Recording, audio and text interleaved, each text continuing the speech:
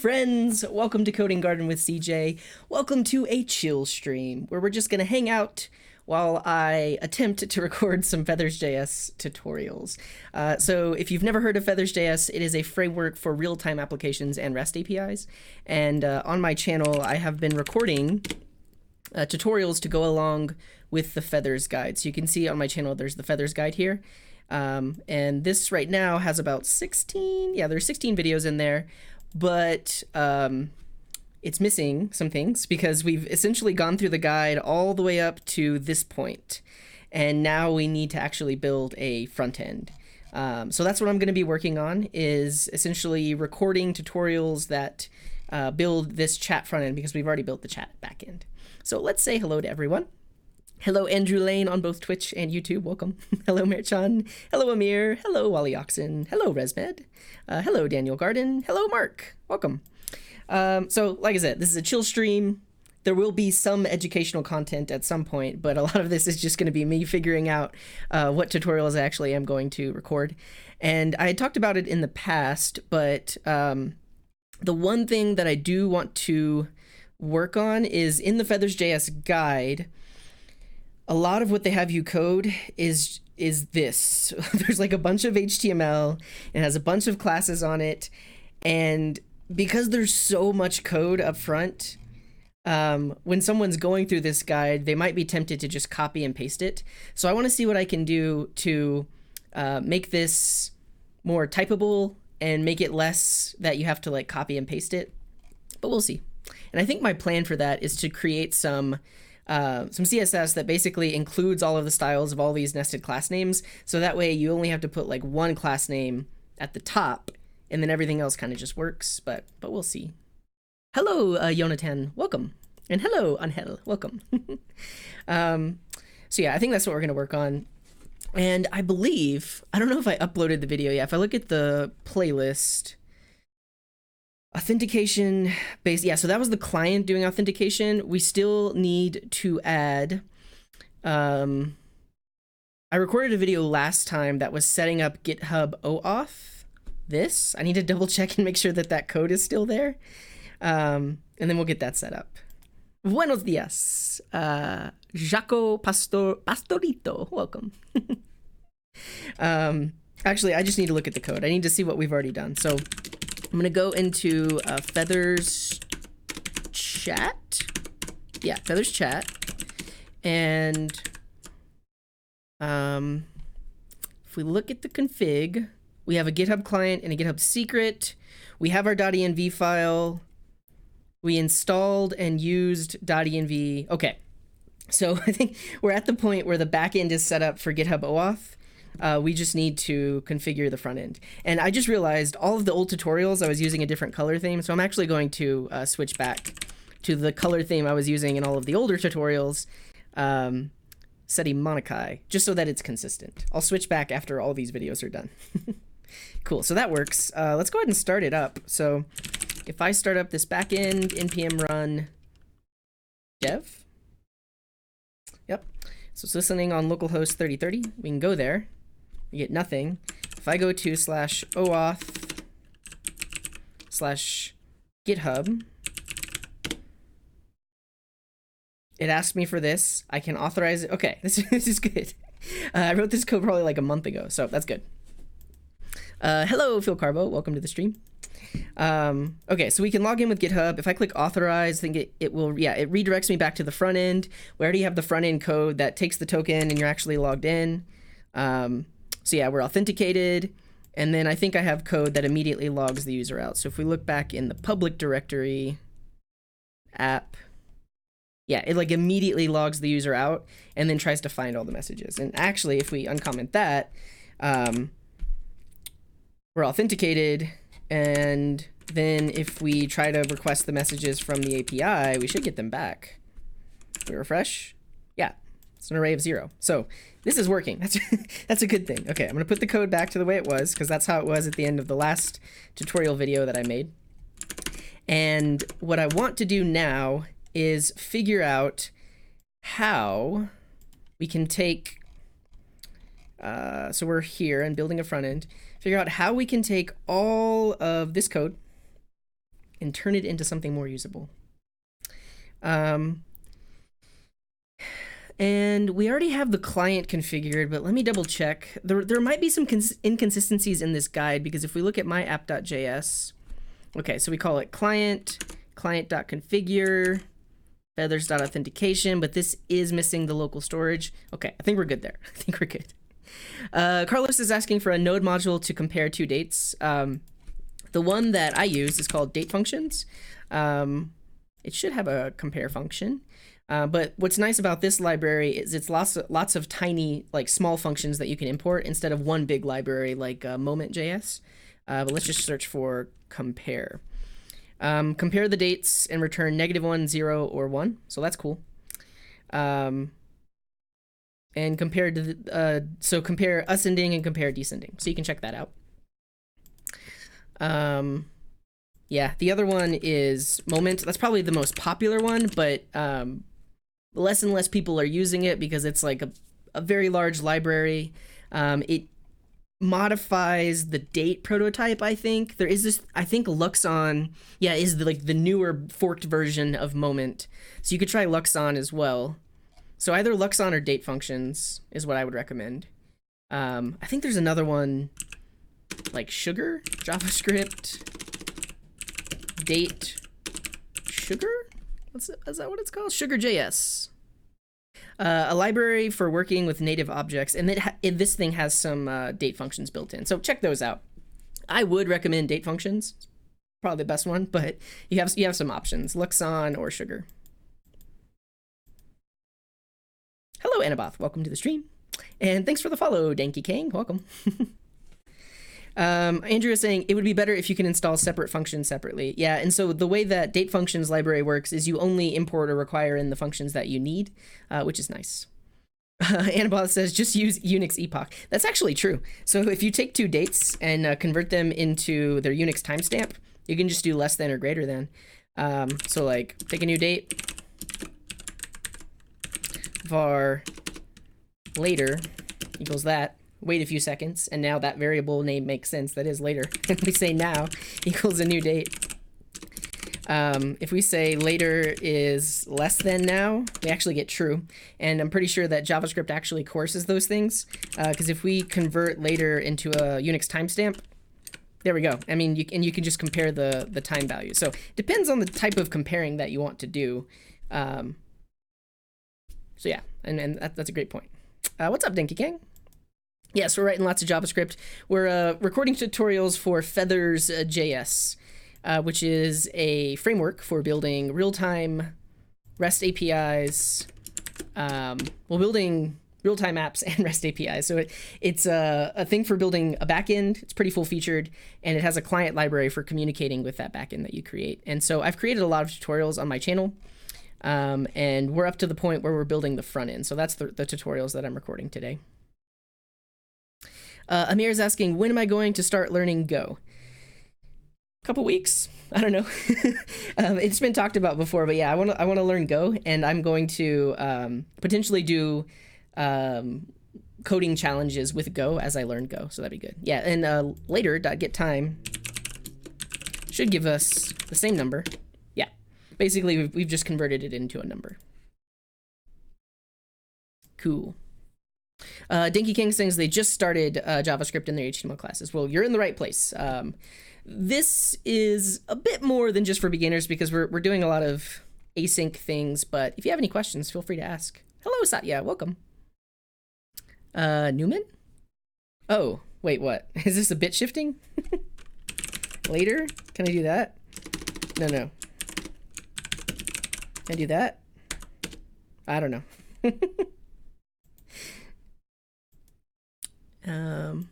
Yeah, I don't know what you were saying, Anaboth. Cool. Okay, so here's what I want to do. Oh, Newman is your friend. Oh, I see. Newman is your friend. There we go. Brandon says, I missed the Kata stream, but your 1Q was so good. I appreciate that, Brandon. Some people were saying that it's not a proper 1Q, and it's more like a 3 or a 4Q, but it was still hard. If you look, I think this was a couple of streams ago. Yeah, so a week ago, Kata's 32B, we implemented a functional SQL-like query language in about 3 hours, about 2.5 hours. So that was fun. You can check out that video. Yes. Yeah, Dinky King says, my problems are more with CSS than JavaScript. It's a whole different beast, and it's more, you're gonna run into problems with CSS, problems with JavaScript, but you'll figure it out. Yeah, that'd be fun. So if while I'm learning Go, other people could learn Go too. We could learn together. Hello, there's Newman. Hello, Newman. Is that the same Newman? Okay, let's do this. So this guide has us set up this index.html. We already did that in a previous video because we were just testing the login client. So I can compare it, and I'm pretty sure it's the same. We have like a div app, flex column. We're bringing in all those libraries. All of that is the same. We already created this file. Now we need the base HTML. So here's what I want to do. I'm actually going to take like this login HTML, just like that. And I'm going to copy and paste it into the document, and we'll see what we get. Let's save that. And then if we go to localhost 3030, this is our login UI. But what I want to do is make this a little bit more typable. And I mean, those of you that are learners, you can tell me whether or not this is true, but if you're following a guide and you come to a section like this, would you just copy and paste the HTML, or would you try to type it out? It seems like it would be pretty cumbersome to type out. So I'm going to try to alleviate that in some way. Yeah, once you get used to CSS, and really it's like, you really have to learn the mechanics of it so you can stop assuming and fighting with it and like help CSS help you, you know? Alan is saying, it's getting hard to catch up with all your content, but it's really nice to have content to watch every night. I'm glad to hear that. And I totally and completely understand. I mean, you can see, like, usually when I was streaming like maybe 2 or 3 times a month, my videos would have a few thousand views. And like the recent ones only had, like, I mean, that's still a lot of views, especially for like 1, 2 hour, 5 hour videos. But yes, the more content I produce, people can't consume it as as fast. So they in turn get less views, but that's okay. I'll keep pushing content. Yeah, Daniel says copy paste. I'm gonna try to make it a little bit better. We'll see. Wally has a random question. I had mentioned switching all the streams to Twitch when I got more followers. Do you have a hard number goal for that? I don't know, maybe 1,000, maybe 2,000. I think I'm at a little over 400 right now. 422. So maybe when I get to 2,000 followers. And I might start doing a thing where instead of dual streaming, I just stream like a static image to YouTube that says, go watch me on Twitch. And I could still like embed the YouTube chat in case anybody chats. I don't know. I'll have to figure it out. There's my break timer.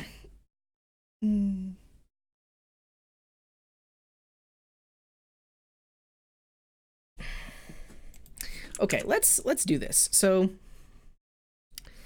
this has class login and container.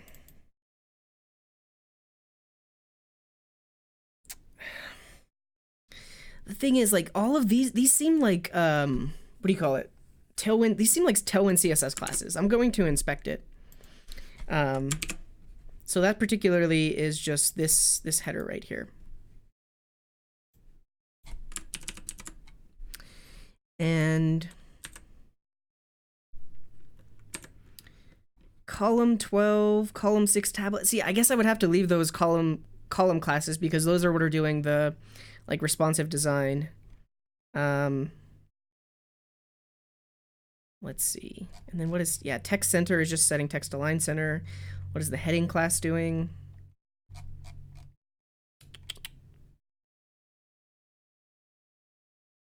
You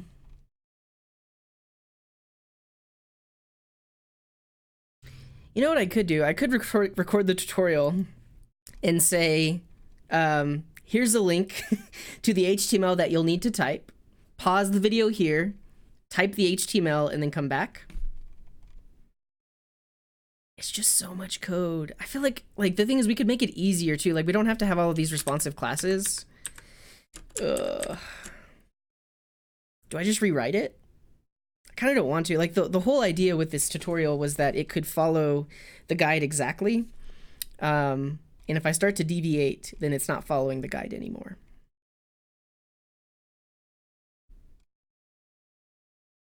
I might just record myself typing it. I think that's what I'm going to do. Because it's going to be way too different if I try to extract out the classes. So I'm going to do that. Alan has a question. I have to build my first React app from scratch. Would you recommend going for create React app, or would build it 100% from scratch? The thing is, when you're making a React app, you need Babel, you need Webpack. Most likely, technically, you could create a React app and use the Babel loader that just loads inside of the browser, and that would be just fine. But if you actually want to deploy this app and you want people to use it, you wouldn't want to have the Babel transpiler like embedded in the browser.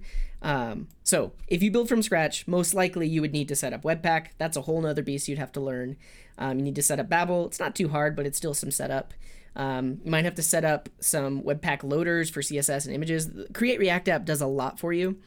If you're just trying to get to like build a React app, I would just go with create React app, because later on you can learn about Webpack and stuff like that. Really depends on what you want to do. Thanks for the follow, Gigabelly. And that's me. That's me stretching. Cool. All right.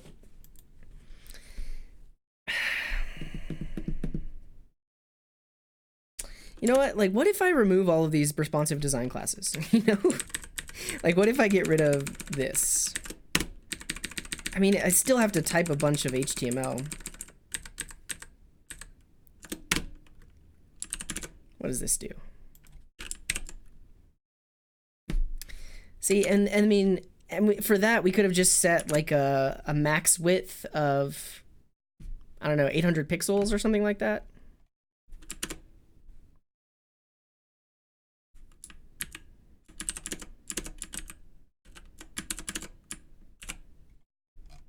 Okay, we're just going to type it. Please bear with me, everyone, while we do the first part of this tutorial, which is going to be typing the login page. The other thing is it doesn't quite build up. So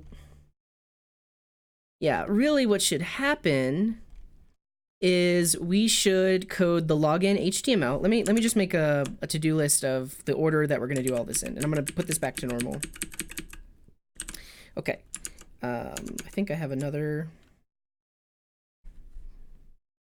Yeah, let's make a client to do.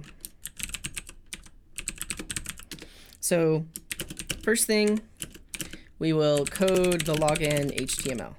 Then we will code the display page JavaScript. This tutorial goes a little bit out of order because they have you code the entire login, the entire chat, the function for adding a user, the function for adding a message, but we're not really there yet. Really, we want to just show the login page. So we'll code the show login function. And then we'll get login working, and then show the okay. So code the display page display login page JavaScript. That will be good. Code the login the form login. So I should be able to type in a username and password, click login, it will log in. That's good. Then we will code the display chat HTML. And then we will code sending a message to the server. And then we will code, I guess I don't have to say the word code, adding a message to the page. And I guess before sending a message, we will want to list all message. So, we'll adding a message to the page. And then we'll also code load all messages when the page loads.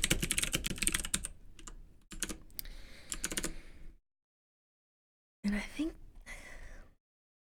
that's going to be it. So, I mean, we're pretty close. The thing is, like, this tutorial it's kind of like build the rest of the owl. And I want it to be a little bit more piecemeal than that. So we'll figure it out. Hello, Ferruccio. Welcome. Sunray says, was just about to start teaching myself feathers. Now you're doing a tutorial. Synchronicity is real. Yeah, so if you check out my YouTube channel, there is a series of 16 videos that walks you through the Feathers guide. This tutorial series right here. So talk about what is Feathers, what do you need to know before starting this guide, how do you create a basic service, what are services, how do you expose them over REST and sockets, and that's just like the fundamentals. Then how do you use the CLI, how do you generate an app, what's going on in that generated app, what are hooks, how do you create custom hooks, all the things you would need to know about Feathers are pretty much in here.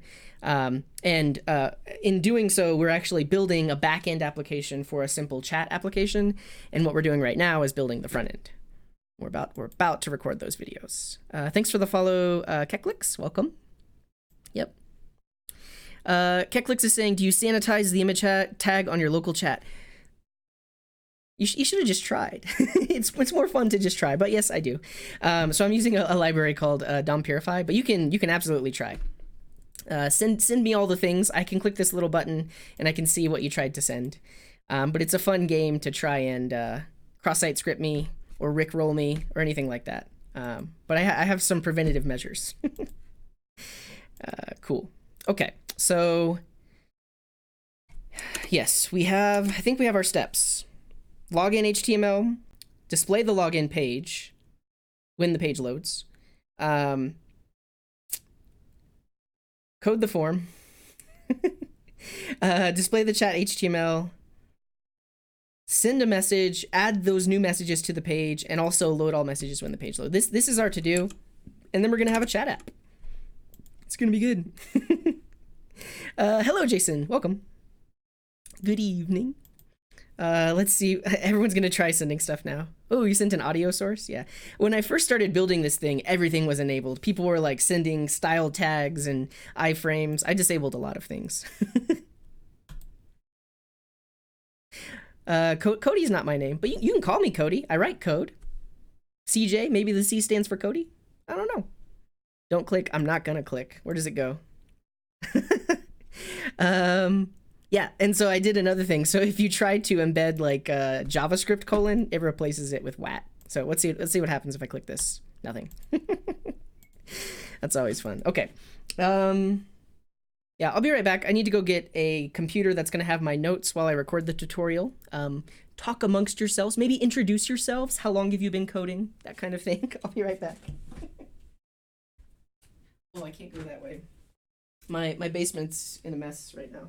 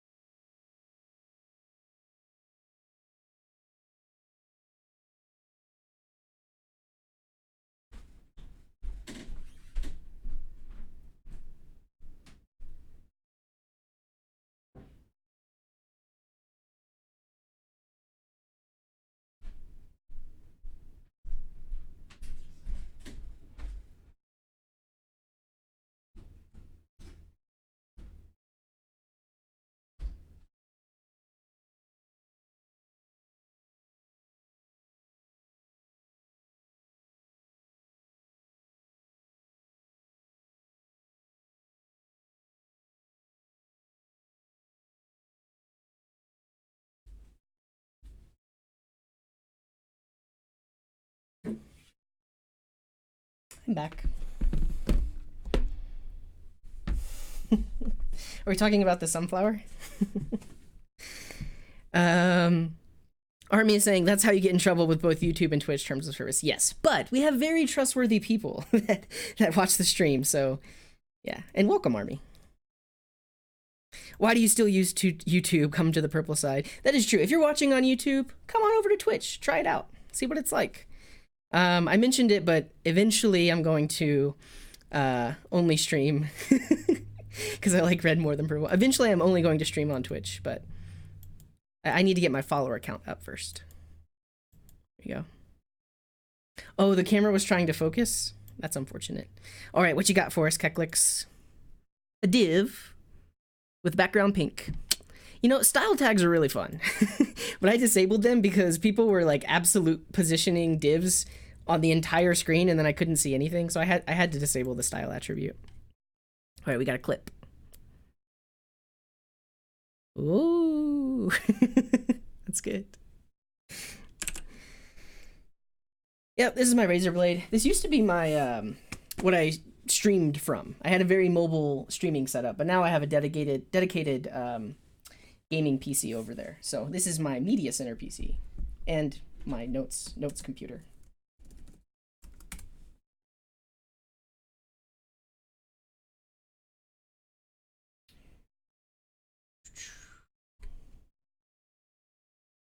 There's that.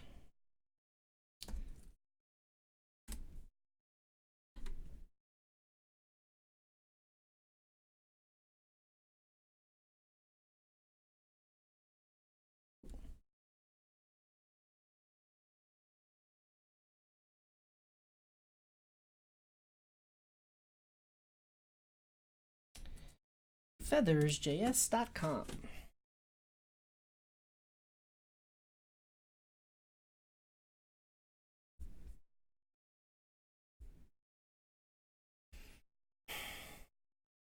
Okay. Thanks, Koi. Thanks for coming over to Twitch. It's naked. It needs stickers. Yeah, I didn't want to. So I have a case on my MacBook, and I didn't want to do that to this computer because it's just so nice, and it's like a nice matte black. But yeah, you're right. It does need stickers.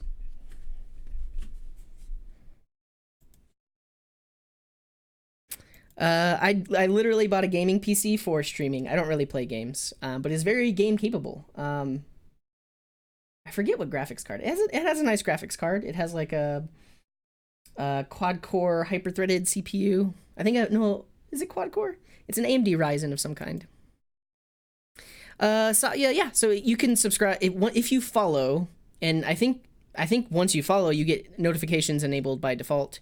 And if you install the mobile app, you'll get mobile notifications too. They seem to work better, I think. I don't know. Twitch people can tell you. Rip YouTube. Welcome, Davila. Yeah, you can watch on both sides. Twitch is actually lower latency too, so there's that. To inflate those viewer counts.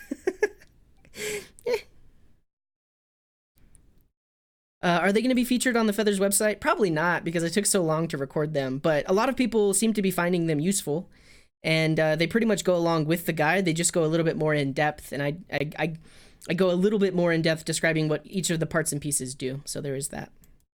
Thanks for the follow, Davila. Yeah, I need to. I should create maybe not a Udemy course. The reason I stay off, I refrain from Udemy is I've heard bad things about it. They have certain bad practices, and I've thought of potentially creating my own hosted course website, and I've never gotten around to that. I don't know. The problem with Twitch is there's nothing to watch except playing video games. I disagree. So the thing is, like, that's what I recently found out about Twitch is there's an entire live coding community. Let's take a quick stretch.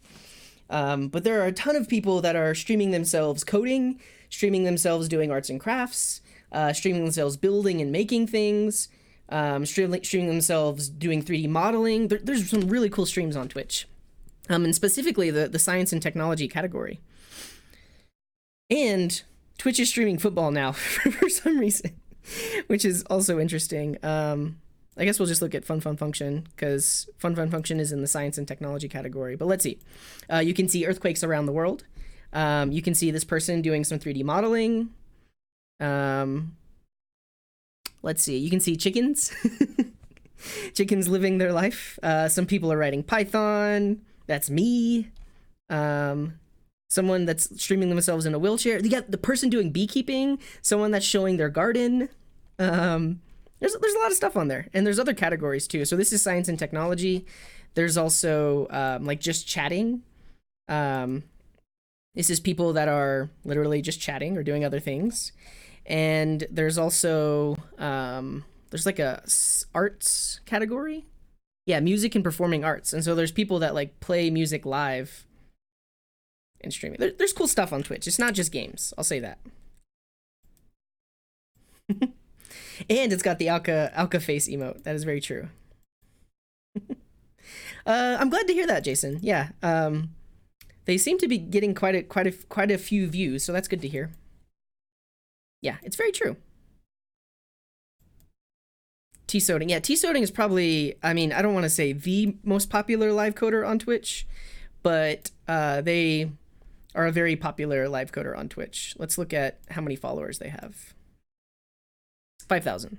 I've seen live coders with more, but their stream consistently has like over 100 people watching. Yeah, directory game art. Oh, and that's the other thing. If you go to twitch.tv/team/livecoders, there specifically is a live coders team. And whenever a live coder is streaming, you'll see their stream pop up here. Alka is actually a member of the live coding team, which is cool. Okay. I need to hide all these things. So I'm about to go. Actually, I'll keep the chat up for a second while I go into tutorial mode. We're going to want a tab at localhost 3030. That's good. We are going to pull that out and minimize it. You have the Feathers site. We'll close that. Lana Lux is really talented. Yeah, that was the live coder team member at the top of the list. She's streaming all the time, but she does 3D modeling, custom game development, like basically all the things required to make a game. She does that, and she live streams herself, which is awesome. Okay. I'm gonna kill this, open a new tab, start it up, cool, center it, awesome. I need this to-do list. Well, I'll kind of wing it. I think I know what I'm doing so far anyways. We'll show this. Cool. Really, we just want to show the public folder because that's where we're going to do all our coding. I kind of want to disable these linter errors. Let's do it. So I'm going to go into the public folder and create an ESLint file.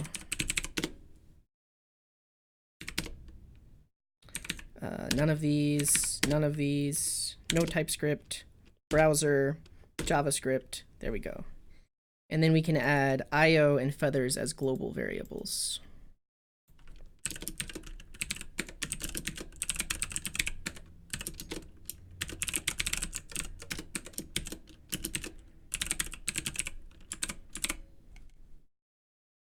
Nice, that's nice. Linter error is gone, cool. I'm gonna get rid of that. I don't think that belongs there. Hello, Alka. Welcome to the stream. what are people saying? And thanks for the follow, JWM. Welcome. I'm gonna stop typing so you can actually get something done. Yeah. Famous last words before hours of debugging. Yeah. Speaking of game dev, you should totally do a game dev stream sometime. Maybe clone an older game. I'd love to, and I think that would get a lot of Twitch viewers too, because Twitch is all about games. Okay, so I'm going to first show you this awesome moving background in a garden of daisies. Okay, it's actually just a cinematograph that's playing in VLC as a full screen background image. I'm gonna hide my screen for a second because I need to change this background to be the background that it was in all the other tutorials to be consistent. I guess it'd actually be kind of funny if I chose a slightly different one, because it was an image of like planet Earth. I could choose an image of planet Earth that's like slightly rotated compared to the last one. See if anybody notices.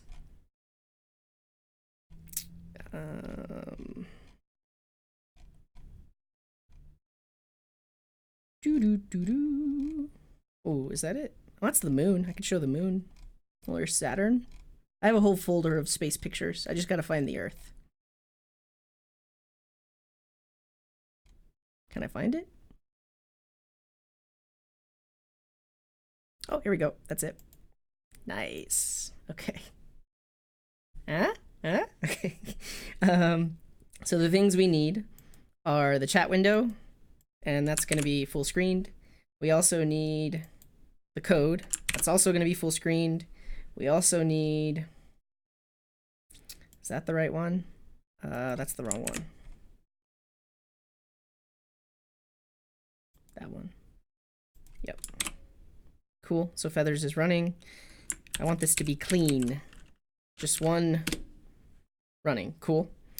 I think that's all the things I need. I also like to hide my toolbar up at the top because I got all this stuff going on. It's very distracting. So automatically hide and show the menu bar. There we go. Full screen. Center screen. Full screen. Deep breath. Okay. Here we go. I'm gonna hide me so you just hear me. That's it. And let's think about how we're going to introduce and do this.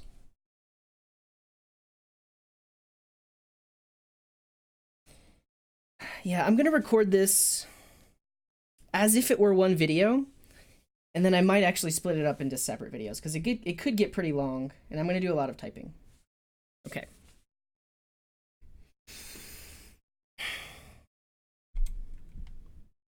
In this video, we're going to build a simple client to... It's not simple. I'm not going to say that. It's kind of simple. Okay. In this video, we're going to build a browser client to communicate with the Feathers backend that we built in the previous videos. So if you go into the public folder and click on app.js, you can see the code that we wrote before to do some basic authentication. One thing we're going to do is create a variable that's going to hold all of the HTML for our login page. So let's do that first. So we need a variable called login HTML, and this is just going to be a template string. Inside of here, we're going to have a main element, and this is going to have a class of login and container.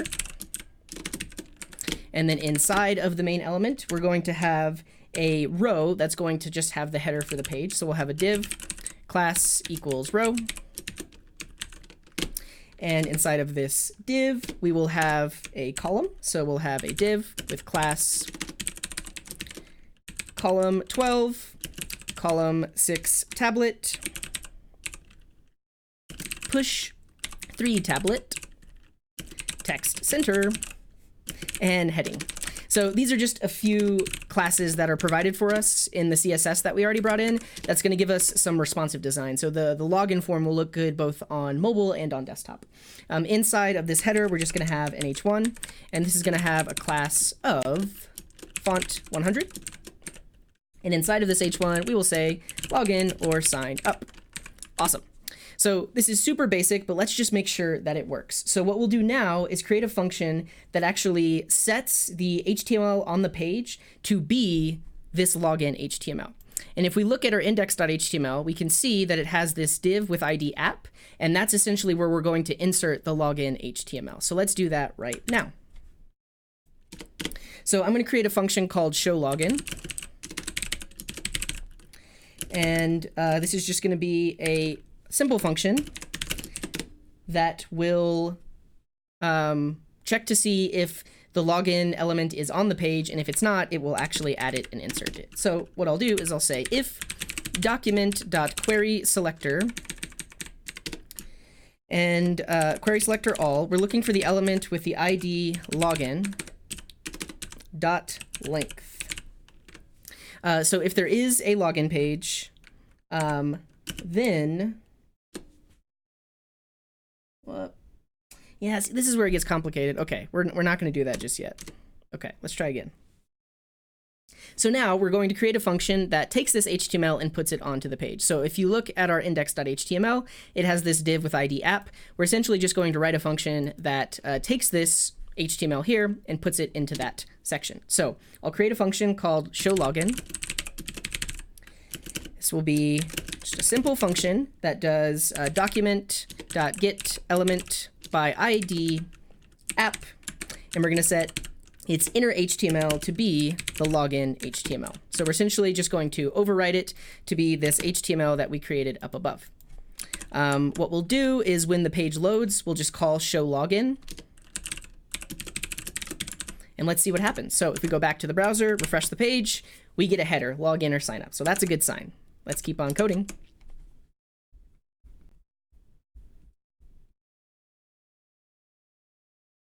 All right, so now below the header, which is right here, we're going to add the actual form where the user can either sign in or log up. So we're going to create a div with a class of row. And inside of this div, we're going to have another div. And this div will have some classes. So we're going to add the classes column 12, column 6 tablet, push 3 tablet, column 4 desktop, and push 4 desktop. Now again, these are just some responsive classes that'll make this form look good both on mobile and desktop. Now inside of this div, we're going to have our login form. Like that. This form will have a class of form. And inside of the form, we'll create all of our fields. So we'll add a field set. Inside of this field set, we'll have the input for the email. So we'll have an input. Class equals block. Type equals email.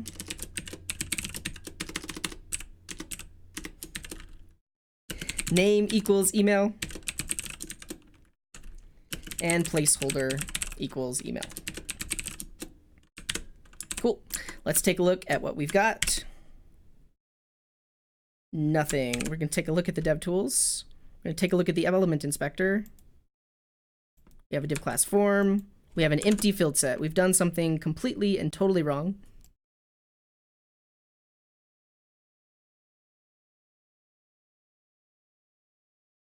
The input is not inside of the field set.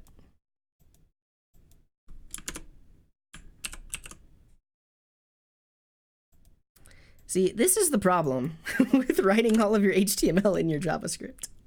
What's going on? Okay, form. Did I spell field set right? Field set, input,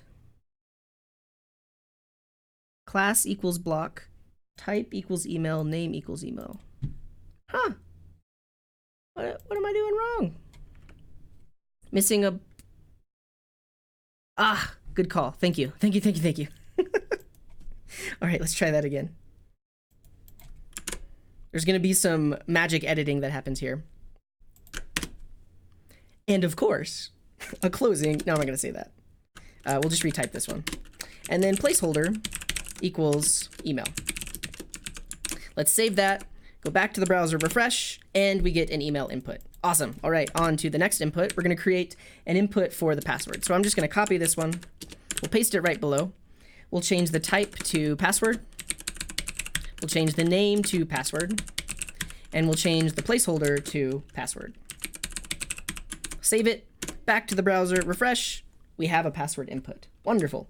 Now below the form, we're going to add 2 buttons, one for login and one for sign up and login. So here we're going to add a button.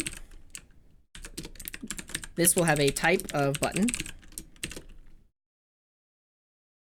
And I need to disable my break timer, but let's take a stretch anyways.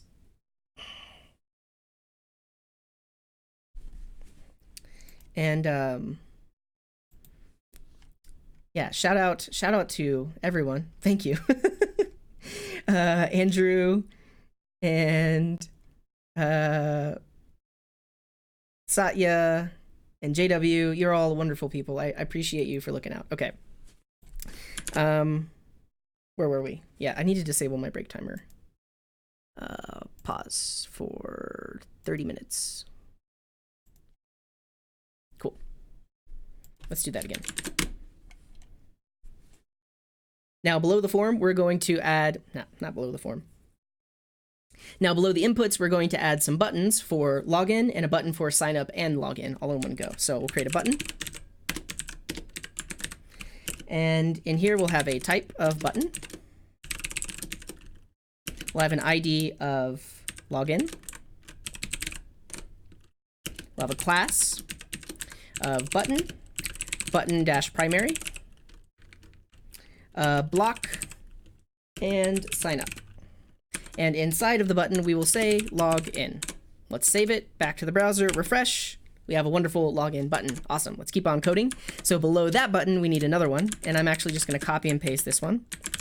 We'll need to change the ID to be sign up. And we'll need to change the class No, sorry. We'll need to change the ID to be sign up.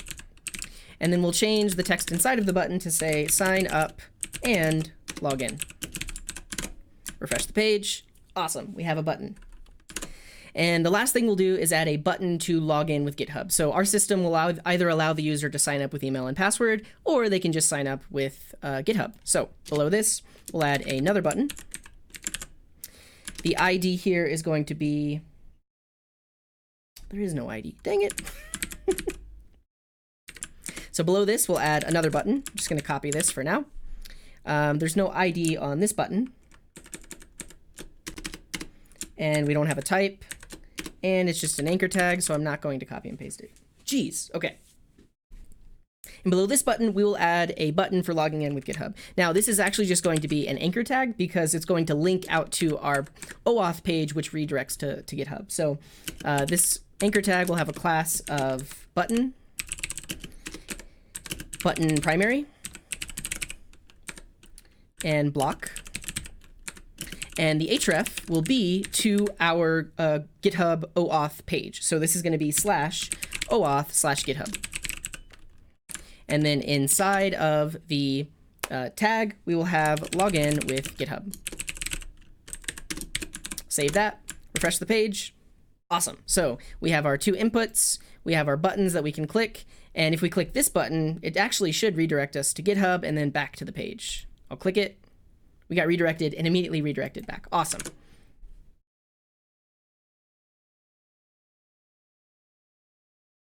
Okay, so pause. What did I want to do next?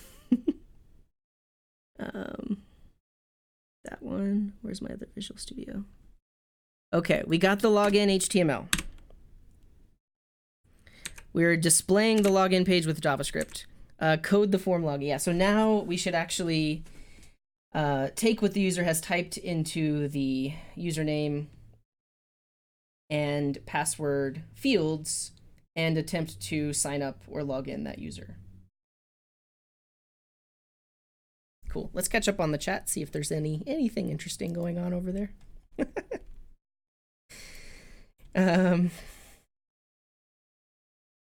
Let's see. Yeah, I missed some follows. We'll catch up. And I'll show you my face too, because I'm still here. Icy Killer is saying, I'm currently learning Node. Is there a template engine similar to Laravel's Blade? I'm not familiar with Laravel Blade. Let's look it up. Blade templates.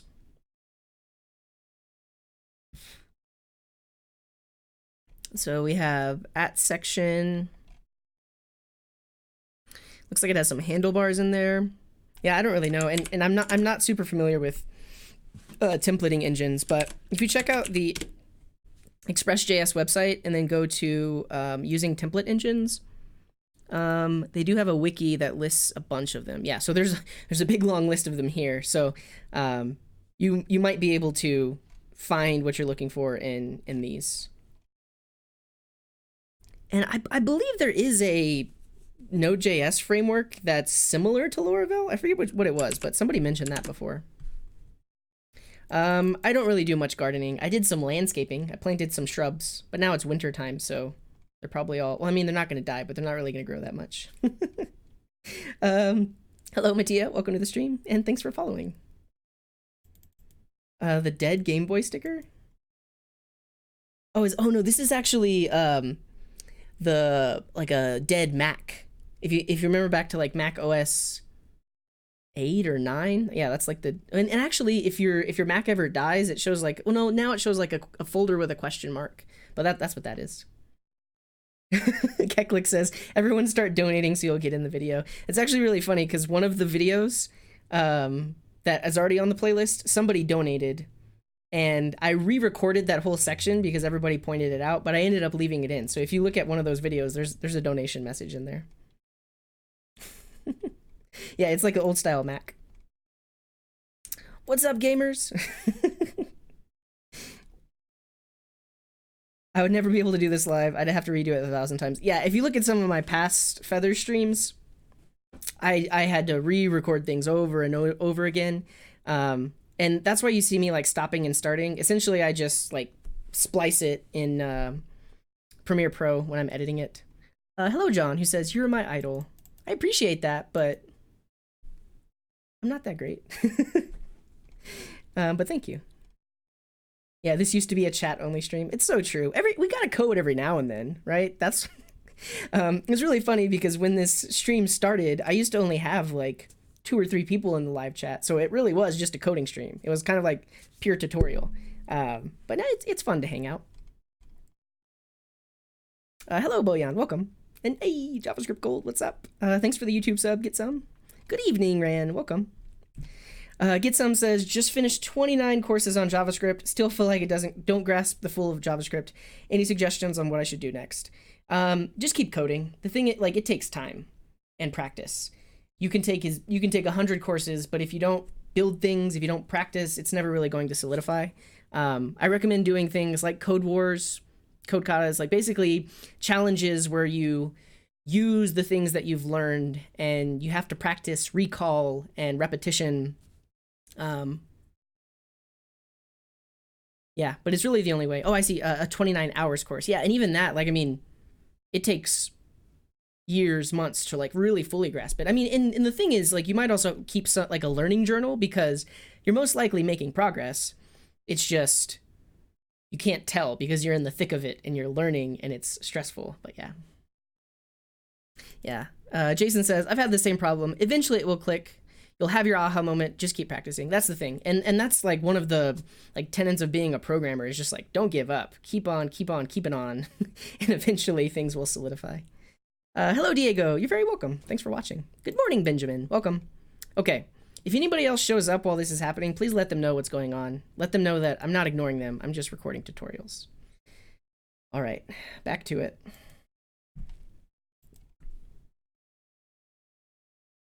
Okay.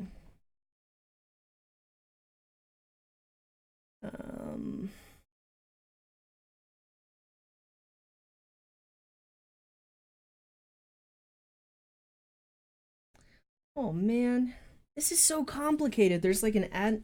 Oh, I see. They made a custom add event listener function for sign up and click.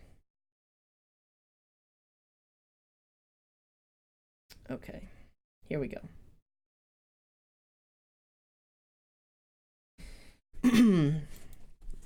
All right, we have a basic login form. So the next thing we'll do is we'll get the login button working. Essentially, a user will type in their email and password. Sorry. All right, we have a working, no, we don't.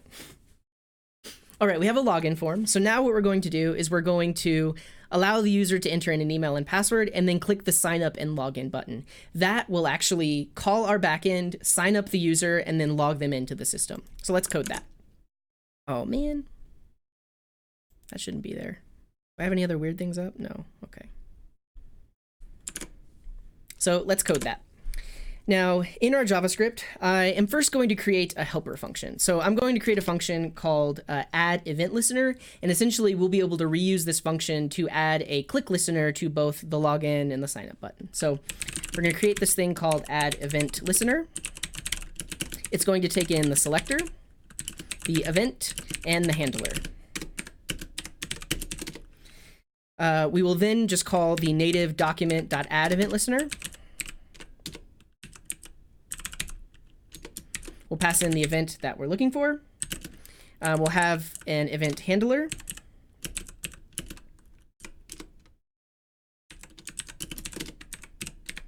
And inside of this handler, we want to see if it is the closest to the given selector. So we will say if event.target.closest to the selector. We will then call that handler with the event. Awesome. So this is just a helper function, and now we're going to actually use this to tap into when the user clicks that sign up button.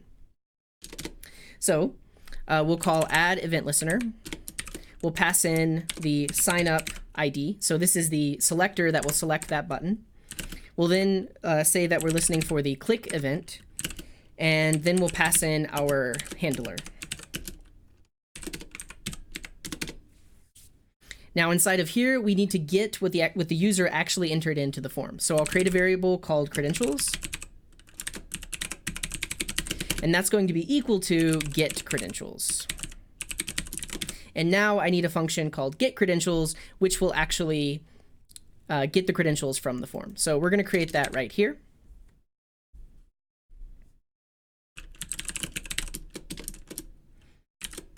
And this is going to be a function. And we're going to create a user object. And that user object is going to have an email. The email will grab from the form. So we'll say document.querySelector. We're going to grab the element with the name attribute, where the name attribute is equal to email, like so. And we're going to grab that current value, the value, that. And then we're going to do the same thing for password. But we need to change our selector because we want the element where the name is password. Awesome. Now we have the user object, so we're just going to return the user, like so. And down here in our function, that user would have been returned and put into the credentials variable. So for now, let's just log the credentials to make sure that all of this is working. Credentials. Cool. So if we go to the browser, we'll do a refresh. We'll try test@test.com. Password. We'll open the DevTools, and then we'll click sign up. And we do get an object with an email and a password. So good so far. So now that we have this object, we want to send that to the backend so we can actually create that user on the backend.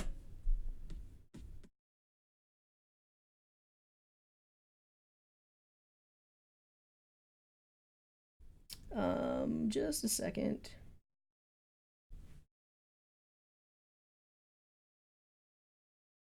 Wait a second.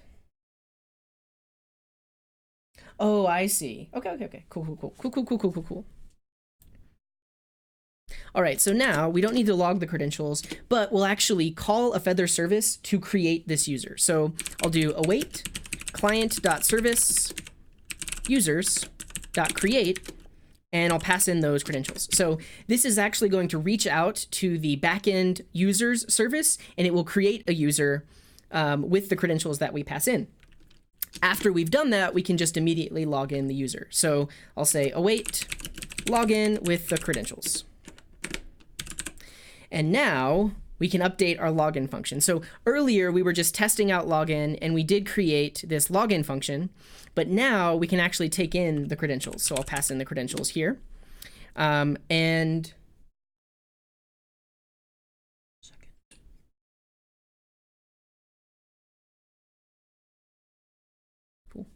And now, instead of passing in this sample email and password, we're going to just pass in the credentials that the user typed in. So we're going to spread those credentials into this object. That's going to call our client to attempt to authenticate that user. And if it's successful, we need to show the chat page. However, let's just save this. And we can see currently we have this main function that's calling login. And is essentially when the page loads, we want to see if the user is authenticated, and it's logging that. And before, when we were doing our testing, we were just immediately logging the user out. We don't want to do that anymore. What I'll do is I'll move this call to show login into our main function. So now when the page loads, we'll attempt to log in. If the user is already logged in, that reauthenticate function is going to work. And if they're not logged in, it's just going to show the login page. So we'll save this, and I'm actually just going to clear my local storage. So that way there is no cookies or anything like that. We'll go back to the console, refresh the page. We should see user is not logged in, and we'll need to update our main function. Man, this is so convoluted. Okay, back to the main function.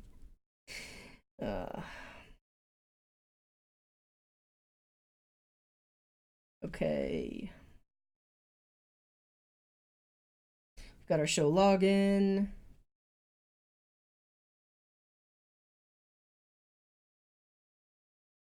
Oh, I see. I messed that up. Okay.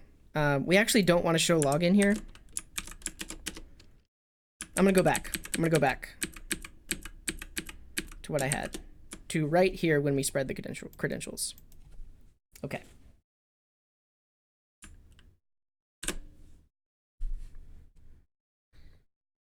So now that we have this, when the page loads, it will attempt to authenticate the user to see if they're already logged in. And then if they're not, that will throw an error. And if there are any credentials, it'll try to log them in. So down below, when we click the sign up, well, dang it. How do I talk about this? Let's just go further back. We're going to go further back because I have a better idea of how we're even going to approach this. Okay. So now that we've created the user, we'll now attempt to log them in. And we have that login function that we created before, but now we need to update that login function to actually use these credentials. So if we go back up to our login function, we'll take in the credentials as a parameter. And now instead of using these hard-coded credentials, we'll pass in the credentials that the user entered. And so now that will attempt to log in the user using those credentials that they just signed up with. Now, one thing that we'll do is we'll do some checking. So right now we have, when the page loads, we just immediately show the login page. What I'm going to do is in our login function, if there was an error, then we will display the login page. So let's do this. In our try catch, we're going to say, if there are no credentials, then attempt to re-authenticate the user. Else, this is where we will do the login. So if there are no credentials, potentially when the page loads, we're going to try to re-authenticate them using the existing credentials. But if we passed in the credentials, we're going to try and log in with the user there. Now, if all of this was successful, we should show the chat messages, right? So if they are successfully logged in, we need to show the chat messages. But if there was an error, we should show the login page. And one thing we'll do is we'll actually pass in the error that occurred, and we can display that error on the login form itself. So now we should update our show login function to take in the error. And if there is an error, we're going to display it on the login form. Bear with me. Here we go. Okay, so show login will take in the error. And now this is where we can check to see if the error, if there was an error, and we'll display it on the page. So we'll say if document.querySelectorAll querySelectorAll for the element with ID login.length. So if we're showing the login page and there is an error, then we're going to grab the heading and set the error in the heading. So we'll say document.querySelector the element with the class heading, and we're going to insert some adjacent HTML, and it'll be right before the end. And we're just going to have a p tag that has the error message inside of it. So we'll say p tag, there was an error, and right there we'll just throw error.message. So if there was an error logging in, we're going to show that message on the login form. Otherwise, we just show the login form. Cool. So when the page loads, if there is no error, we should just see the login form. And this essentially will attempt to authenticate them. And if there was an error, show the error. But let's see. We're going to refresh the page. Okay. Right now, the user is not logged in. We see undefined. If I just try signing up with maybe something that's not an email. No, I don't want to test that.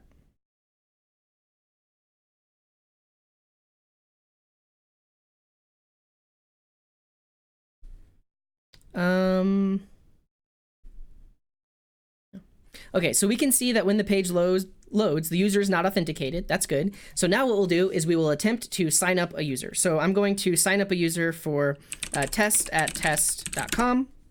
I'm going to enter my password, click sign up, and nothing happens.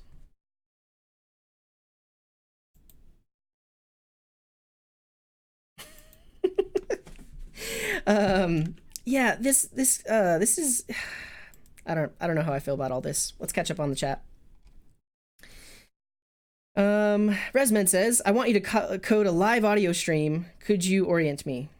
I want to code a live audio stream, online radio. Could you orient me? Look into, I think it's like Livecast, Livewire. It's the thing that people used in Winamp before. Is it Livecast? Actually, let's just do like MP3 radio stream. There's a way to do it. You could probably even do it with FFmpeg. Let's see. A Shoutcast, that's what it is. I had like an internet radio station when I was a kid. I just put a bunch of MP3s in a folder, recorded some like voiceover transitions, and then just played it on random. Yeah, create and broadcast your radio station to any device worldwide. There's probably a free way to do it too. I don't know. I'm not an expert in that. You can probably find someone else to help you with that. Yeah. We're using, so all of this stuff that I'm coding is the FeathersJS guide. So if you go to feathersjs.com and you go into the Getting Started guide, we're essentially going through this, but we're providing some commentary and going through the guide ourselves. So this guide provides some base CSS, and that's where everything is coming from. Yeah.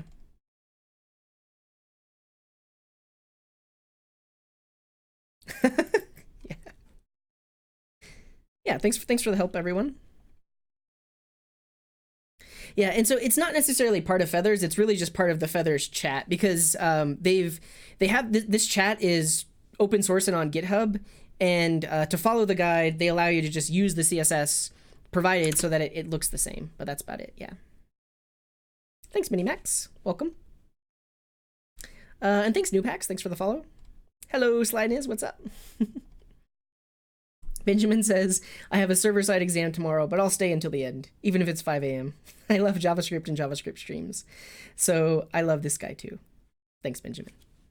Have I tried microservices? Sort of. Yeah. I mean, I've done like Lambda functions, and I've created small express services that like do one thing and one thing well. I haven't built anything large with it, but yeah, I've tried it. Okay, let's orient ourselves. This thing broke. I clicked the sign up button, and now we're getting an error. Can't insert key test at test.com. It violates the unique constraint. So let me look at the code here for login. Does it have any, I mean, for sign up? Does it have, yeah, it doesn't have any error handling.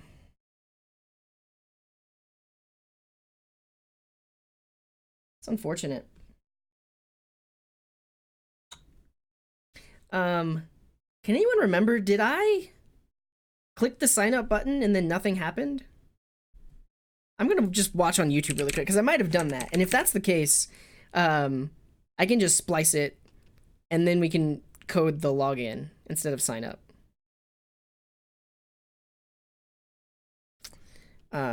Yeah, let's go to YouTube.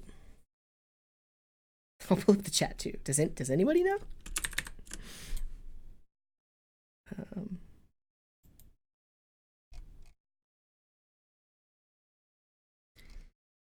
Newpax is still at the office. That's horrible. Maybe you work in like DevOps and you're on call or something like that. But that's unfortunate. We're here for you though. You can hang out with us. Diego says it's so good that even you gets to the point of, okay, nothing works. What the heck? Yeah, it's also, for me, it's just a little bit frustrating because I don't exactly like how the guide has laid out this section. The rest of the sections were scaffolded very well. It was like kind of like one thing at a time. This is just a bunch of code in your face. And so I'm trying to make it more piecemeal and like one thing at a time. And it's not exactly working, but that's okay. Yeah, I clicked it, but I feel like I clicked it before I coded like the error handling and stuff like that. Ben Sao is asking, can you clarify what Feathers is? Is it a front end or back end framework? Is it just a framework for dealing with WebSockets? It is a state of mind. Feathers is a state of mind. So Feathers itself bills itself as a real-time a framework for building real-time applications and REST APIs. If you take a look at my Feathers guide playlist, essentially the first, well, to like video 5 through 16 is all about building a Feathers backend. So Feathers you could think of as kind of like a boilerplate to create a backend app, but it also has some ideas sprinkled in to like where you should put certain files or how certain things relate. And you can build backend applications with it. And what's really cool about Feathers is they have a ton of adapters, database adapters built in. So you essentially have the server, which you build all of your services in, and then you can take a look at databases, and there are database adapters for all kinds of things, NoSQL, SQL, etc. And essentially any of these services talk to one of those databases, and then those services can be exposed over a particular protocol. And so typically you would just expose the service over REST, and then you instantly have a REST API. But you can also expose that same service over sockets with no extra code. You just say configure with sockets, and now your API works on sockets and on REST. So that's the backend. And there are lots of ways of customizing that backend with custom hooks, custom services, etc. It has authentication built in, but that's the backend. After you've built that API, you can build a front end that is basically a static website, completely and totally separate, but your front end uses the Feathers client library. So right now, if you've been watching, we're writing client-side code, and essentially on the client side, you create an instance of Feathers, you tell it which protocol you want to use. In this case, we're telling it to use the socket protocol. We can configure it with authentication because all of that's built in. And then once it's all up and going, you can access your backend services. So what we're showing right now is signing up users. So this is the front end code it takes to call a backend service. So we say client.service, we say what is the name of our backend service, and then we create a certain entity. Right now we're just doing user sign up, so it looks like that. In a second, we're going to be creating messages and listing messages, so we'll see what the client-side code looks like for that. But it's basically a framework for building a backend. And I will say, when you expose your app over REST, right now it uses Express, but in the future it'll be possible to use Koa or Happy or some other backend micro framework for exposing your service over REST. Right now it uses Express. And when you look at the backend code, it very much looks like an Express app. But that's really just because we've enabled the REST protocol. And so there's middlewares and all of this other stuff. And it looks very similar to an Express app, but let it be known that eventually you don't have to use Express. You could use your preferred node.js backend micro framework. Hopefully that helps. Maybe it was a little bit rambly, but I feel like a lot of people, well, not a lot of people, but it's very easy to confuse or not get what exactly Feathers is. And with this video series, I'm trying to help with that. So if you if you take a look at the What is Feathers video, that's definitely going to help you. And then the video that talks about this one, overview of services, it talks about what services are. And then now we're getting into front-end stuff. Hopefully that helps. Hopefully I'm like not rambling. Actually, that's the wrong thing. Where's my chat window? There it is. Backend dev, managers trying to be clever on deadlines. Yeah, that's horrible, but hopefully you make it out okay, get some rest. Hello, Kevin, welcome. Feathers is amazing. It's pretty nice. It's pretty nice. This is a Twitch video. Wait. Is this a Twitch video? Okay, it is. Where does it go?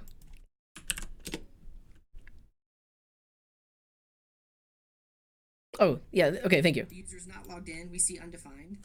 If I just try 1,000, maybe 2,000, I think I'm at a little over 400 right now. Wait, did that not work? We're going to refresh the page. Okay, right now, the user's not logged in, we see undefined. If I just try 1,000, maybe 2,000. Excuse me. I think if you go further back though, I did click it. I don't know. We might have to redo everything. Hello, Mano. Welcome. Hello, Shaitan. ID login, but typed .login. Is that why no errors were shown? It could be. Let's just double check that. So this does a query. We're doing sign up right now. Query selector for sign up. And then login is the class for the entire login form, which is this. So that should be okay. I think it's technically it's working, but, and I'll just fix it really quick. What's happening is when we try to create this user, they already exist, but we're not showing that error. So like really this should be in a try catch, and then we should show that error. So like if that's successful, do the login. Otherwise, for now, we can do like a console.error with the error. Because basically what's happening is we're trying to sign up a user that already exists.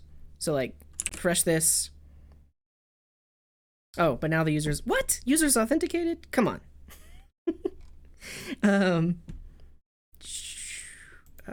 Application. Yeah, let's clear the storage and try that again. Refresh. Okay, if I try signing up with test@test.com. Can't insert key test@test, it violates the unique constraint. So really, there should be some error handling in sign up that shows the error that, hey, this user already exists. So there's that. And if I refresh the page, yeah, we're still not logged in. So that's potentially an error in the guide. I don't want to add code that's not in the guide because it can be confusing to users. So let's sign up with a user that we know is not signed up. And okay, here's what we'll do is instead of just having that / right there, we'll actually log to the console that says user logged in. We should show the chat now. That's what I'll do. And it should be pretty seamless. So we'll close that. Cool. Wait, that's not it. That's it. Feathers is very interesting. I feel like even the creator has a hard time describing Feathers to people and like have it gain in popularity. I've seen so many people that compare Feathers to something like Rails or something like Meteor. It's nothing like that. It's better in a lot of ways, but it can be hard to convey that, I think. I'm just copying the guide. It is using query selector all because I think there is an element called login and then there's also a button called login. I think we're good so far.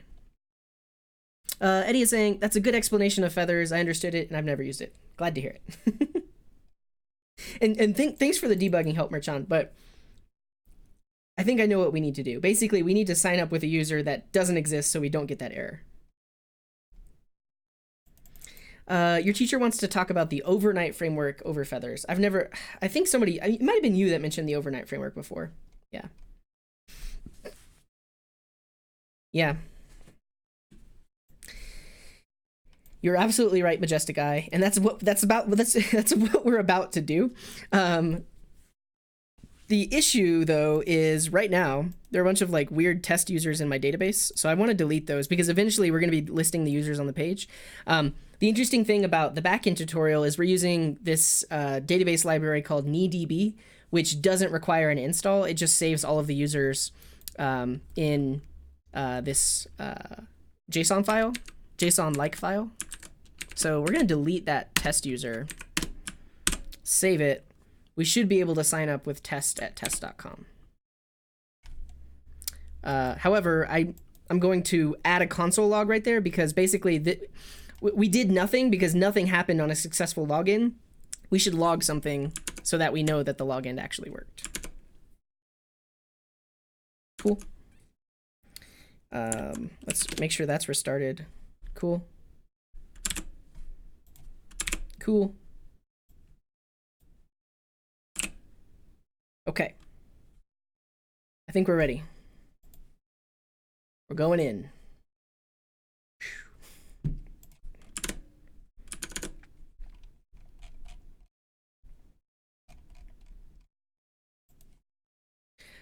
All right, and so right here, if we reach this line of code, that means we had a successful sign up or login. So for now, I'm just gonna log sign up /login success, go to chat page, ...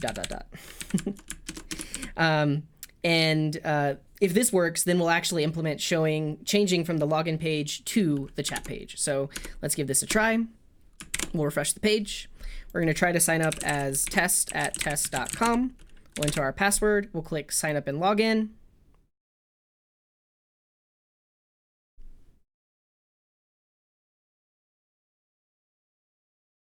Nothing. Nothing.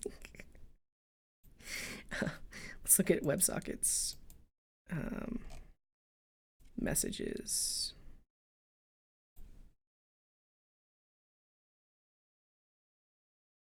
Yeah, so that created the user. And then there was a login success.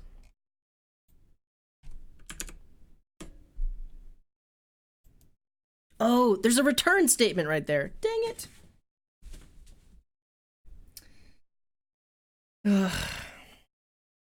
Okay, here's what we need. We need to rewrite all of this. Let's remove that test user from the database. We're gonna get this. Yeah, there's that test user. Gone. We're going to back up.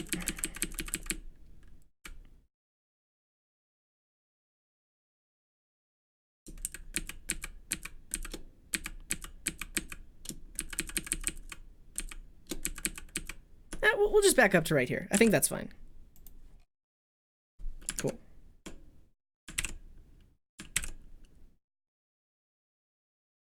Oh, and then I do need to clear the local storage because it's trying to sign in with that user that we just deleted from the database. Okay, we're gonna get this. We're gonna get there. Okay, so if the login is successful, we actually do just want to at least log something to the console so that we know it was successful, and then we'll write the code to show the chat window. I'm going to remove these return statements so that way that the function doesn't exit early. Essentially, it will try to re-authenticate the user or log them in if we just attempted to sign up and log in. And then here, we're just going to log sign up / login success. Go to chat window ... And if this works, we should see this log to the console. So I'll refresh. We'll try to sign up with test@test.com, password 123. We'll click sign up and login, and we see the console log sign up / login success. Go to the chat window. So now we'll actually code the chat window, which is where we'll display all the messages, and users will be able to send messages. So in here, just like we have this login HTML variable, we're going to create another variable called chat HTML.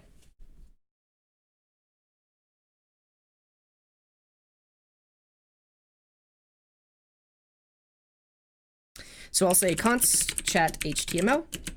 This is going to be a template string. We'll have a main element. This main element will have a class of flex column. Inside of the main, we're going to have a div. This will have class title bar, flex row, and flex center. Inside of this div, oh, I messed that up. Let's try again.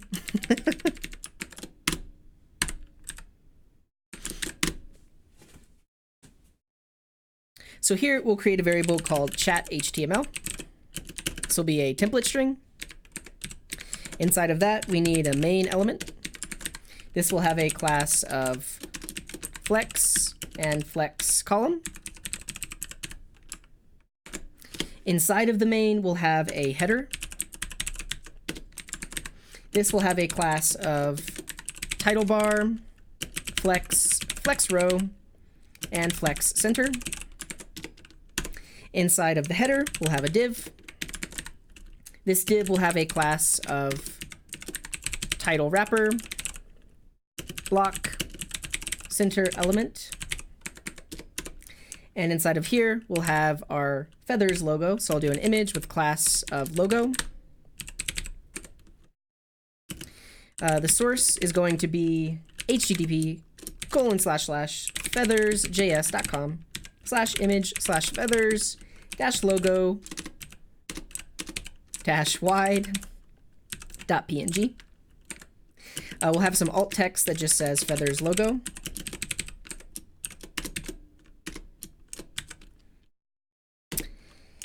And below this image, we'll have a span. with class title. And inside of that, we'll just say chat. Awesome. So we have some more chat HTML that we're going to need, but let's just get this working to see if it actually shows up on the page.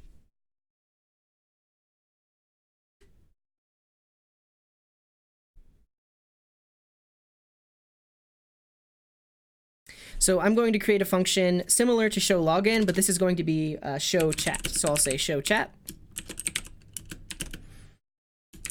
This will be a function that just says document.getElementById app, and it sets its inner HTML to be the chat HTML.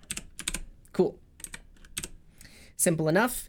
And then now I just need to call this show chat function. So in our login function, if we had a successful reauthentication or authentication, we should show the chat window. And so essentially that will hide the login form and show the chat window. So let's see what happens. I'll save this, I'll refresh the page, and we see the chat window. So we can see the header bar up top. And now we need to actually write the rest of the chat HTML. So back down here to chat HTML.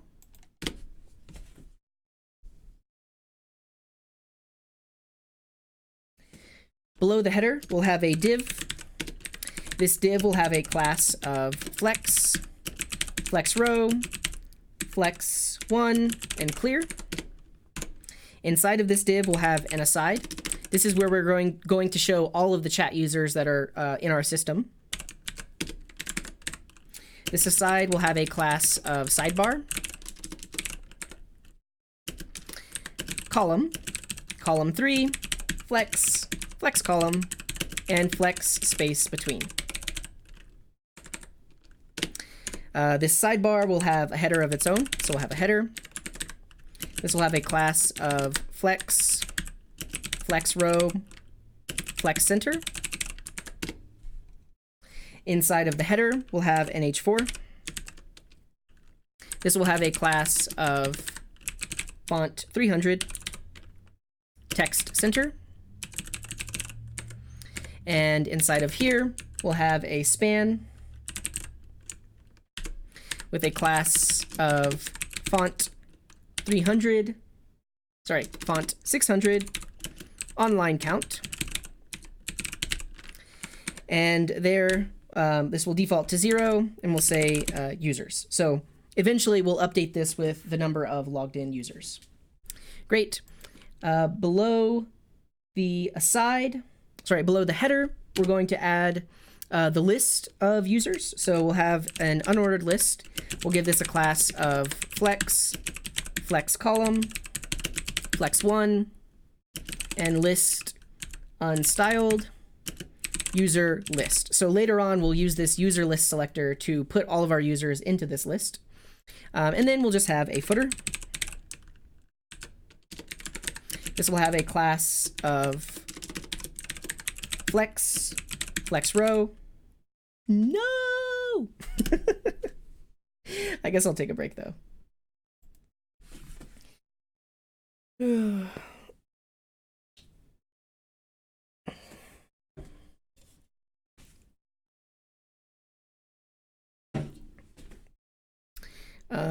Yeah, and I'll disable this for another 30 minutes. Let's do an hour, I guess. And we'll make the footer. The footer comes next. Let's catch up on the chat, if there is any.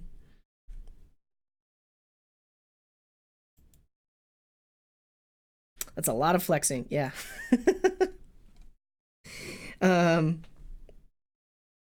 Meritron is saying, why don't other DBs use this plain text format? Is it for optimization or security? I would think so. So a lot of databases, actually, I don't want to speak to that because I don't know the specifics of how databases implement things.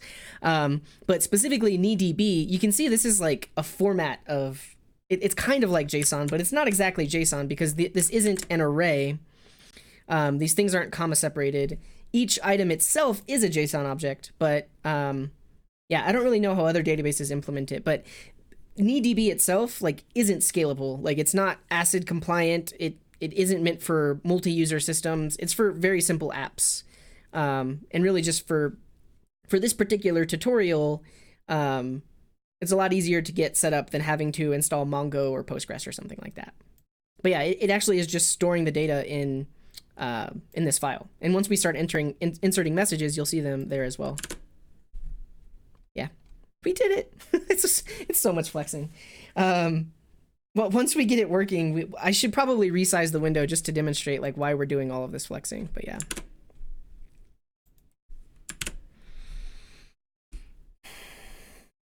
Okay, back to it. No cam.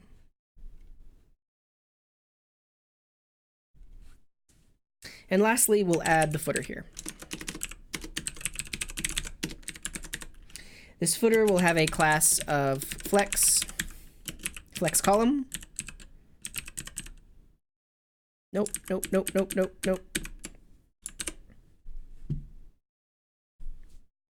And lastly, we'll add a footer. Footer.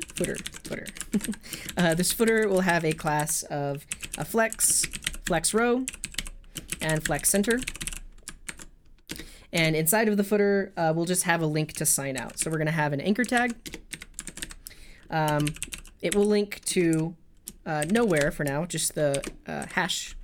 And it will have an ID of logout and a class of button-primary. And we'll say sign out. Cool. So let's save that and see what we get. I'll refresh the page. Looks like we were logged out, so let's try logging in. Log in.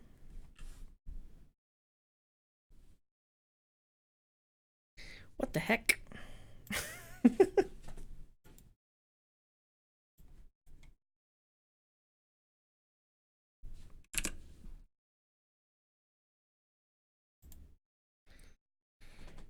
Why is this happening? Oh, I didn't set up the login button. Dang it.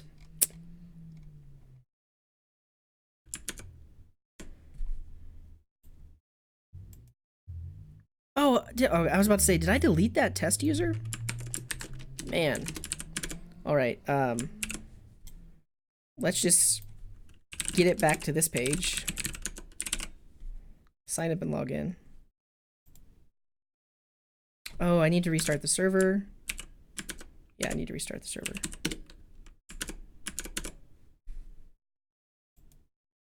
There we go.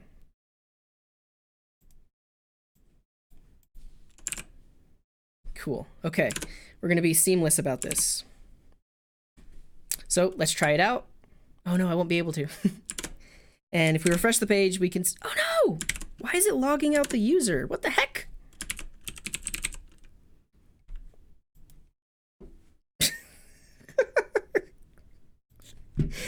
There's literally a call to client.logout. Dang it! Ugh, okay. We can fix that. Where were we? We were right here. Let's try it out. Looks like we're being logged out. I have a feeling... Yes, so this is some leftover code from earlier when we were demonstrating logout, but let's actually just remove this logout command. And so we should be able to... yeah, and now we actually need to log in because this button only signs up and logs in. So I hate to have to do this, but just as an example, I'm going to comment out the create, and we're going to attempt to log in with that sign up and login button. So test@test.com, 1, 2, 3, sign up and log in. I didn't refresh. Dang it. So we're going to comment out the create. That way it won't try to create the user. It should just log them in, and then we should see the code and the page that we've been working on. So let's make sure we refresh. Test@test.com, password, sign up and log in, and there we go. So we can see on the left-hand side, this is what we were just coding. We see that there were zero active users, and we have this sign out button. While we're here, let's get this sign out button working, and then we'll get the login button working as well. So back to the code, we're going to implement sign up. We're going to implement log out. No, sign out. Back to the code, we're now going to implement sign out.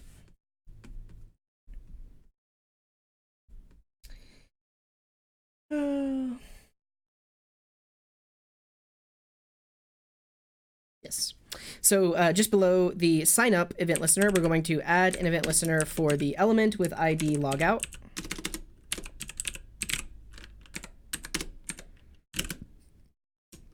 We're listening for the click event.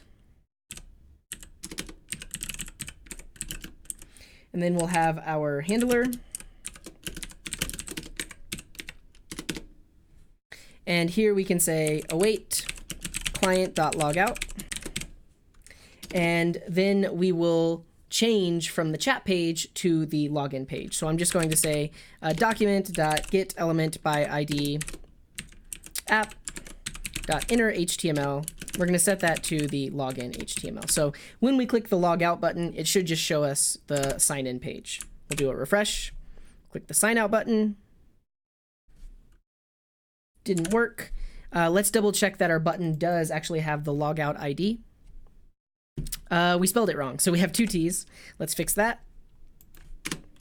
Save it, refresh the page, click the sign out button, and we have now logged out. Awesome. Let's get this login button working so both of these buttons work and we can log in with an existing user. So while we're thinking about it, we'll uncomment that create code that we had to comment out before, and now we'll add a listener for the login button.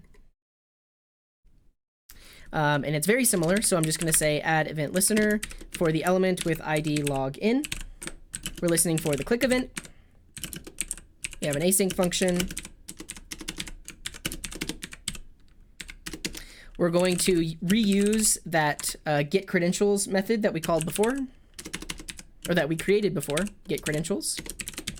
And then we'll call our login function. So we'll say await login, and we'll pass in the user.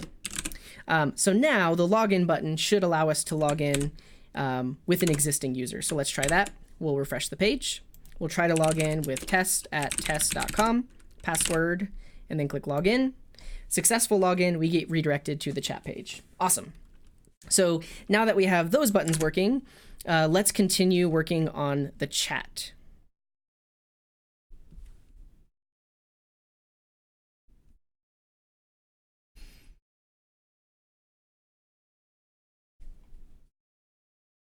So below the aside, we're now going to create a section that will show all of the messages, and we'll also have a form where the user can enter in their message. So here we'll have a div. This will have a class of flex column, and column 9. Inside of here, we'll have a main element. The main will have a class of chat, flex column, flex1, and clear. And essentially, we're going to fill this element with all of the chat messages, so that can remain like that. And below the chat window, we're going to have a form where the user can enter in a message. So here, we'll have a form.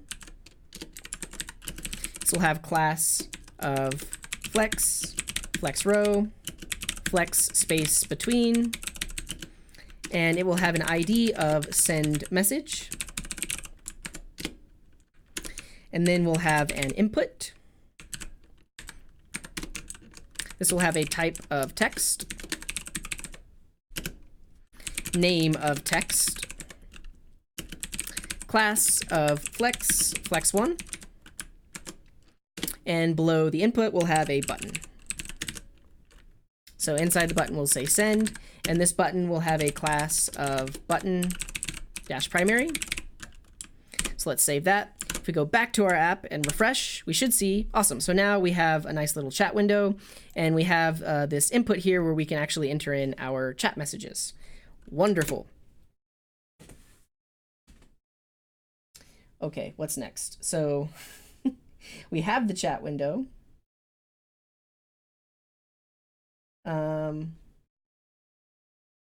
Let's work on adding a message. Yeah.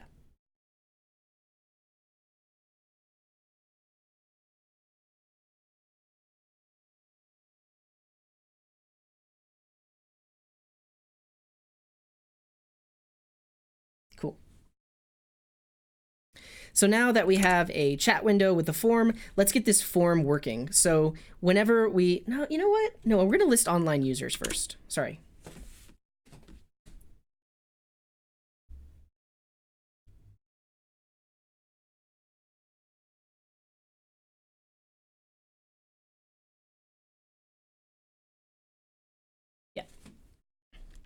So now that we have this working page with the area to list the users, the area to list the messages, let's actually write the code which will get the users from the backend and get the messages from the backend and fill them into these areas. So we're going to do that in our show chat function here.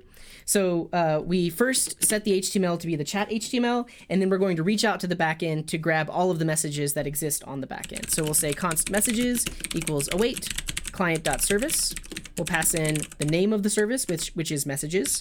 We'll say find, and we're going to pass in a query here, and we're going to say we want to sort by created at in reverse. So this is going to look at the created at field of every message, and it's going to give us those messages in reverse so that we see the newest messages at the bottom of the page. We're also going to limit to 25 messages. And so both of these things, sort and limit, these are just built into Feathers services. So by default, we automatically get access to changing the sort values, limiting how much we get back. And this is all communicating with that Feathers backend. This is complaining about client. Because this is not an async function. So we need to make this an async function. Great. And let's call these messages. So now that we have the messages, we want to add them to the page. So basically, we are going to iterate over the data. So we'll say messages.data.reverse for each. And we'll create a function called add message, which will add those messages to the page. We'll create that in just a second. We also want to get all of the users from the backend. So let's do this. We'll say users equals await client.service with users. And for this, we won't pass in any query. We'll just say find all of the users. And then we'll do a very similar thing. We'll say users.data.forEach add user. So now we need to implement these two functions, add message and add user. Add message is going to take a message and add it to the page. So we'll write that function now.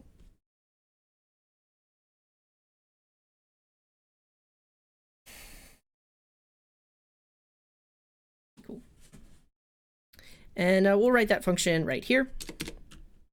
So we'll say add message is a function that takes in a message and then adds it to the page. So the first thing we'll do is get the user out of the message, so that way we can display the user icon next to the message. So we'll say user, and we're doing some destructuring here from the message because the message should have a user object. But if it doesn't, we're going to default to an empty object. Then we need to get the chat element on the page. So we'll say chat equals document.query selector, and we'll pass in .chat. Then we're going to take the text of the message and do some sanitizing. So if any of the users were to send HTML or script tags or different things like that, if we didn't sanitize it, our client would actually run it. So we're going to do some replacing. So we'll say text equals message.text.replace. And we're going to take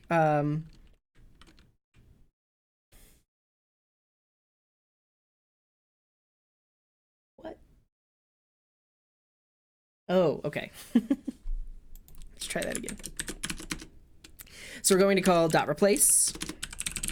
And first thing we'll look for is any ampersands. So we want to replace any ampersands that we find with the HTML encoded version, so it won't actually render on the page. So we'll say amp like that.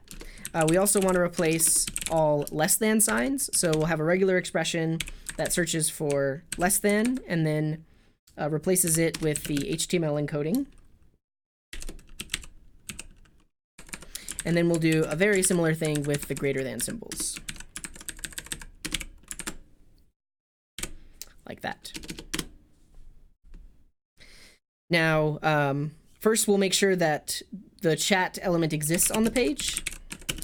And then if it does, we're going to add this message to the page. So we'll say chat.innerHTML plus equals, and we're essentially just going to create a chat element that we're going to append to the list of all the chat messages. So we're going to have a div. This will have a class of message, flex, and flex row. Inside of the div, we'll show the user's avatar. So we're going to have an image with a source. The source will be user.avatar. And the alt text will be the user's email. And this will have a class of avatar. Below the user's image, we will have the actual message contents. So we'll have a div. This will have a class of message wrapper. Inside of this div, we'll have a header. So we'll have a p tag with the class of message header. Inside of that p tag, we'll have a span that's going to show the user's name. So we'll have a span with class of username and font 600. And we will show the user's email. Below that, we'll have the actual created at time. So we're going to have a span.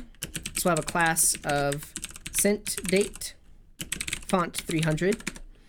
And inside of here, we're going to use the moment library to format the date. So we've already brought the moment library into our index.html. So we'll use that here. We'll just say moment, and we'll pass in message.created at. And then we're going to format this with a simple format string, format. And we'll pass in the month, the day, hours, minutes, and seconds. Cool. So that should format the date. And lastly, we want to show the text of the message itself. So we'll add another p tag right here. This will have the text that we sanitized above. And this will have class of message content and a font weight of 300. Awesome. And then one thing we'll do is every time we add a chat message, we always want to scroll to the top so that if lots of messages are coming in, the page automatically scrolls. So we'll say chat.scrollTop equals chat.scrollHeight minus chat.clientHeight. So this should always just scroll to show the latest message. Awesome. Now the other function that we needed to implement was the, where were we? The add user function. So when the page loads, we're going to show all the users in our system on the left-hand side. So we also need this add user function. This is going to take in the user.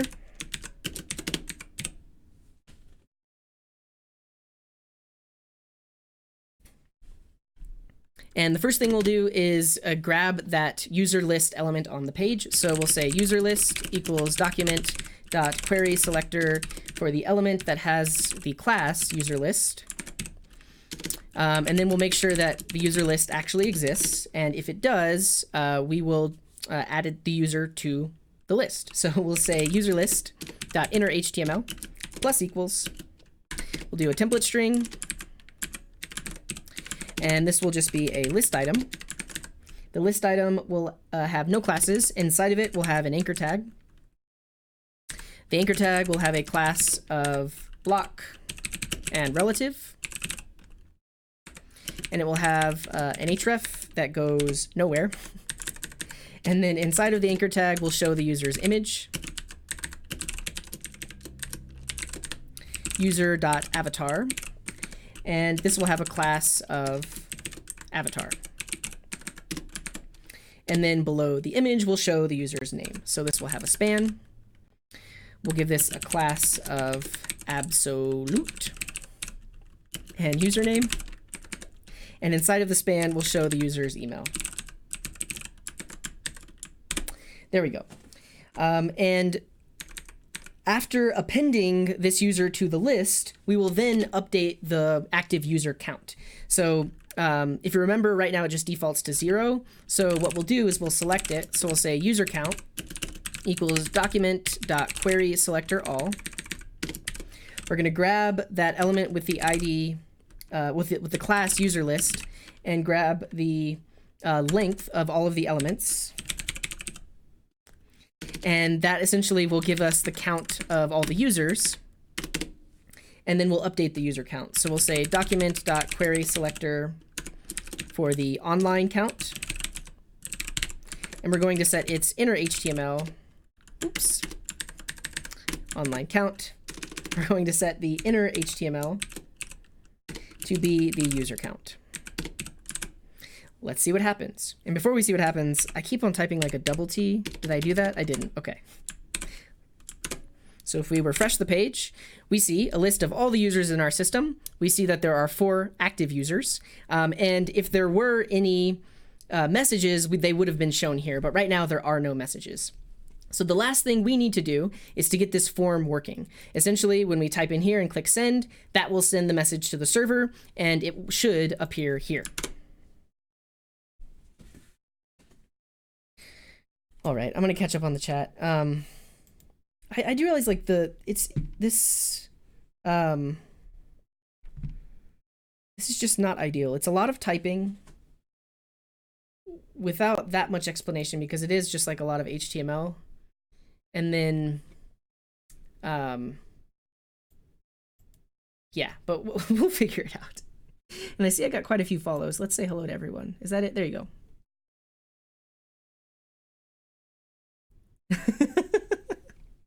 Did we do, where are we at? Yeah, so I think I made it here. That's the keyboard I use. Image deleting a bunch of rows or adding a field to every row. Don't know what that means. Morning Sage, hello, is asking, do I ever do live coding in C#? Not really. I mainly just do JavaScript. Pretty soon I'm going to start branching out into other things. And I did C# professionally in a past life, but no, and actually I would like to start writing C# again, potentially using like ASP.NET Core, the thing that works on Linux and Mac and different things like that. Benjamin is saying, does anyone else like doing things from scratch? I do.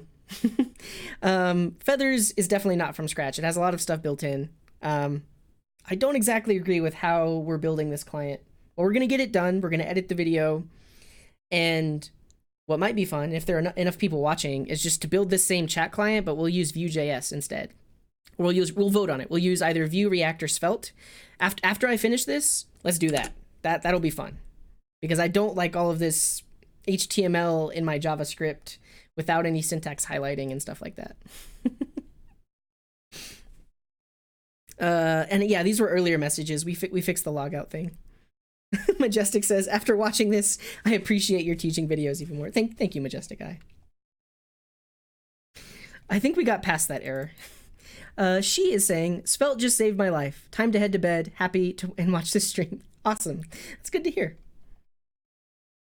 Yes, Benjamin, this returns all the users registered in the system. It's interesting that we called this active users because it's not users that are online. It's literally all the users in our system. Maybe I misspoke when I said that, but you're right. That is all of the users in our system. And thanks for the follow, Silver Skater. Thanks for the follow, Schmur. Schmur is saying, I think I want to become a data scientist, so I started learning vanilla SQL. Do you recommend this, or would you recommend learning a different version of SQL? Now, your question makes sense because there are a lot of different SQL databases out there, and they each have their own custom dialect. After you get past the basics, so like Postgres and MySQL and Microsoft SQL and Oracle, MariaDB, which is just MySQL, they have like the base query language, and I think you should definitely start learning there. So one of the things that I recommend is a thing called SQL Zoo. And this takes you through the basics of SQL, and it's the generic SQL syntax that will work in any database system. And then once you start to actually build applications or interact with a real SQL database, you'll have to learn the particulars about that database, and you may have to use like more like custom things that are only supported by that database. But I think you should start at the basics and then branch out from there. Yeah. Thanks for the follow, Morning Sage. For audio streaming, yeah, Icecast. I think that's the like open source version of like Shoutcast. So yeah, that sounds good. I feel like I might have used that before. Thanks for the follow, Succotash. Welcome. Thank you, Alan. Yes, we're gardening today. Nuxt or React would be great. It would be fun to do this with React and Figbird, which is a React library for talking to a Feathers backend. But yeah. Yeah, Andrew used to use React, but now he really likes Vue. Vue up! Hey, Alka. Alka agrees. See you later, Phil Carbo. Thanks for tuning in. Plain HTML plus raw sockets for the chat. I mean, we technically could. Like, we don't have to use... Like, that's the other cool thing about FeathersJS is, like, there's nothing proprietary going on here. We don't have to use the Feathers client. We could technically just connect via WebSockets to the back end and then just interpret all of the incoming messages. If you look at the network tab, yeah, this is it. We can see that all kinds of messages are being sent. There's the login message, the list of messages, which is currently empty, the list of all the users which came back. All of this is happening under the hood, and the Feathers client is taking care of that for us. Okay, what did I say we were going to do? We're going to get this chat button working. Let's do that.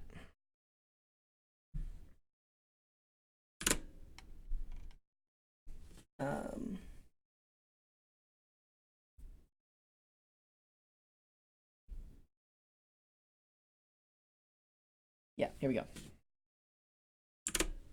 So now we're going to get this button working. Essentially, we're going to type in a message that will send it to the server, and then we'll need to listen for messages so that way we can list them here. But let's get this sending to the server working first. So here we'll create So down here where we have all of our event listeners, we're also going to add an event listener for that send message button. So I'll say add event listener. We'll pass in the ID send-message. We're going to listen for the submit handler. And then we'll have an async function, which gives us access to the event. So that way we can prevent the default action when the form submits. We're going to grab the input, which is where the user typed their message. So we'll say document.query selector, and we'll grab the element where the name is text. So that should get what the user typed in the message box. We'll prevent the default action so the page doesn't refresh. And then we'll call the Feathers service to create that message on the back end. So we'll say await client.service messages .create, and then we'll pass in the message that we want to create. In this case, the text is going to have input.value. So this is whatever the user entered into the form. And then we will clear the form after it was submitted. Awesome. So just like that, if I refresh the page, let's try sending a message, hello world. And if we click on the network tab and we click WebSockets, we can actually see any WebSocket messages that are occurring. We can see there was the message to log in. There was the list of all messages, which is empty. There's the list of all the users. And now if I click send, we see that it sent a create message over WebSockets to create that hello world text. And then we actually got back this message created event. But right now, we don't see anything, right? Yeah, we don't see anything on the page, but if I refresh the page, we do see that message. Now that's very cumbersome. You don't want your users to have to refresh the page every time a new message gets created. So what we'll do is we'll listen for when any new message is created and automatically relist or re-add that message to the page. So let's do that. Right below this event listener. Oh, and I messed this up. And just real quick typo, I meant to say input.value equals the empty string. So that way it actually clears the message box. Just to see that working, we'll say hello world again. Send. Oh, I didn't refresh. One more refresh. Hello world again. We'll click send, and the input clears.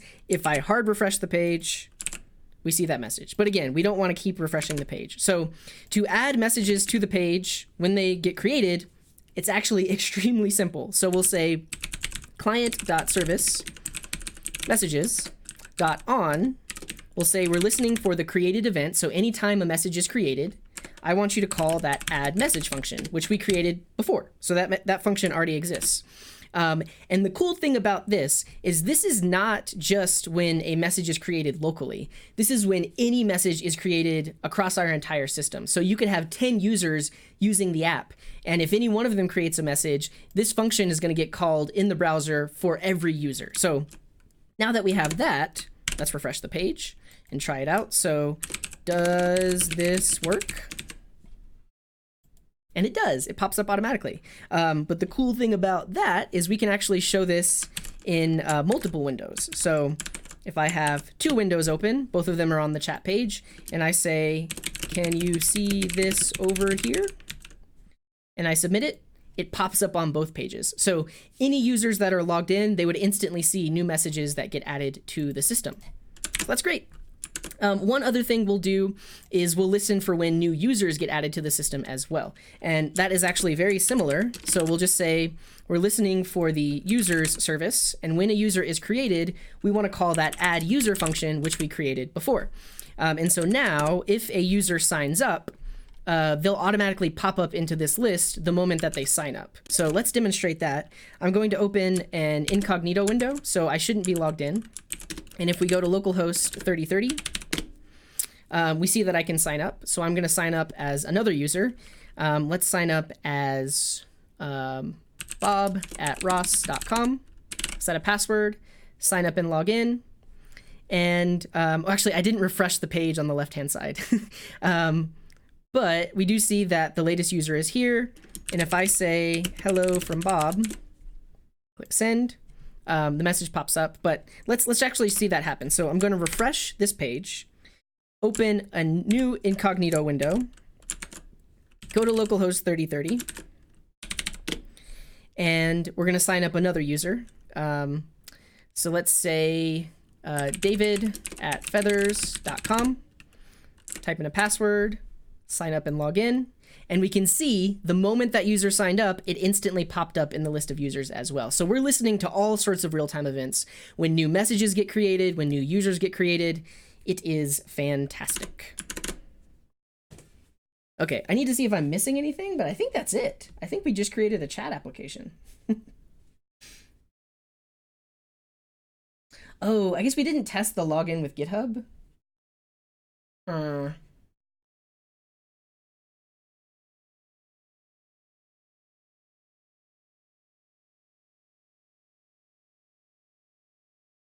Yeah, but that's it. We got through the guide. That's awesome. Okay, I'll add that really quick. So one more thing I want to show, because I didn't demonstrate it, is logging in with GitHub. So on the left-hand side here, I'm going to sign out. I'm going to click login with GitHub, and this will be the cj@null.computer. That's me. That's going to be that user. So I'll click login. We can see that the login worked. And if I say hello world, we can actually see that that message is coming from me and the logged in user from GitHub. So that's great. So that's it for the Feathers chat client. What do I want to say here?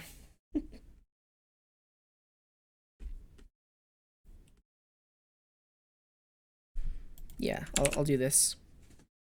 So that's it for the Feathers chat client. Thank you so much for watching. If you have any more questions about Feathers, on the FeathersJS website, there is a help section where you can access all of the API documentation, the frequently asked questions. You can read through blog posts. There's also a Slack group that you can join if you need help with Feathers. And so I highly recommend that you check out all of these help resources. Thanks for watching. We did it! Can't believe we did it. All right, I need to bring my chat window back up. And yeah.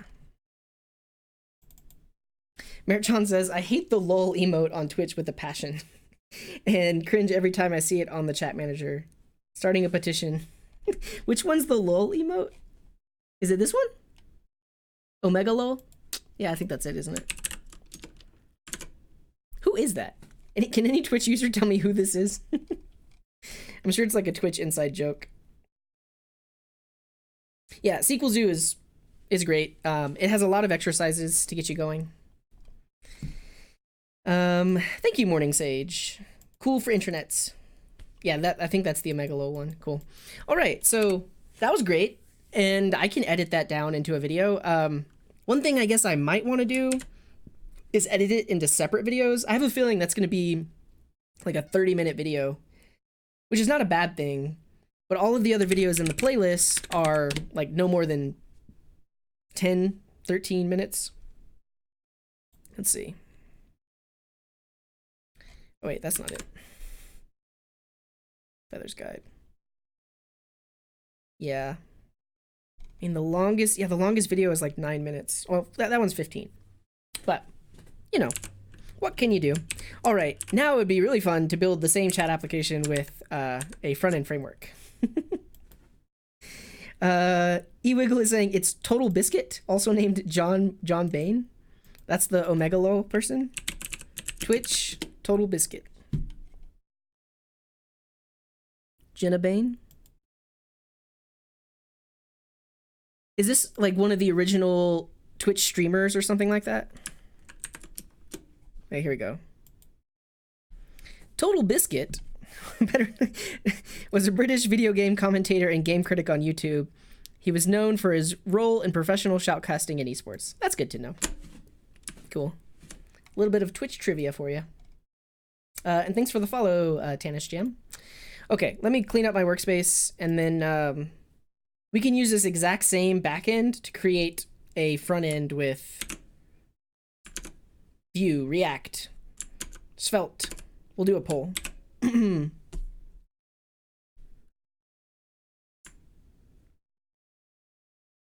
we'll kill that for now. And actually, yeah, that should be fine.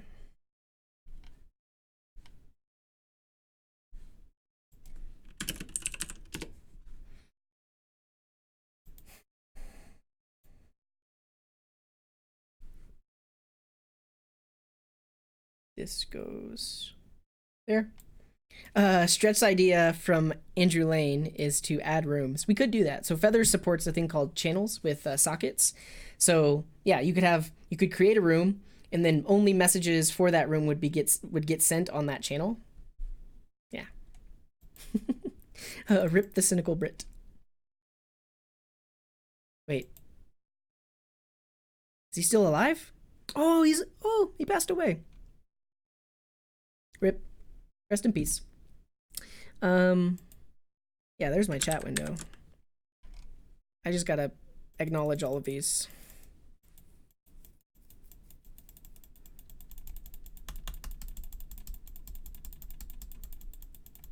I think I pretty much got to every message. If I somehow missed your message, please send that message again, because I was doing tutorials and such, so I really do need a mark all as red button.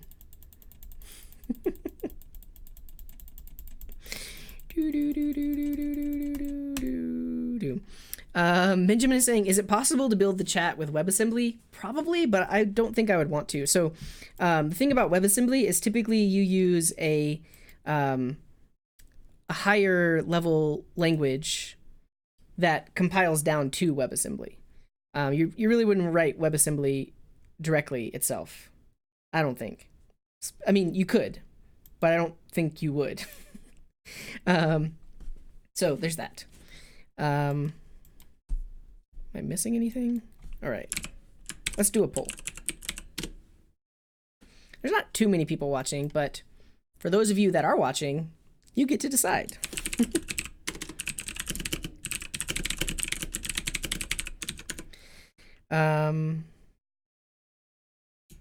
We'll say React and hooks, Vue and the composition API, or Svelte. Svelte.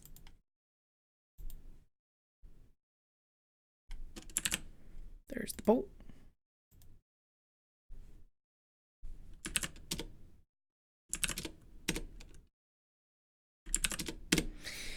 Go there, vote now.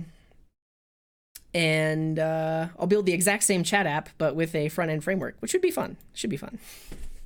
Majestic Eye says, can I make a request for a future video series, a Lambda microservice with an Amazon API gateway?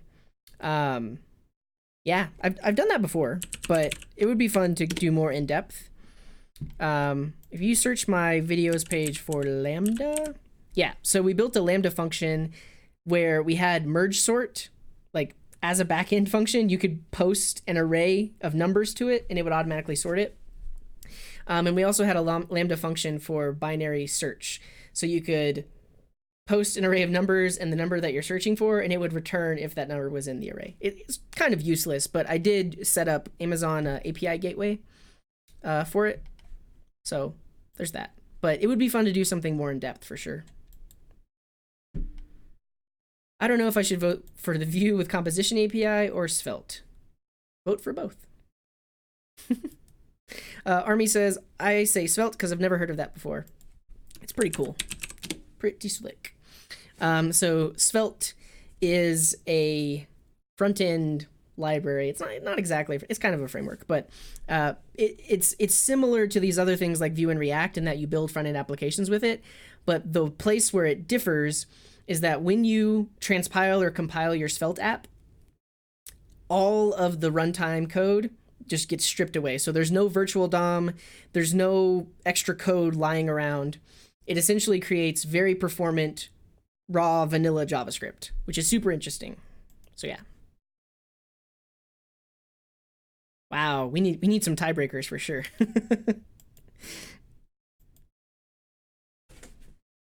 Benjamin is saying, is there any possible way to make a socket from scratch with Node? I'm not talking about the native socket, but one socket made from scratch. Probably. So you can use dgram, which is like a native like core Node module. I don't think it's WebSockets. It's like UDP sockets. So maybe not. I'm not totally familiar with all the networking stuff. But this is a core Node module where you can create socket connections. I feel like this is slightly different than WebSockets. I don't know. I'm out of my element, but I feel like there's a very like minimal WebSocket library for Node, like WS, a simple to use, blazing fast, and thoroughly tested WebSocket client and server for Node. I think this is the one that most people use. We actually could look at its implementation and see what it does. Lib. WebSocket.js. So it's using HTTP and HTTPS, NET, and TLS. So we create a socket, init as client. We have our options.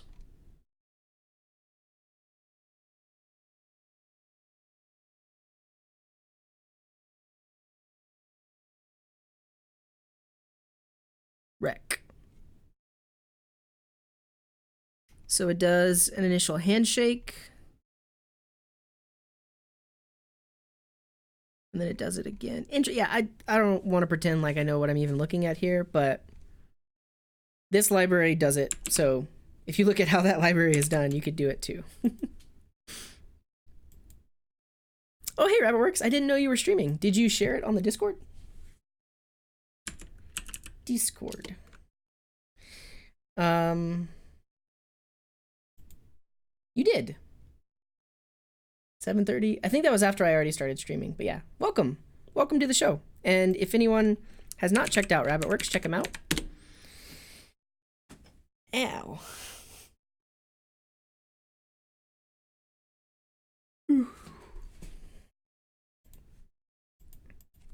RabbitWorks JavaScript. Yeah, check them out. What did you stream on today? Was it more auth?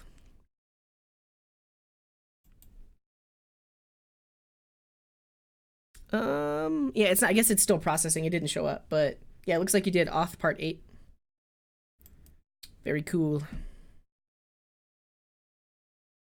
Yeah, the Discord command should work. I think the Streamlabs bot, yeah, Streamlabs bot just takes a while. Cool. All right, how's the poll looking? It's a tie between Svelte and Vue with the composition API. So, RabbitWorks, if you haven't voted yet, vote here.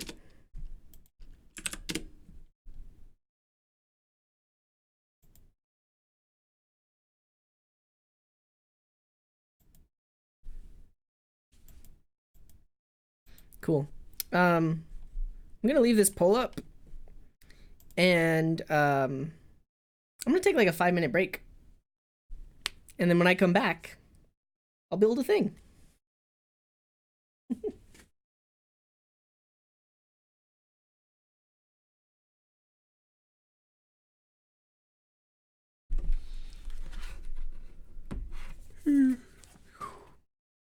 Oh, I think RabbitWorks broke the tie. I'm gonna leave the poll up though. If anybody shows up while I'm gone, tell them to take the poll.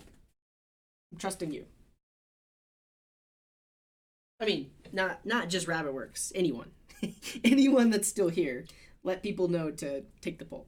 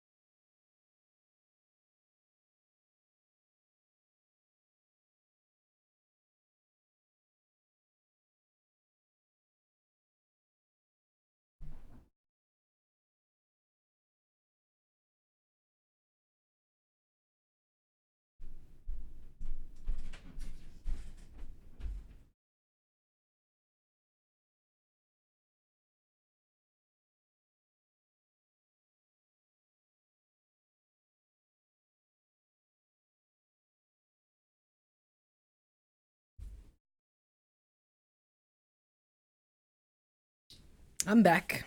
Hello, everyone. Looks like Svelte. Svelte is winning by 1 vote. How the turntables. You are right. Looking at net native, cool. I just realized you have a countdown for the next stretch timeout, and now I won't be able to keep myself from looking at. Oh, did the stretch happen while I was gone? That's good.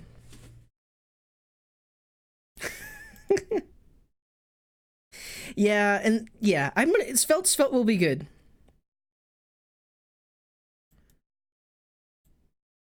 Thanks for the YouTube sub, Murmavid. Welcome.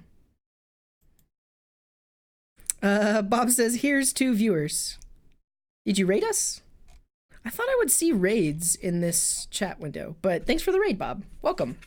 And if you haven't yet, I'll send this. I mean, it looks like Svelte's the winner, but we're voting on what I should build my chat client with, because we built it with vanilla. We followed along with the guide, but now we're going to build it again, but with a front-end framework. So that will be fun. Preservation on Discord is saying to vote view. I call foul play. And welcome, Bob. Thanks for coming in. Yep, thanks Rabbitworks. How the turns table. Let's go, Svelte. The mentor is back. He who svelte it, dealt it. All right, Svelte's the winner. We're gonna do it with Svelte. All right, here we go. So, I'll start this back up to show you what we built with vanilla. Basically, we have a chat application. We can either log in or sign up. We can also log in with GitHub. If we click log in with GitHub, we get redirected. We're now logged in. We can see all the users in the system. We can send messages. Hello world. And then anyone else that is on this page can see those messages as well. But we're going to rebuild this interface with Svelte instead of vanilla. So that's going to be fun. Let's do it. I'm going to do it in a separate folder. So, yeah, so if you go to the Svelte website, svelte.dev, it is cybernetically enhanced web apps. And if you're just joining the stream, Svelte is very interesting. It's fairly new.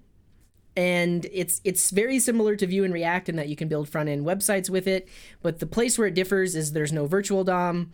Once your code is compiled, all of the framework gets stripped away. It just becomes nothing but highly performant vanilla JavaScript, which is super interesting.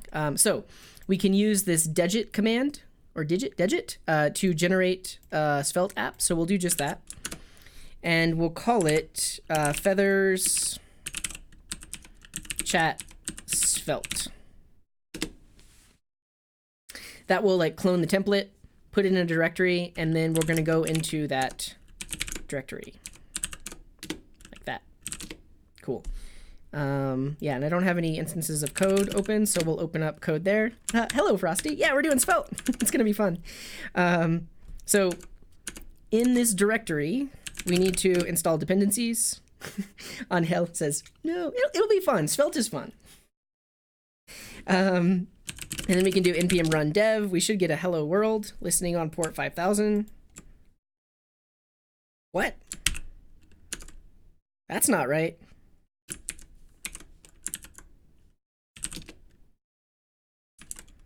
That can't be right. Why am I getting a JSON object? My Feathers app is listening on 3030, so that should be okay.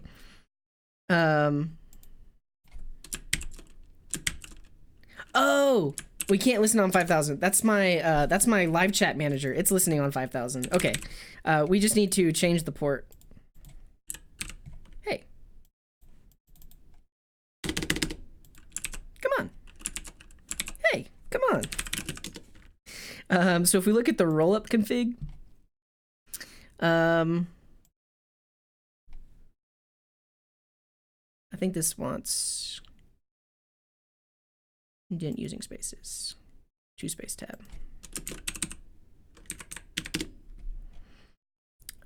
Is the port in here? If we look at the package JSON, the dev script does rollup-c-watch. Let's see. Can we specify the port?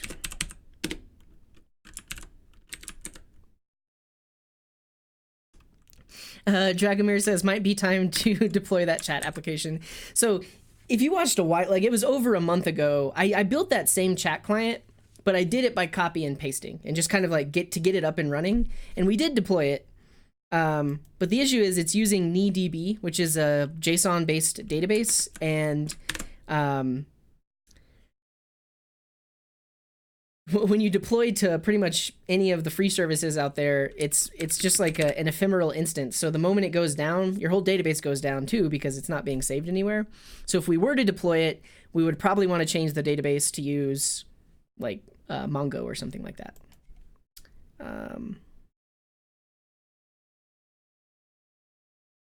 EM start dev. And we could do that.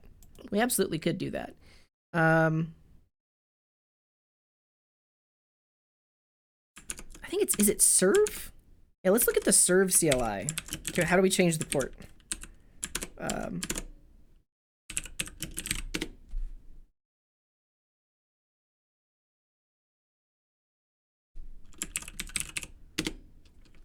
-- port.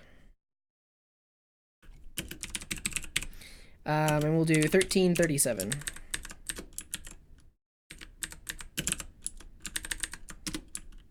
Will that do it? Yeah, nice. Okay, so if we go here, we get a hello world. Okay, so we have ourselves a Svelte app. That's awesome. On the Svelte website, if you go to examples, this usually has like the best list of all the examples and stuff like that. So it's a good place to start. Yeah, this is a democracy. We voted. We voted on Svelte.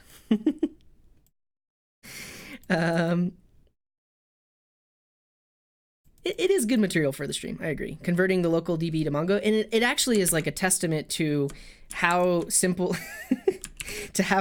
and awesome Feathers is. Because, and so, I mean, those of you that are just joining the stream, this is a lot. Like I went through several videos creating this backend, but the cool thing to note is if we look at the messages, if we look at the messages service, and we look at the like the service class, this is using Feathers NeDB, which is the Feathers NeDB service. Literally, all we would have to do is change this to Feathers Mongoose, add a schema, and then the app would keep working exactly the same way.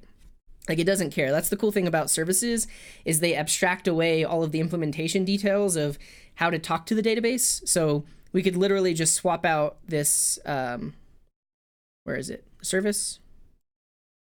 Yeah, we could literally just swap it out and it would work. So maybe we do that. I don't know. How long have I been streaming? I mean, not right now. We're about to build this app with Svelte. But then, been streaming for 2.5 hours. Yeah, it's probably going to take me 30 minutes or so to build the front end with Svelte. So, yeah. Yeah, ResMed's got it. -- port. We did that. Okay. But we're not going to do that now. We have our Svelte app. Cool. So, if we look in the source directory, we can see our main.js. And it is pulling in our app component, which is defined in app.svelte. It's targeting the body of the document, and it has some props. We don't need any props right now. This is just a basic app. And if we look at the app component, we can get rid of that export let. This is how it was defining that it needed to receive a prop. We're going to get rid of that. We'll get rid of the default stylings. And it will just say hello. Back to the browser. Hello. Awesome. So I think the first thing we'll do is create the login page. And we'll also need to install all of the Feathers client dependencies. So we'll do that. Yeah. No, usually node services will complain about address in use. So I don't know why that thing didn't fail. It should have failed. Yeah, like because that port was in use, it should have failed. I don't know why it didn't. That's me. Cool. Okay, so first thing is we need like a login page. So let's do this. Let's create a folder. Not a file, a folder. Let's call it components. Well, we'll create a folder called like views or pages. Let's call it views. Yeah. And we'll create a new file. We'll call it login.svelte. And for now, we'll just throw like an h1 that says login. So we have our component. And now in app.svelte, we're going to import that component and show the login component. So we're going to say import login from views/login.svelte. And then here we'll just show the login component. So we should just see login. And we do. Very good. So now we need the Feathers client library so that way we can communicate with our backend. So in this directory, which is our Svelte app, we can do npmi. We need FeathersJS / we need a lot of things. Let's look at the Feathers docs because we'll need the base Feathers library, we'll need the client library, and we'll need the socket protocol to be able to communicate with our backend. So let's take a look at feathersjs.com. Get started. We'll look at API, Feathers client.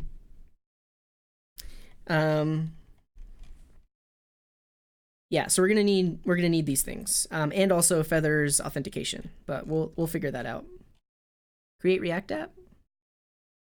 Feathers client. So Feathers client is a module that bundles the separate client-side modules into one, providing the code as ES5, which is compatible with modern browsers. Okay, so if I just install Feathers client, we're gonna get all these things.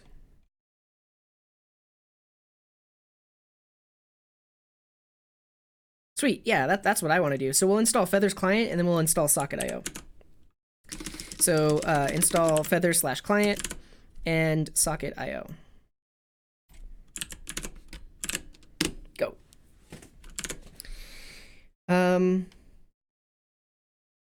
Yep.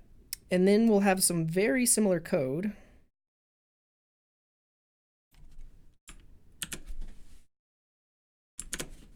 So that installed.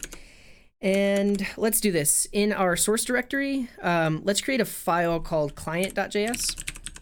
And this is going to connect to our Feather service and then export a client instance. So we'll do this stuff, but we're going to rename it. We're going to call this client instead of app. We're going to configure that client to communicate with our backend over sockets. Our backend is also configured to use REST, so we technically could bring in the REST protocol as well, but we'll just use sockets. And then we need to configure it to use authentication.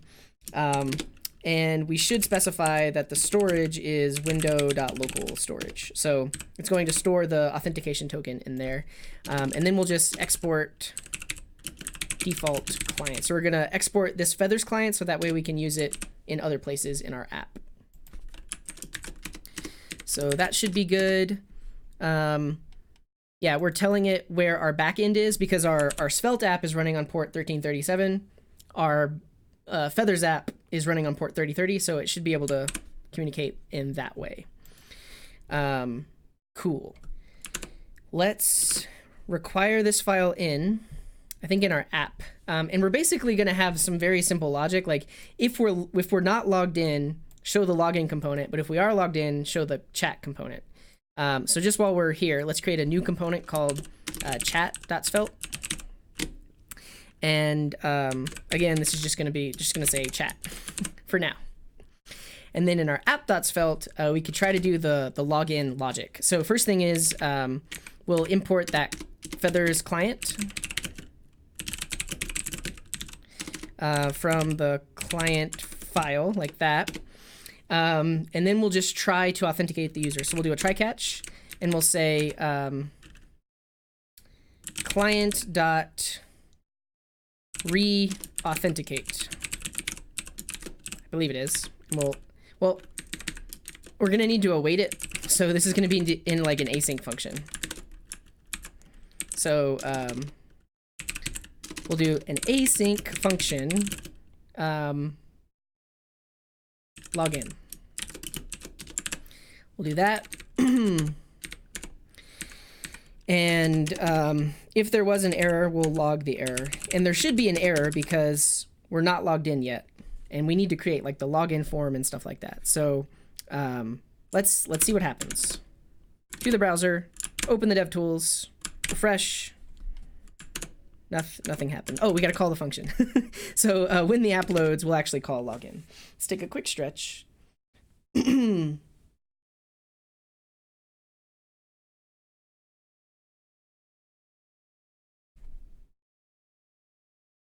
So when the app loads, call login.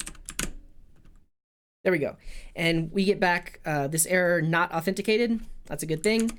So let's do this. So on our Svelte component, we'll have like a user object, and we'll store it here. So we'll say user equals that. And then down below, we can have some conditional logic that says, if the user does not exist, show the login component. But if they do exist, show the chat component. So let's also import the chat component.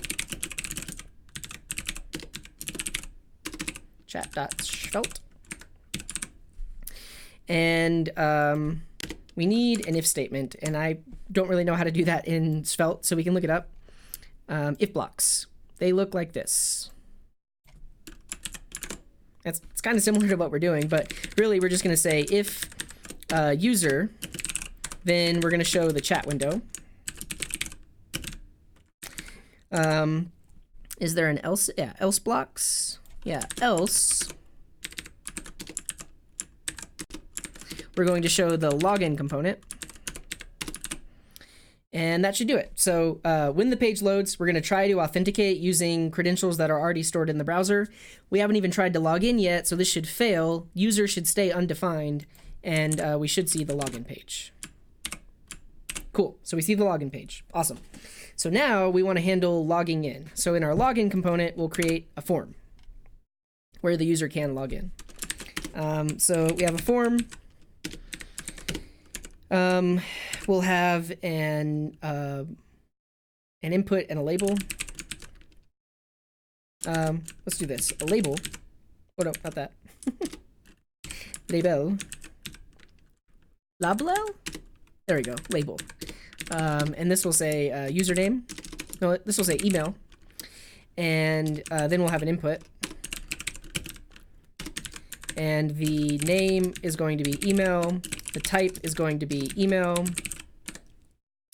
And we'll say the ID is email. Actually, we don't need an ID in this case. All right, let's see what we get. We get an email form. That's totally fine. Let's put this in a div. And then we'll style all of this. So in Svelte, your styles are just embedded like this, but by default, these are actually CSS modules. So, or in their scoped CSS. So all the styles we define in here will only apply to this component. So we can say something like labels, and then the div inside of the label should be, well, actually, let's just see what we get. Yeah, we get that. And that's actually not that bad. I'm not going to style that too much. We can style the form though. Let's say the form has a width of, let's say a max width. Max width of 800 pixels and a margin of 0 auto. So it should center it. Sort of. But then we also want inputs to be 100% width. So we'll say input width 100%. We might have to set it to block. So that's good. But let's actually decrease the max width to like 400. Yeah, that works. So we've got our email. We also want the password. Name is password. Type is password.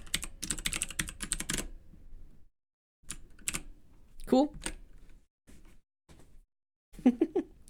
And then I'll add a header here. Let's make this like an H2 that just says login or sign up. Cool. But we'll put it in the form so that it's nice and centered like that. Cool. All right, let's catch up on the chat. What's the reason behind my hairstyle change? I don't know what it changed from. I mean, if you look at my way earlier YouTube videos, my hair was long. This is way easier to maintain. I honestly don't have to wash it as often. I can just tie it up. It's good to go. The length of that file name extension bothers me. It is a long file name extension. Maybe they have an abbreviation like SVT or something like that. I don't know. The confused label made me. We figured it out, right? It's a label. We got it. Cool. Yeah. Does Svelte come pre-styled? No. I mean, when the app was generated, it did have some styles for like the H1, but yeah, there are. And if we look in public and we look at global.css, there are some styles in here. So we can see that HTML is 100%. We have like a sans serif font, some default styling for the anchor tags, default styling for input. So yeah, like we could have technically removed this, but I'm going to leave it because I'm not really worried about this thing looking too fancy. And that kind of helps it look a little bit better. Eat Gracie Eat is asking, and hello Eat Gracie Eat, why not a dynamic unit instead of pixels? Here to learn, not judging. Where did I set pixels? Oh, here. Mainly because this is like a solid. I feel like 400 pixels is a solid width for like the element size, and I have it as max width, so it's still technically responsive. So if we get down to like 300, oh, I can't even get smaller than that. But let's look at it on mobile. Yeah, so if I look at it like on an iPhone 5, it still technically takes up the whole width, even though the iPhone 5 has 320 pixels wide. So I just have this as kind of like a default. We could also give the form some padding. And that could be a relative unit, like 1 rem. Should push it in just a little bit. Yeah, so that's why. We could do a percentage. Percentage doesn't work as well for max width because on mobile, I don't want it to be like 60%. On mobile, I technically want it to be 100%. So my answer to you is this is like a poor man's media query in a way. Padding bottom 0.5 em. Yeah, I like that. So we'll say input div. I'll use margin. So 0 margin on top, 0 margin on the right, 0.5 rem on the bottom, and 0 on the left. Why is this complaining? Unused CSS. Oh, this is a label div. That was another cool feature of Svelte though. It actually detects unused CSS classes, which is pretty sweet because built into the rollup config in the Svelte compiler, it actually does like static analysis of what CSS classes you're using. So that's cool. So there's that. And thanks for the follow, Eat Gracie Eat. Yep. It can run on a very, very low powered device. Yeah, it works extremely well on super mobile. I've been doing like something like this a lot at work where we have to support devices of all types. And we've essentially done that. We might not have done 400 pixels. I think we settled on like 380 or something like that, but it's like a global style that we use. Yeah, no worries. And I mean, technically you could do this in a ton of different ways. Like you probably could just have media queries and say, if the screen size is this, 100% width. If the screen size is this, some other relative width. This is just, in my opinion, way simpler, at least for now. As far as I know, there's no default router. So for Svelte, there is this thing called Sapper. Let's see if we can find a Sapper. Yeah.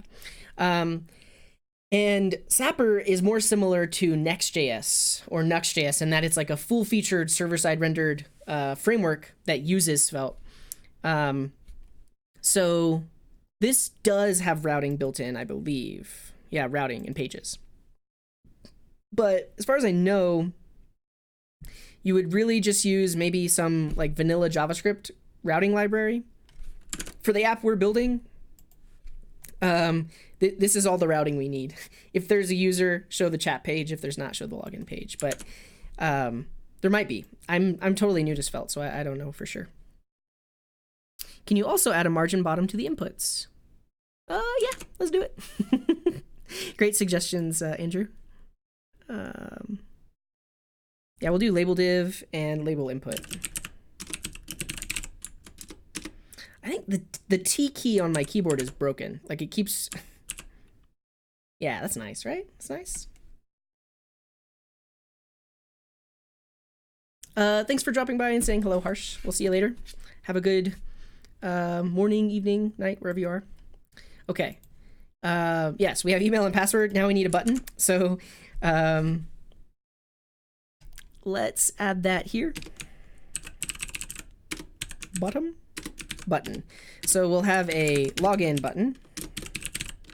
We'll also have a login, sign up and login button. And we'll also have a login with GitHub button.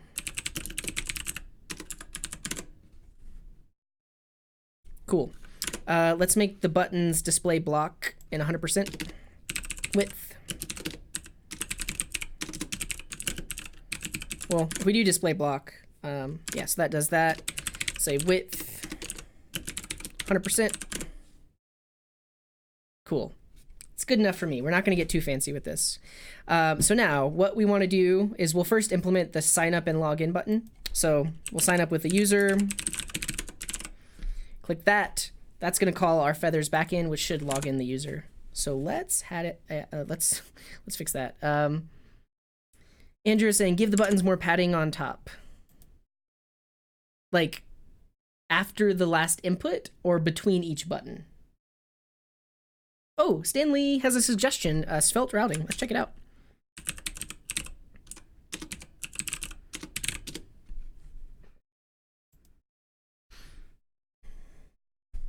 A declarative Svelte routing library with server-side rendering support. Very cool. So you have components. Yeah, this is on the surface level. It looks similar to React Router, where you have things like router and link and route. Very cool. Cool. I'm not going to install it because basically what we're building right now is a Svelte version of this app, which we built with vanilla JavaScript. I'm just not going through all the trouble of styling it. And the way we built it with vanilla was by following the FeathersJS guide. And in their guide, they keep it very simple. There's no routing or anything like that. It basically just swaps between the two pages. But that's good to know. Thanks for the tip, Stanley. Yeah, Svelte is beautiful. I agree. Top and bottom of the buttons, between the inputs and the buttons. I think we'll do both. So right now, the buttons are all very close to each other. So I think if we just increase top and bottom margin on button, one rim might be too much, but let's see. That's not bad, right? That was good. It's pretty good. Okay, let's get this sign up and login button working. So if we look at the Svelte docs and we look at events, we're looking at DOM events. So basically when the user clicks the login button, we want to call a function. And in Svelte, you can do on and then the name of the event that you're listening for. Really, we could use the submit event. And someone mentioned to me before that it does have a built-in prevent default handler. Anyone know what that is? Let me know. But we'll do this. On submit. No. Actually, we'll do on submit on the form. And we'll say equals login. Wait. Now that's the weird thing because like I said, we're doing a similar thing that we did here. But that's the weird thing about the form is that you can't just submit the form because you're doing different things based on the different buttons. But yeah. Yeah, it actually does have, so in Vue you can do @submit.prevent and that automatically prevents the default action. There's something similar in Svelte, but honestly we can't use it here because we actually need a different function to be called depending on which button was clicked. So we'll say on click equals login, sign up and login. And then we will create a function in our script. So we'll create a script tag up at the top.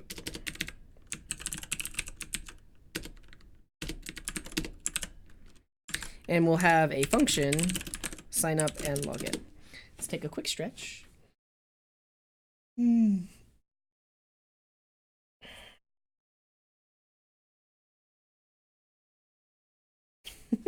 Let me catch up on the chat. Merritt Chan says they want to program stuff. Cool. See you later, Army. Yeah, and you haven't seen the. I'm about to do data binding, which is pretty sweet. But have a good night. We'll see you later. You make it look so easy, coding garden with CJ. Thanks. We're trying. My computer's broke and I haven't touched a keyboard in a week. So now watching the stream is like watching a cooking show when you're hungry. I watch cooking shows all the time when I'm hungry, and it's not great. What about the padding for the buttons? Didn't I add? Oh, you mean to like... I'm going to leave it. I'm not really caring about the style. It's more about like the functionality of logging in and stuff like that. Oh no, Durkarol, your boss wants to spy on you with TeamViewer. That's the worst. That's like micromanagement. But here's what you do. You have 1 day of really solid work and you record your screen the whole time. And then you log into TeamViewer on a separate computer with a full screen video and you just play that video. So like tomorrow, he won't see your actual screen. He'll just see you doing the same thing as you did today. Yeah. Well, hopefully you heal up, Merchan. But yeah. You can add type button to prevent it from reloading. Can you though? Oh, so it doesn't automatically submit. You're right. Right. Let's do that. Because if we make these buttons type button, they won't submit the form, and then we don't have to prevent the default action really anywhere. Cool. Yeah, in React, you do have to say like event.prevent default. But Svelte has a there's a let's just look it up. Svelte prevent default.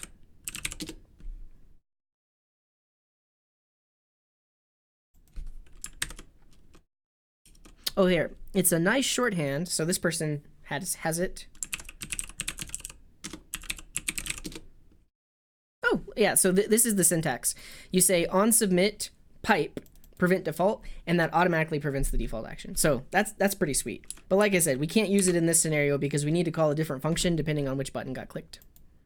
Yeah, you're welcome, Durkarol, for that pro tip. See you later, Esmed. Thanks for tuning in. But yeah, by default, buttons have type submit, so it would have submitted the form. Cool. Okay, so now when this button is clicked, we have function sign up and login. We're going to call that. And so one thing we'll do is we'll have a user object that has an email, which is an empty string, and a password, which is an empty string. And then we're going to bind those inputs to the user's email and password. So we'll do that right here. And how do we bind it? I don't know. We got to look it up, but it's possible. So bindings, text inputs. So on the input, you say bind value equals, and then specify the variable that you want to bind it to. So I'll say user.email. And then on the password, we'll also bind that input to user.password. Cool. And then now in the sign up and login function, if we log the user, we should get whatever they typed into the form. So let's see. Test. Sign up and log in. There we go. We get an object. So that automatically binds it, and then now we can use this object to actually create the user. So let's import the Feathers client library.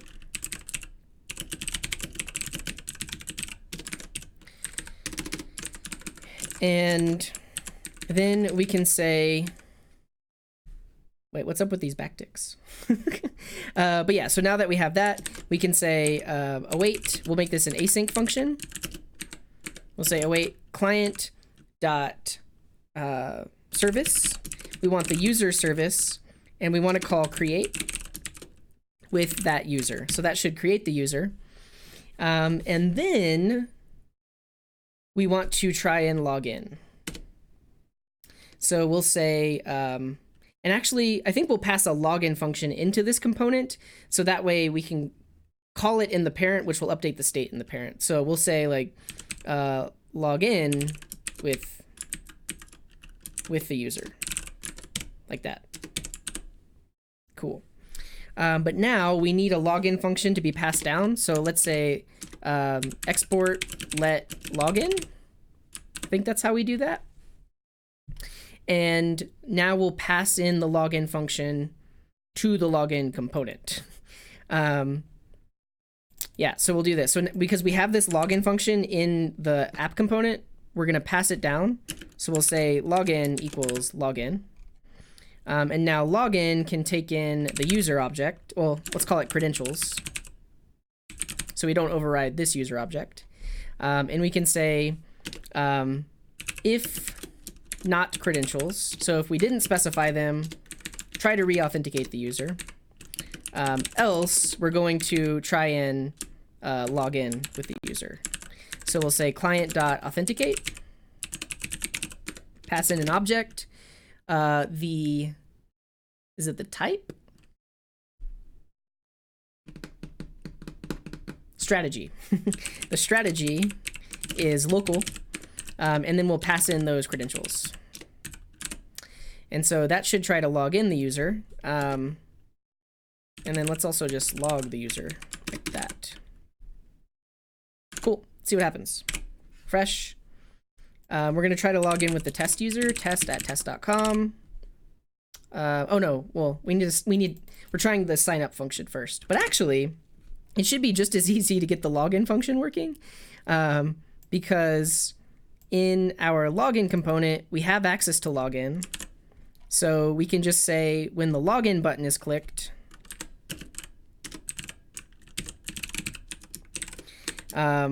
we want to call the login with the user object like that. Well, that should work. Let's try it. So we're going to log in with test@test.com, password, login. Ta-da!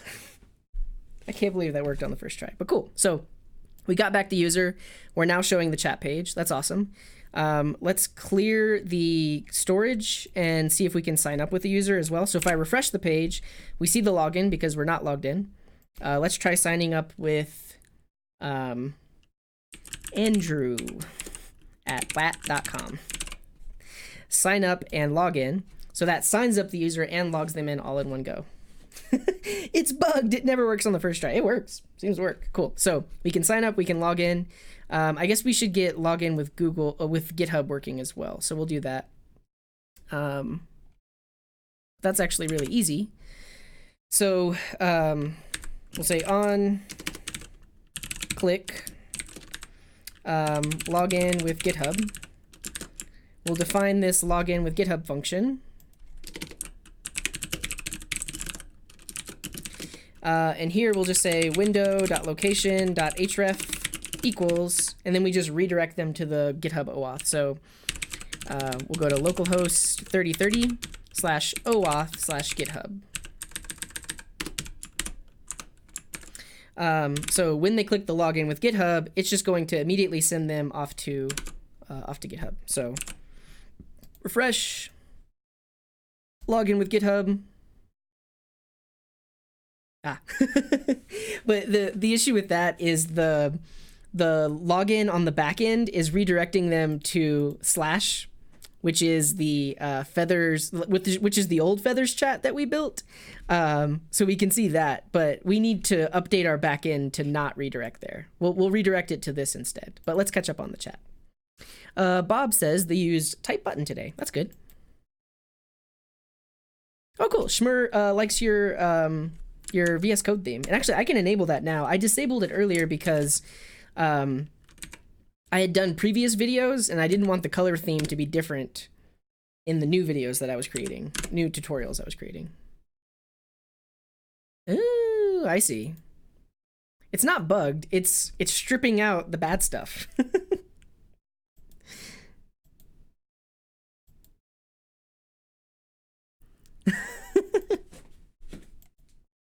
Yeah, it's just it's not broken. It just like you're adding in backticks, which does like weird things. But yeah.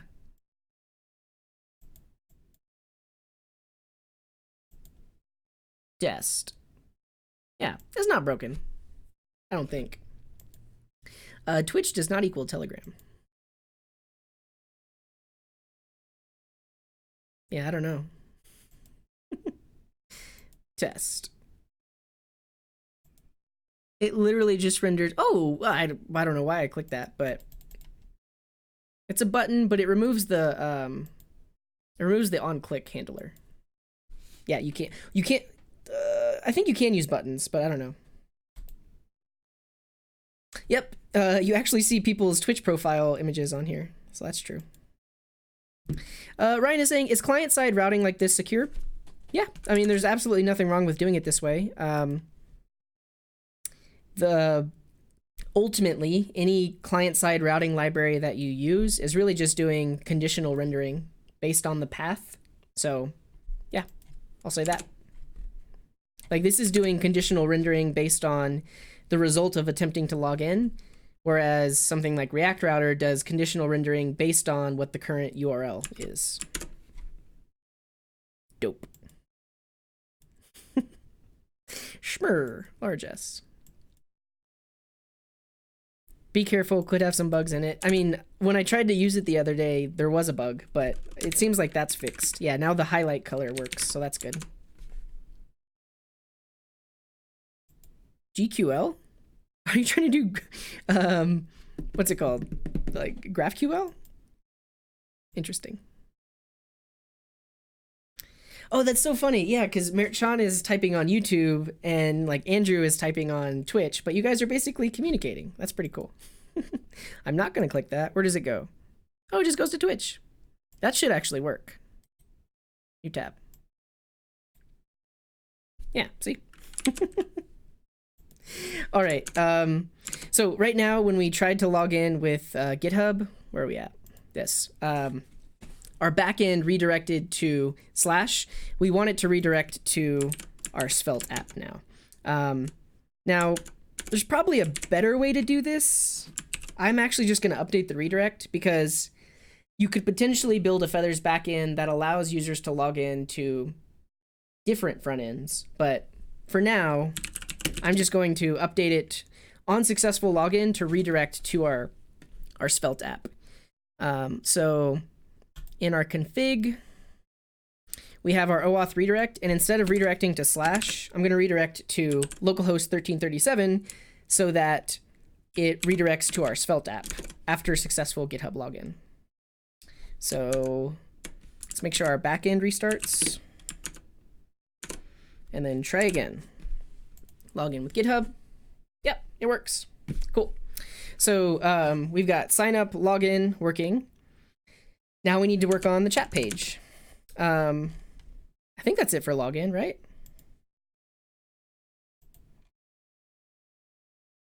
It's pretty clean too. Svelte is nice. Okay, so that's great. Now on the chat page, we want the left-hand side to list all of the users. So let's get that going. I guess we'll have like a main area.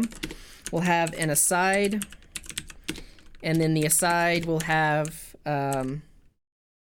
like a span that says number of users. So we'll say something like users.length users. Actually, we'll just put it in the span right here. No, we'll do this.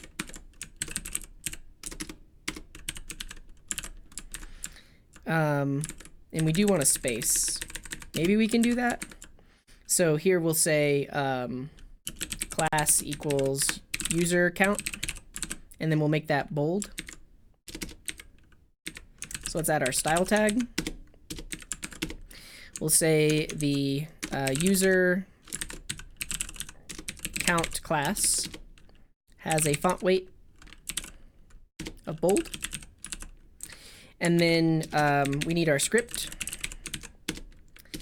And here's what we'll do. When this component loads, we'll just request all of the users from the server. So we need to import in our client, our Feathers client. And then we can say,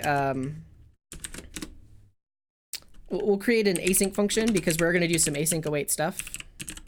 Let's call it init setup main. So async function, we'll call it setup. And inside of here, we're going to say, we'll do this. We'll say initially users is an empty array like that. And then in our setup function, we'll say, and this is users, plural. Our setup function will say users equals await client.service users.find. So that should grab all of the users from our backend, store them in the users array, and then the UI should update and say 5 users, 6 users, however many users there are in our system. So let's see what we get. 0 users. That's not good. So let's just log users right here. Oh, I know why. This return. Let's do this. Let's call it result. This gives us back paginated information. So we actually need to grab the data property. Oh, and also I'm not calling the function, so call the setup function. So we can see here, it's an object that has a data property with all of our users inside of it. Oh, sorry, data, and that has our users. So here we'll say users equals result.data. And then we should see 7 users. Very good. Let's give this user count a margin right of like 0.5 rems. It's pretty good. Let's catch up on the chat. Yep, it's about right. It's kind of weird seeing the Twitch chat showing the newest chat at the bottom, but on stream the newest chat is at the top. Yeah, I thought about this. It helps me because my eye can see like when a new chat message pops up. So yeah, it's kind of weird because a lot of times people will do like the hat character to say like, yeah, look at the message above me, but in here it's actually the message below. So yeah, let's take a pause to appreciate the Peter from Family Guy CSS. Will that give it to us? Yeah, here we go.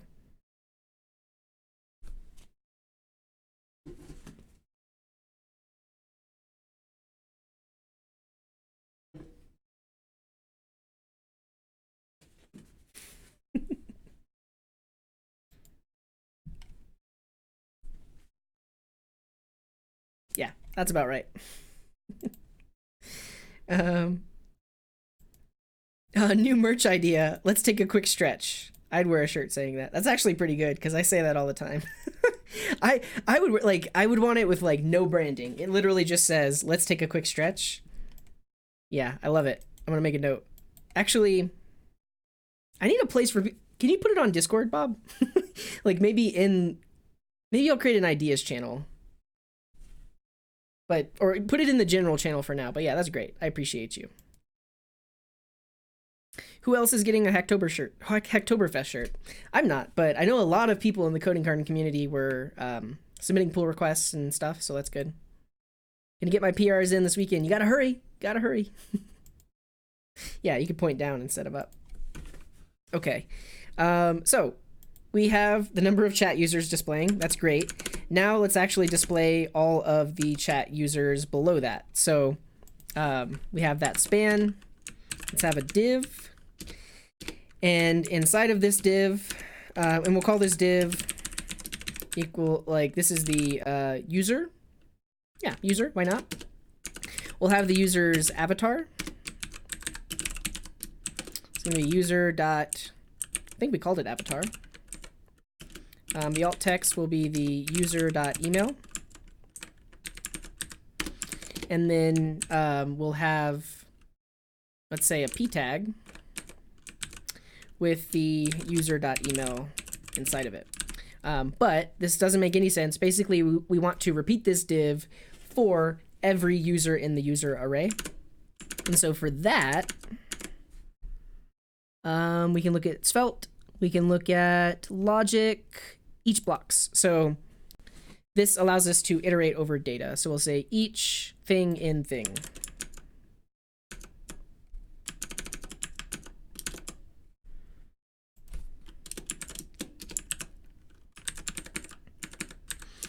So each users as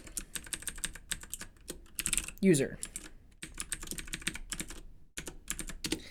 And we need to close this. I think it's like that. And then now this makes sense. Do we get the users on the page? Yes, we do. Very good. But let's give them some styles. So we'll say the user class will have a display flex. So that should put it all on one line. It does. Cool. Let's say the user avatar or user image will have a width of, I don't know, 25 pixels and a border radius of 50%. So it should be a circle.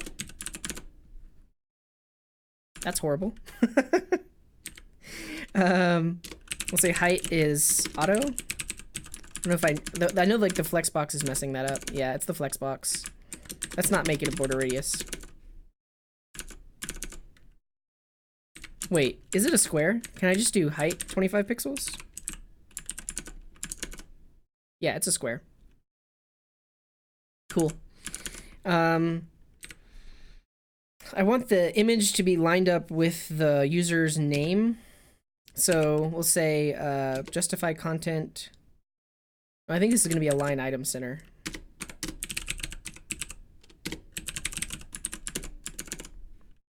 Yep. And then we'll add a little bit of margin right to the image. Margin right, 1 rem.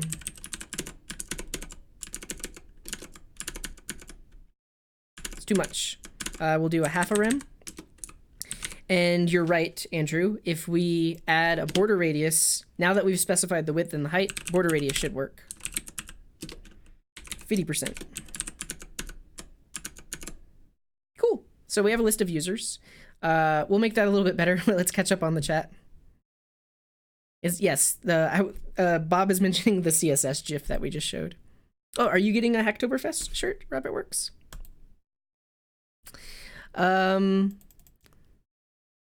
This is true, Andrew, but I don't know if we can because users is already predefined. Like, can you do that? Data users? Yeah, I don't think you can do that because I mean, I could do that, but then it's redeclaring it. I don't think you can do that. We're gonna stick with that. Cool. Hello, just a dead man. I'm doing great. I've been streaming for a little over 3 hours. So we started the stream building the front end for a Feathers client. So I've been making tutorials that are talking about Feathers. Feathers is a framework for building real-time applications and REST APIs. So it's a framework where you can build back-end apps. Typically, you use Express with it. But it's very cool in how it makes you structure your code, and you create these things called services, which can interact with the database, interact with the file system. But ultimately, those services can be exposed as either a REST API or real-time sockets API. So I have videos on my YouTube channel where I was going through the Feathers guide. So if you check out my YouTube channel, there's this Feathers guide playlist. And about a month and a half ago, I did live streams where I recorded these videos and then I edited them down. But basically, we got through the whole guide in those past videos. So this whole getting started up until building a front end. So we started the stream by building this front end, basically following the guide exactly, but I just explained a bit more in depth what's happening. But it was all done with vanilla.js. So what we're doing now is building that same front end, but with Svelte instead. It's not going to be as pretty, but we're really just demonstrating how you can use the Feathers client pretty much in any front-end application and it still works. So that's what we're doing. And yeah, right now we can log in. Here, let's, I don't have a logout button yet. Actually, let's add a logout button. So at the bottom of the aside, let's just add a button that says log out. And I think we'll pass a logout function to this component. Let's say, is it on click? Log out? I need to confirm. I'm fairly new to Svelte. I really just have been looking at the docs. I've done some short videos on it before. Yeah, on click. So when this thing is clicked called logout, logout is going to come as a prop. So we'll say we'll say export const logout. And then we need to pass the logout function. Wait. No, export let logout. And then we need to pass the logout function into the chat component. So if we go to app, we need a logout function, which is actually going to be very easy. Say async function logout, and we'll just await client dot logout. So client is an instance of our Feathers application, and it has all of these things built in, like authenticate, accessing backend services, and we can just call the logout method, which will actually remove the token, log the user out, which in turn should set the user to null, which will show the login form. So now if we pass the logout function down to chat, we'll say logout equals logout. See if it works. Okay, we have a button, we click it, and we're logged out. Cool. So we built this login form. You can log in as a user. You click login. That talks to the Feathers backend, authenticates the user. The user is now logged in. We request all the users in the system and they get listed out. And the next thing we'll do is list the chat messages and then add a box where we can add chats. But that's where we are. We're having fun. And I'll probably only be streaming for like 30 minutes or so more, but it's pretty good. Pretty good. You need to wrap it all in. Does that really work, Andrew? Let's try it. Wrap it all in parentheses. So instead of having const, we have this thing returns an object. We're going to destructure the data property and assign that to users. And then if we wrap it in parentheses, the error goes away. Oh. Okay. And does it work? Sweet. Thanks for the suggestion. I've always wondered how to do that because usually when you're destructuring, you have to either put const or let. So that's good to know. Very good. And thanks for the follow, Just a Dead Man. Welcome to the garden. That's good. Just a Dead Man is new to web dev, learned HTML5 basics, CSS, JavaScript, kind of getting my foot in the door. Any tips or advice for me to step it up to another level? Yeah, I mean, so I don't know how much you know about all of these things, but you might start learning front-end frameworks if you haven't yet. So right now we're using a front-end framework called Svelte. It's fairly new. It's not that popular, but it's very interesting. And what's going on there? But front-end frameworks make it easier to build larger front-end applications. So Svelte is one thing you could use. I build a lot of things with Vue on my stream. And I like Vue the most, but at work I use React, which is okay, but I prefer Vue over it. But all of these are front-end frameworks that allow you to build larger front-end applications. And we have Alkas in the chat. I'm going to get some Alkas in the chat too. If you're an Alka subscriber on Twitch, you can use the Alka emote. There we go. If you're not an Alka subscriber, you can use the exclamation mark Alka command, and at least I'll see the Alka image. Oh, look at all the Alka subs. That's great. Cool. But yeah, in terms of stepping it up, I think learning about front-end frameworks and learning about the concepts in the front-end frameworks is going to allow you to step up your game.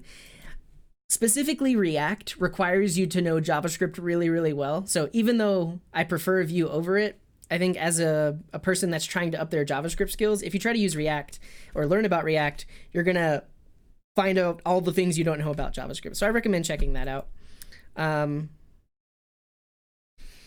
And depending on what kind of JavaScript you learned, you might look into the newer features of JavaScript. So we're doing a lot of that stuff here. So we have these things like, well, async await, that's like ES 2016 or 2017. We're doing destructuring, that's ES 2015. We're doing the spread operator, that's ES 2015. All of these things are like newer in JavaScript. So depending on where you learn JavaScript, you might not have learned the newer syntax or the newer stuff. So if you just look up ES6, I think there's like an ES6 guide somewhere. ES6 for humans. There's like Udemy tutorials as well, but basically learning about the newer syntax in JavaScript and diving a bit deeper there, but yeah. Yeah, and typically front-end devs these days are using front-end frameworks. So yeah, it depends. There are some that aren't, but it's definitely a good skill to have. +1 for DuckDuckGo. Yeah, that's my search engine that I use.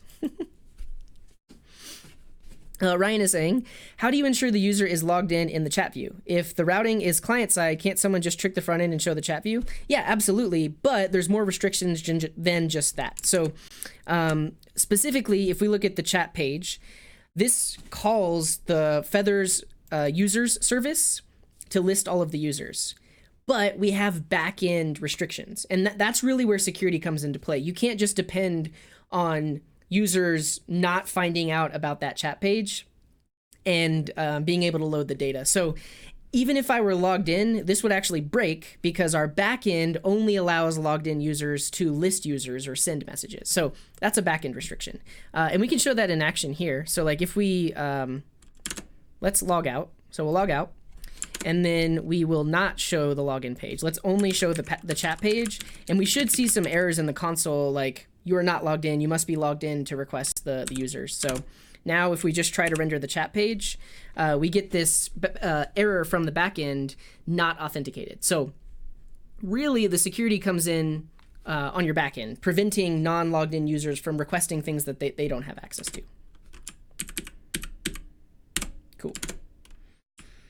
And so we have that, and if we log in, works. Cool. Hopefully that helps, Ryan. Hello, Terminal. Welcome. Yeah, look at all the alkas. Pretty good. Oh, how did I say pretty good? I don't even remember how I said pretty good, but yeah. Alka's in the chat. This is great. Alka. Munchmal says React. Yeah, React is okay. Alcohol. There we go. Can I create the virtual DOM from zero? That would be really fun, but yeah, I can do anything. I mean, but I've done something similar when I was just like messing around with code, where basically really all the virtual DOM is like a JavaScript representation of the HTML elements on the page. And then you have things like the resolution algorithm that takes the snapshot of the virtual DOM, the latest virtual DOM, and then figures out what changes need to be made to the actual DOM to update it. But that would be fun to write from scratch. Yes. And you're welcome, Ryan. Hopefully that helped. If you do take a look at this playlist, this basically right now all the videos in this playlist are pretty much just back-end focused. And so it shows how we add authentication to the backend, how we can add hooks to lock down certain routes and only allow logged in users to request those routes. So you can check those out. Alka party. Oh, what emoji is that? Or emote? It's pretty sweet. Okay. Yes, so we're listing users on the left-hand side. We have our logout button. Alcohol. Let's add some styling here. Let's give this a class of user list. And let's say the user list has some padding, like 1 rem. That's a little bit nicer. And then let's say the button inside of the user list has some margin on it.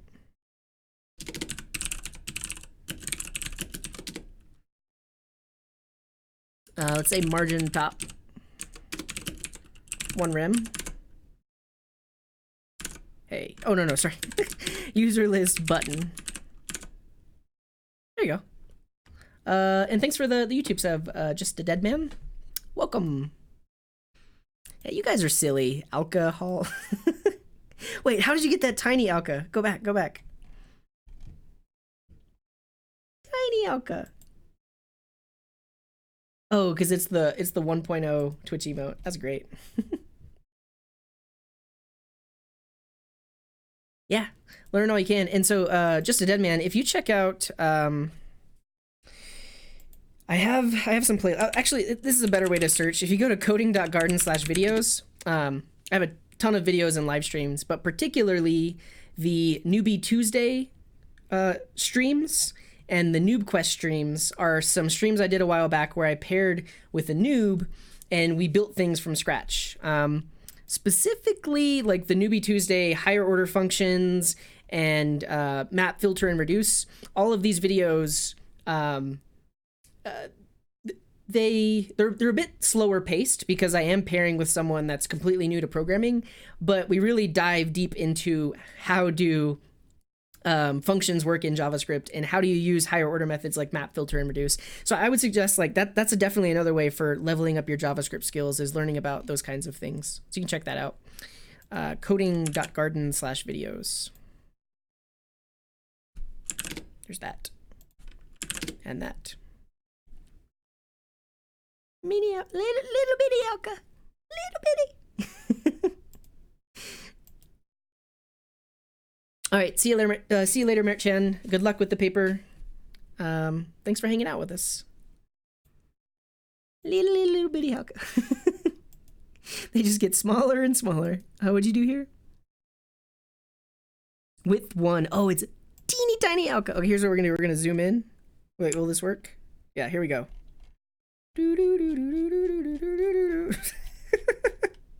There's Alka. He's a little pixel. That's good. Pikachu! Welcome, Pikachu. We're just here building a Svelte app. We have a FeathersJS backend, and right now we are about to list all the messages on the page, so that's going to be fun. See you later, Rabbitworks. Thanks for tuning in. And thanks for the follow, Graffiti. Pikachu! Alka, where did you get all those Pikachu emotes? Like the jazz shrug and the other ones? Those are really cool. That's a really big Alka. Okay, so we have our page. We have the users on the left-hand side.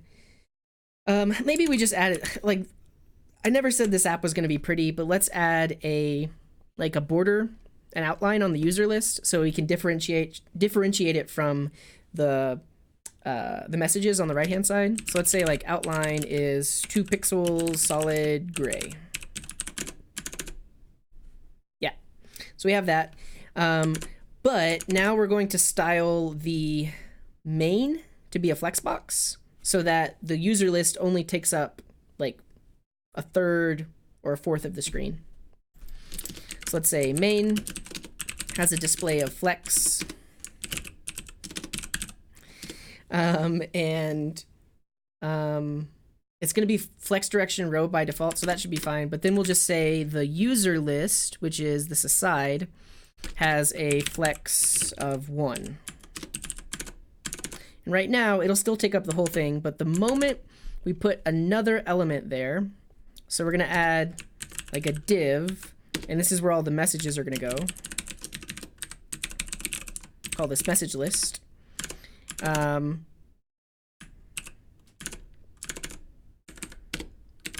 guess we'll add a div in that.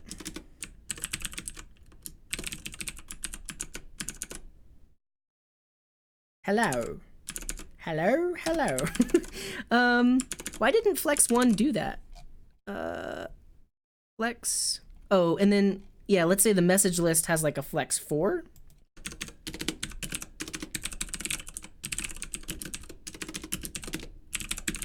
So it should take up more space?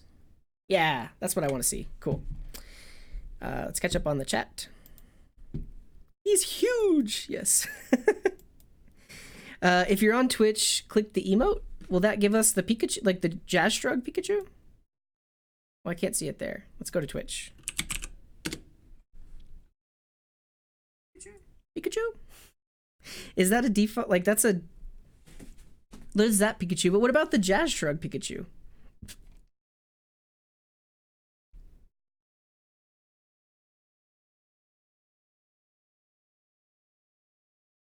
Yeah, I'm interested in the the Jazz Shrug Pikachu. Nano Elka. Does the chat manager have a max width? It sets a max width on the message container of 100%. So yeah, you can't go outside of that. Big Alka from being a permanent subscriber on Jazzy on Twitch. Oh, okay, I see. Thank you, BitMonkey. People were mentioning my hairstyle earlier, but I like this. It's easy to maintain. I can just wrap it up. I don't got to worry about it. Click me. Are you sure about that? Or you mean click it on Twitch? Oh, actually click the emote on Twitch? Try again. Send it again. See you later, Benjamin. Thanks for tuning in. Have a good night. Oh, very good. I didn't even know you could do that on Twitch. That's awesome. Cool. Hello, Loba Loba. Welcome to the stream. Nothing much here. We are building a front end with Svelte. We built the back end with Feathers. Now we're building it with Svelte. Okay, so we got the users on the left-hand side. We're going to show all the messages on the right-hand side. So let's do this. Yeah, so we have the message list. I think also at the bottom, we're going to have a form. And that's where the user can add a new message. So we'll have like an input. Name is going to be message. I think that's about it. And then we'll have a button for submitting the message. Send message. And then this div will have a class of messages. And we're going to put all the messages in there. Let's see what we get. Cool. I want the form to be all the way at the bottom of the message list. So let's also give the message list an outline. Yep. And then message list. Message list will be a display flex. Yes. Display flex. It will have a flex direction of column, so it goes up and down. And then justify content space between. No.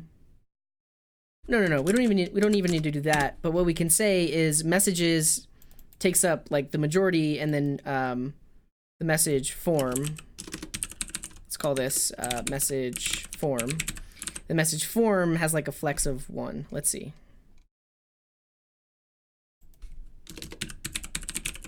Message form, flex of 1, and the messages flex of like 5.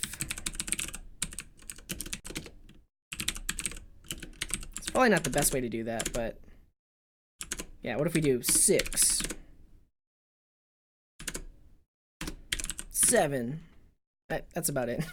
We'll fix that in a second. Yep, so if you look, the streams might not be on Twitch anymore, but on my YouTube channel, I've been gradually making this live chat manager for a while. It embeds YouTube chats and Twitch chats, and it tries to detect when people say hello. When there are follows, those show up there. I can save a message as a question, and then I can get back to it later if I need to. And then I can acknowledge a message by clicking that button. And the right-hand side is like real-time messages. So it seems to work. When will I add Discord? I don't know if I'm going to add Discord. I feel like the live chat channel does not get messages that often. So, yeah. Hey, Stippo. Today I have my first competition in programming because you encouraged me to learn to code. That's awesome. Glad to hear it. Yeah, I don't know if I'm going to add Discord. Mainly, yeah, like I said, there aren't that many live chat messages. It would if I had it. That's true. But that's just one more source of messages. I could add Telegram. I thought of, like, I was just looking into Mixer today. Maybe I could stream on Mixer too and get the messages from there. Terminal is saying, I've been out of the front end for a while. Catching up on everything new is daunting, even for a seasoned veteran. Good to see you futzing the flex properties like I am. Yeah. And Flexbox might not be the best use case for this. You know what? It's not. I'm going to say that. We're going to say the message list.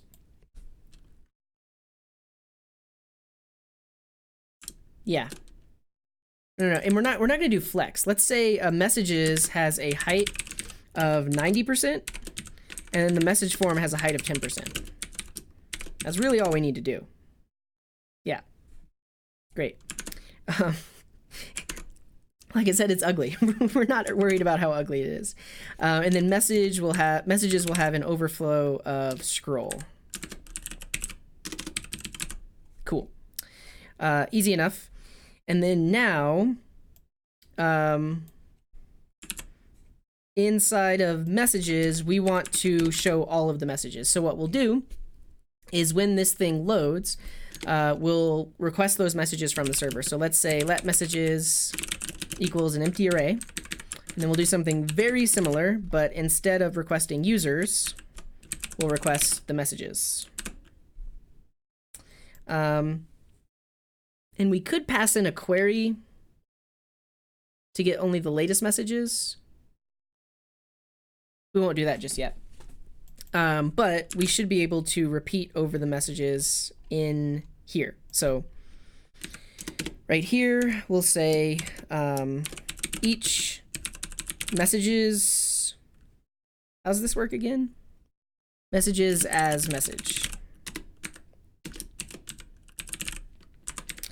And then we'll need a div with a class of message. And this is where we'll display the user, and then their message will be to the right of that. So this will be message.text, and this is going to be message.user.avatar.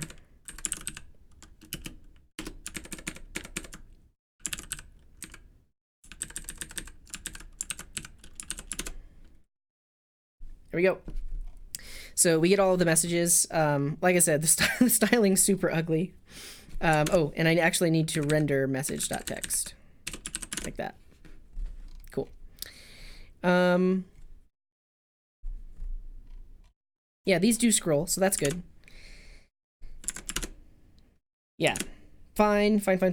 And then we really just need to listen for when new messages get added and then push them into the messages array. So we will say client.service messages.on created. That's going to give us the message, and we just need to push it into the array. So we'll say messages.push message. And then we need to do a very similar thing for when new users get added to the system. So we're going to listen for the user service on created. We get a user, and we're going to say users.push user. Cool. Last thing we need is to make this form work. For this, we can do the submit thing. So we'll say on submit prevent default. And we're going to call the add message function. And we're going to bind this input to a variable so that way we can get the text that they entered in. So here we'll say bind value to be a new message. So we'll say let new message starts off as the empty string. That bind is going to update it under the hood. And then we need this function add message, which will use that message to create the message. We'll make this async. We need to talk to our messages service to create a new message. So we'll say await service.messages.create, pass in an object. The text is going to be the new message. And then we set new message to the empty string. That should do it. I broke it. Oh, no, I didn't. Okay, let's try it. Hello, friends. Send message. And does it show up?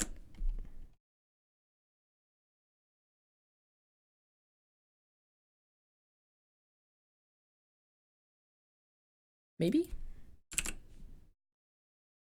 Oh, there it is. Did this work? No, it didn't. Okay, then that means this is not working. So message on created. Let's just make sure that this is getting called. So when a new message is created, do we actually see that message logged to the console? Test. Yep. So that should work.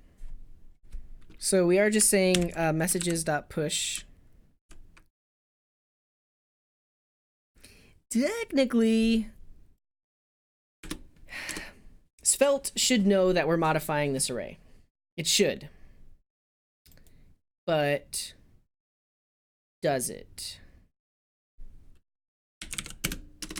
I could set this as a listened. Let's see what this is doing. Has no effect outside of top level. Really?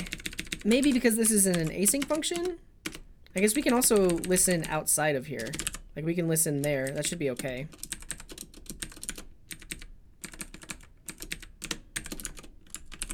Let's see.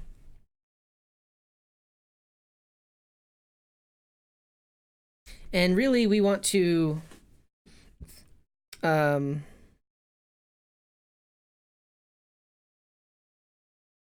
you know what? These aren't in created order. That's why. It might actually be working. Test. Send message. Oh, wait. Okay. Very unique message. Send message. Is it there? No, so Svelte, absolutely you can modify an array. But because this isn't a callback, maybe that's why? We'll have to look. But let's catch up on the chat, because I saw lots of chats come in. Boyan is saying, today I had a job interview. The company owns a sauna and a nap room and a game room and pools. I think I would work for free. That's the thing. Like a lot of, not necessarily startups, but companies try to make themselves very attractive to, I don't know, like young people so that they want to work there and they want to stay there and work over hours and stuff like that. But yeah, do everything, be in everything. When am I going to add email? Is the real, like email into this chat manager? No way. And add Slack too, and the Matrix. As far as I know, emotes are not Unicode. Emotes are actual images. Emojis are Unicode. I'm using VS Code, but I am using the SETI Black theme, which is actually created by Bob's Paradox, who's in the chat right now. But yeah, this is just VS Code.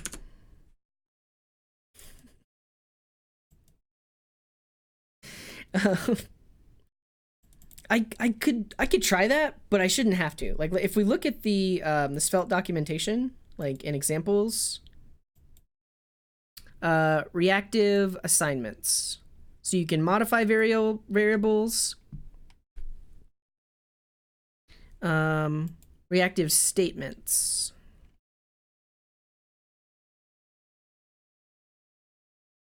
Bindings, life cycle.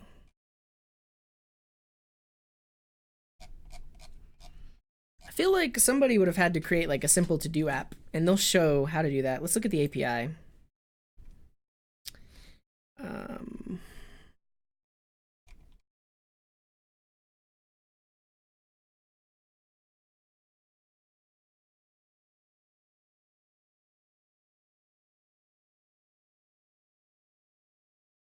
Runtime.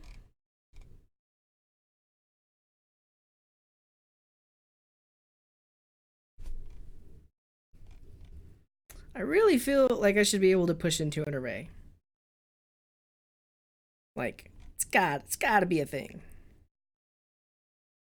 Here, I'll do what Andrew was suggesting. So we'll say messages equals spread messages and put the message in there. But I don't like it. That like defeats the purpose of Svelte. Hello, wow, whoa, 1, 2, 3. Send message, and it does show up. So that's interesting, but this is like some React stuff, right? This is like we're creating a copy of the array and reassigning it. We should be able to push in. I'm missing something. Let's just search the web. Svelte push into array.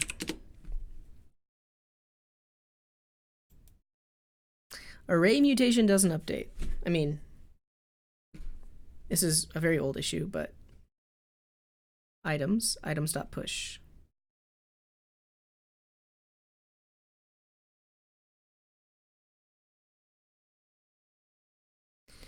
Oh, wow. You can use that. This will trigger an update. Oh, I hate it. I don't want to do that, but I think I can do this. Messages equals messages, which will trigger an update. That's the weirdest thing ever. 1, 2, 3. Hello. 1, 2, 3. Wow. Hello. 1, 2, 3. Send message, and that works. See? So we just somehow needed to alert Svelte that messages has changed. I really don't like this. Really don't like it. Easy syntax to indicate a method mutates.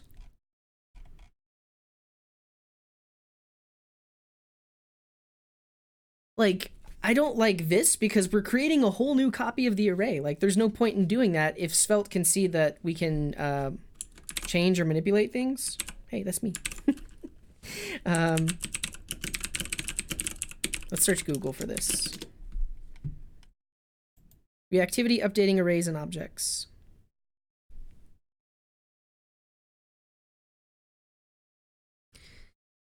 Yeah, so one way to fix that is to add an assignment that would otherwise be redundant. But there's a more idiomatic solution. No, this is creating a whole copy of the thing. That's more memory. I don't like that. Assignments to properties of arrays work the same way. So technically this would work too. So we could say messages at messages.length.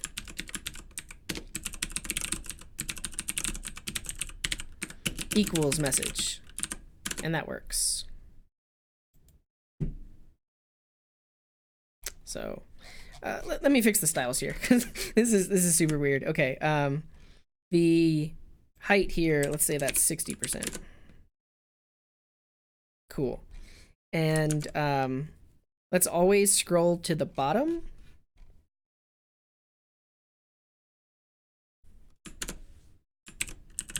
Svelte. Scroll to bottom. How to do window scroll in Svelte. Oh, no. Don't want to do that.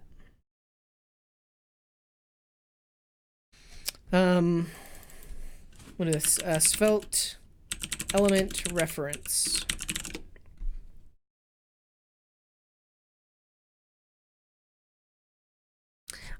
If I remember right, I think I can just do something like this. So we want to scroll the messages. I think I can do bind this to be messages.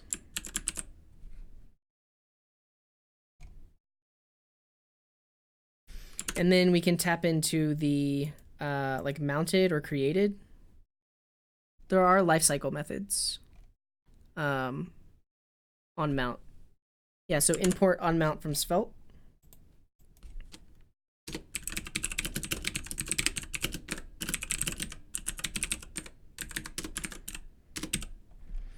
And really, we should do our setup stuff in onMount. Let's take a quick stretch. Ooh.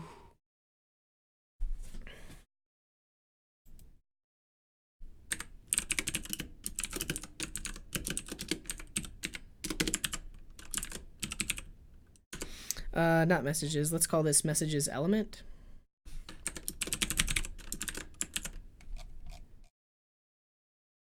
So on mount, we're going to log the messages element, and on mount, we're going to do the stuff that we were doing in setup, which is calling the services. So we don't need that function anymore. Yeah, and we'll do the same thing with users.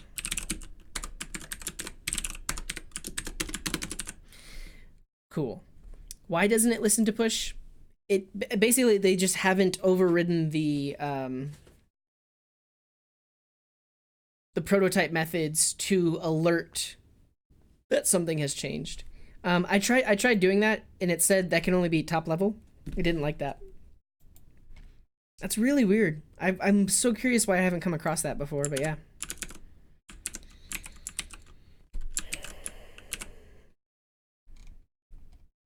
Function is not a function. What? Oh, wait, am I doing the mounted on mount thing wrong? Let's close that. Close that. Close, close, close.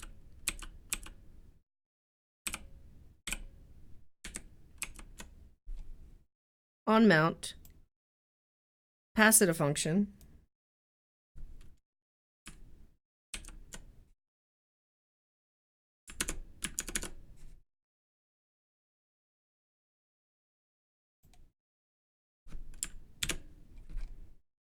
Is that what's breaking?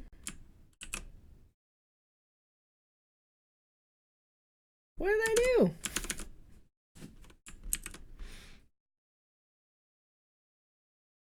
Oh, you know, I mean, it's probably just this weird binding thing. Oh, messages element is not declared. Oh, that did it. Okay. And that is how you get a reference to an element. Cool. So basically what I did was on the element in the template, I say bind this to that variable, and then now in the mounted function, we have actually access to that. But I don't want to do it in mounted.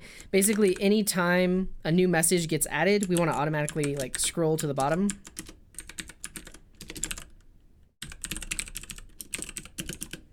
I'm going to look back at how we did that in the, well, I'll look at the Feathers guide to see how we do that for the front end.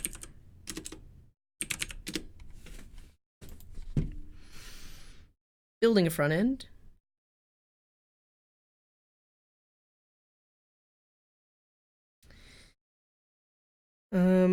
So when a new message gets added, where is that? Here we go. Scroll top equals scroll height minus height. And then now this is the messages element.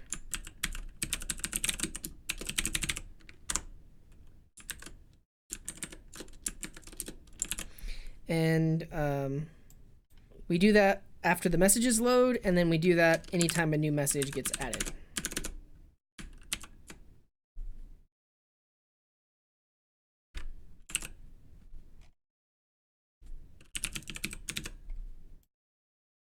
Hello? Is it me you're looking for? That's not quite working. Like it gets added, but not all the way. Yeah. Cool. Yeah, so I'll explain this $sign thing. But yeah. Yeah, Suprome had it right. So Svelte just isn't reacting to array.push, which I think is lame. Like why? Like they're already doing a bunch of other stuff. Why can't they just react to array push? The message container needs a max height. I like that. Okay. Really, we should have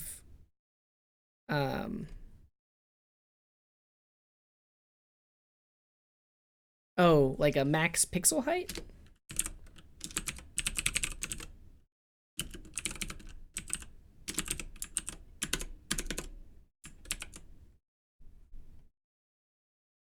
That's why it didn't scroll though. Oh, you know why? Like, we're setting the data. We need some sort of like, I wonder if there's like an on next tick in Svelte. Basically, we want to do it. Yeah, so we want to do it after the DOM has been updated. Let's see. Tick. Returns a promise that resolves once any pending state changes have been applied. Yeah, so that's actually what I want. So this is going to overwrite the data. The UI will update, and then we can then we'll scroll the UI. So let's also import tick, and then we will. Oh wait, tick. And so now when the messages load, it scrolls to the bottom. Wowee! Send message. So we have to do a similar thing. We need to wait for the DOM to update and then scroll to the bottom. We'll make this an async method. Yeah, there's a ton of style fixes that I need to do. And you know what I might do? What if I started a Visual Studio Code live share where anyone watching could update things?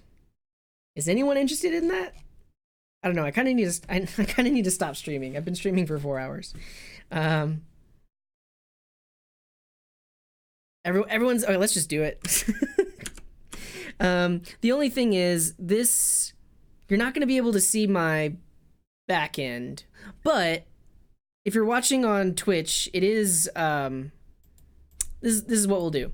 You're only going to be able to see the code. You're not going to be able to run it. So let's do it. I'm going to hide my screen for a second just in case anything weird happens.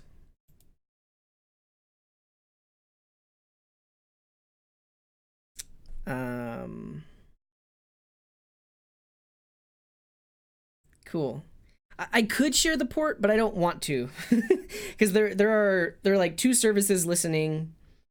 You potentially would see my environment variables, so I'm only going to share the front end, and I will keep the front end open, and you will be allowed to edit the code. And when you save it, it should auto refresh. So that started a live share. All right, this could get weird. I'm only going to share it on. Oh, I'll share it on both. I'll share it on both. Here you go. All right, this could get weird.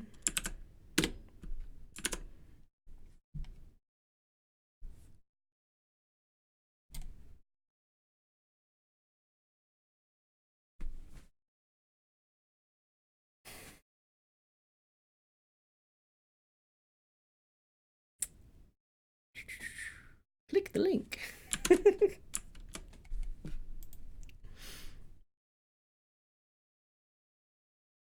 What did CO do? I don't know what that means. Can I add telepathy to the chat client? UTwitface is here. I think that's Andrew. So let's follow him. Let's see where he is. It's not currently editing anything.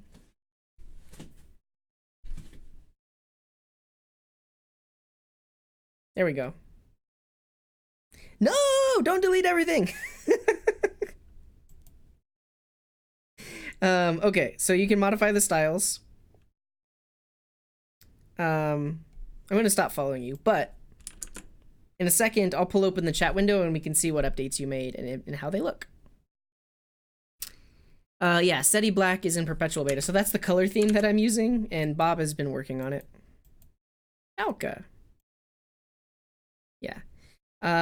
Yeah, so Terminal asked, what does the $sign do in Svelte? It basically is a label, and it tells the Svelte compiler that that expression should rerun if any of its dependencies change. So if you want to, it's very similar to like computed properties in Vue, where let's say you have an array that you want to filter, but you want to filter it whenever the search input changes, you would put that filter expression, you would put the $sign in front of it, and now that filter expression is going to run every time either the search value changes or the array that you're filtering over changes. So yeah. Yeah, Daniel is saying the padding's too close. I think you guys can fix it. All right. Any updates? We've got Daniel Garden. We've got Morning Sage. Where are you all? Okay. So on messages, we're giving it a padding of 1.5 rem. Okay, yeah, so that added like the padding here. That's good. I like that. Let's see what Daniel Garden is doing.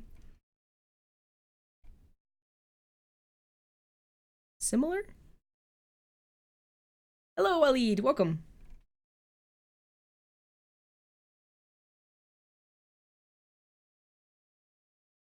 All right, so width 100% on the form input.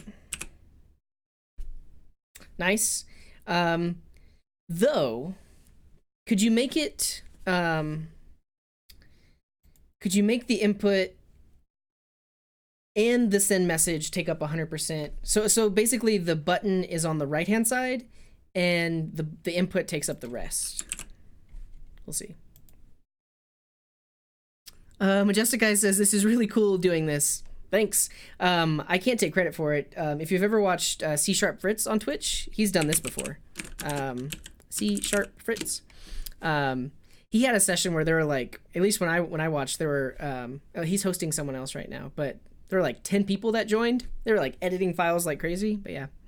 And then when Alka was on the stream, we used this to collab. Morning Sage is saying they're using Visual Studio Enterprise. That's pretty interesting. Hey, that's pretty good. Maybe if we just center it.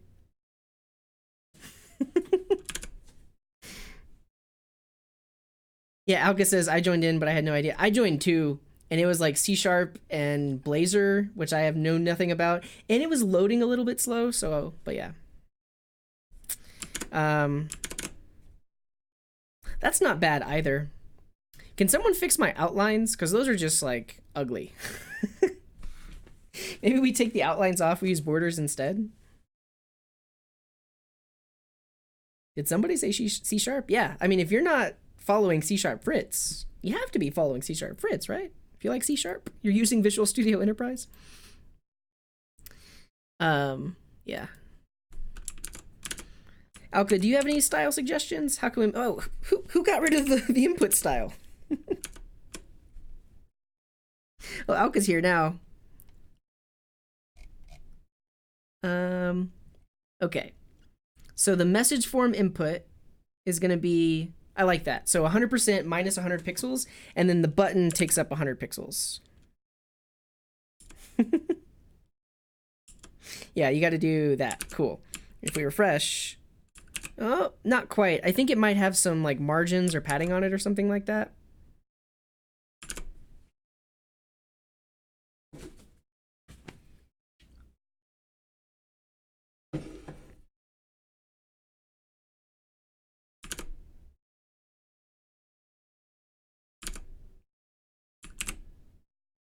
Box sizing border box. Save that. Fresh. Whoa, something happened. Someone's modifying the font size of the entire thing.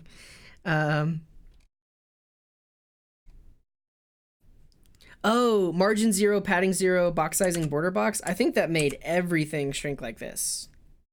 So that's a thing. I mean, there's nothing wrong with that, but yeah, let's see. Yeah, now it's somewhat back to normal.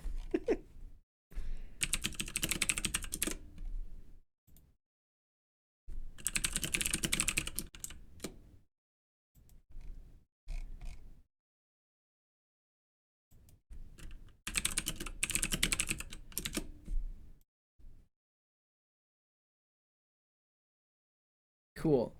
These messages are completely out of order. I need to change the client-side query. So if we look in here, yeah, I actually need this query on the find of the messages so that they come in order, and then we reverse them.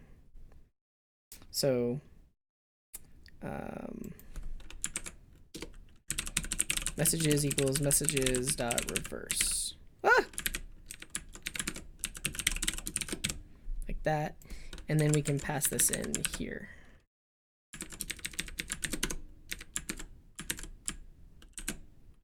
Cool. There we go. Now the messages should show in the created order. Here's my break timer.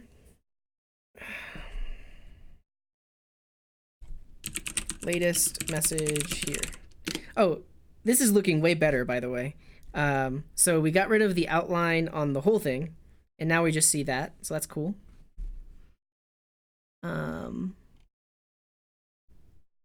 This is looking better. I think if we center the form and it just has some spacing on the edges, that's totally fine.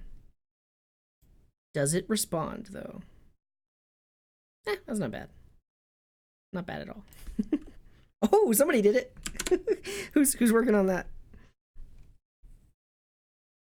We got Daniel and is it UTwitFace or yeah, UTwitFace.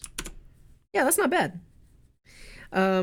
We might want to add a little bit of padding on the left or margin on the left.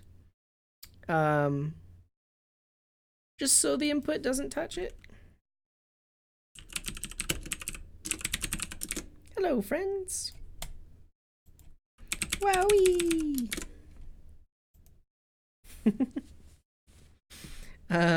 If I log out, okay, that still looks okay. I'm gonna log in with GitHub because now I'll be a different user. Whoa. Send message. Yeah, and that's me. Cool. I think one thing I'll do in the user list is if there is no avatar, don't even try to display an image. So if user.avatar, display the image. Yeah, so that got rid of like weird issues happening over there.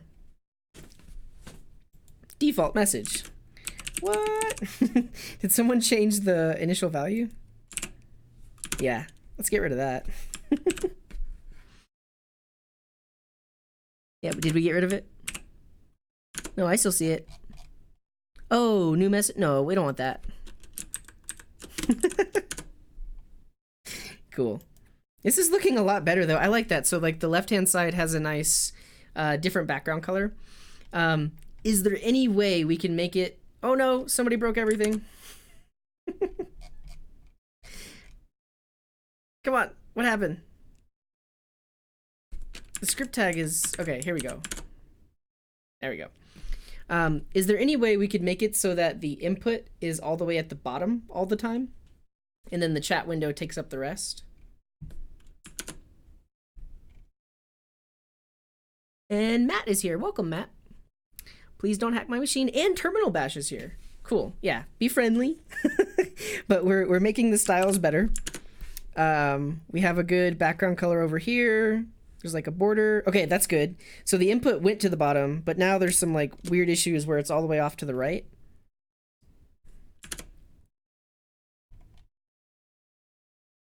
Let's see.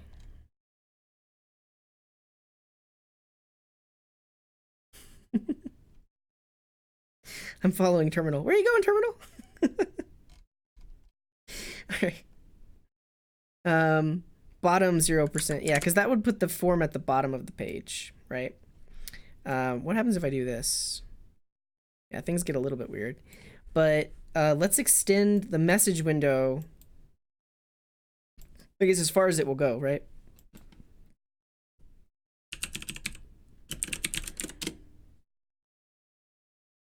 This is great. I don't even have to code. Everyone's doing the coding for me.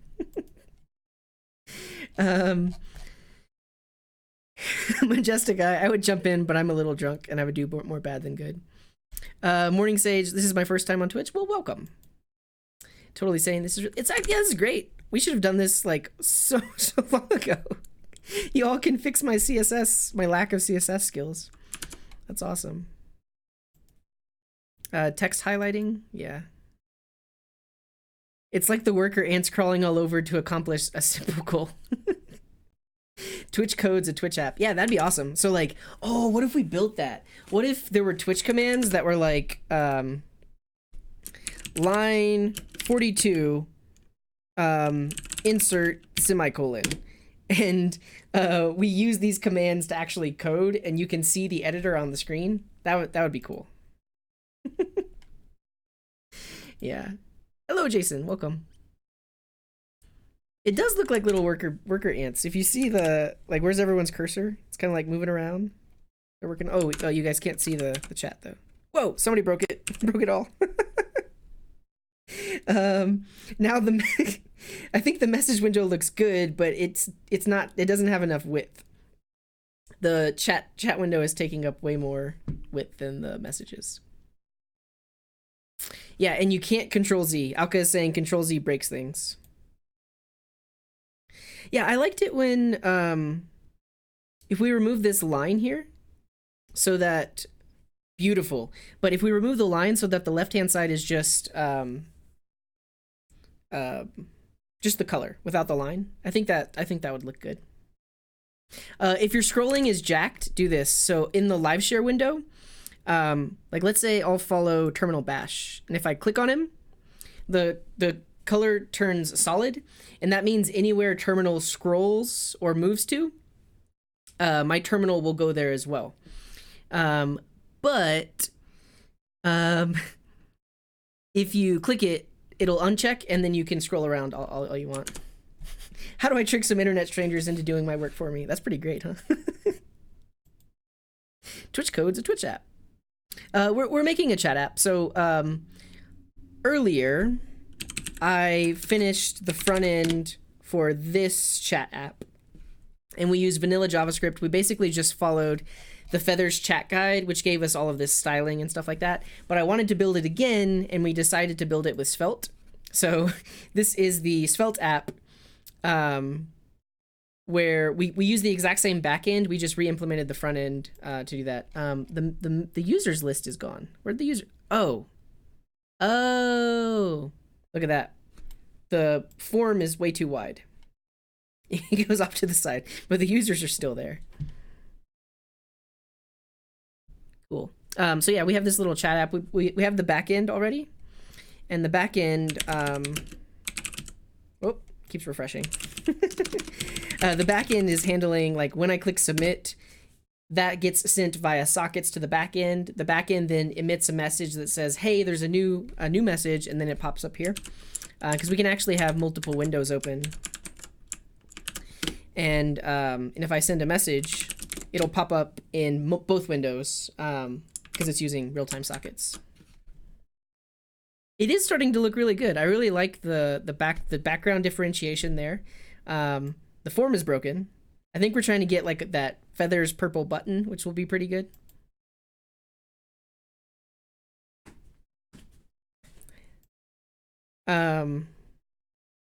Ooh, like white text. I like it. I like it. Morning Sage says, "I loathe front-end dev. It's fun watching you guys, but I'm a back-end dev through and through." Yep. Okay, that's way better. Yeah, this is awesome. So we got our chat there. Oh no, okay. Hello world. Send message. Cool. And if I log out, okay, so don't forget the login component. I guess once you have those login styles, we can apply them to the buttons on the login page.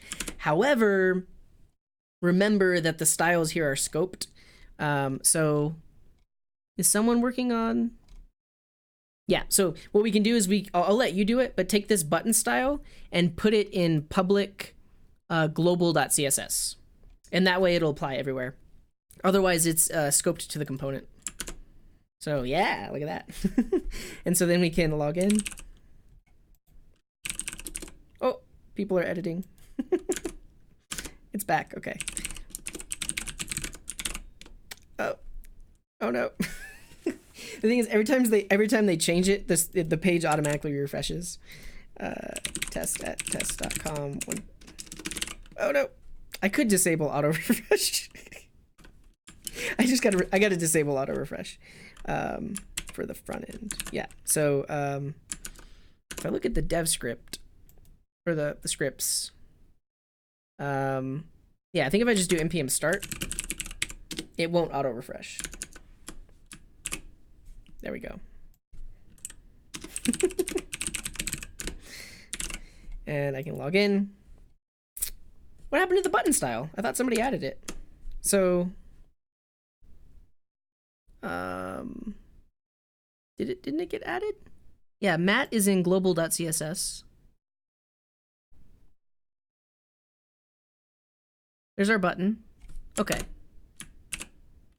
Oh, but if there are button styles in the, that's so unfortunate. Yeah, because if you look in chat, if button is being styled, then that would override it. Yeah, like user list button. I don't know. Let's see.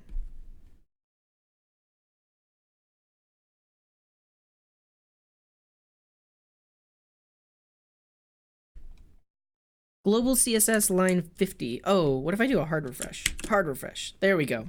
Sorry. False alarm. But if I log out, yeah, this is looking decent.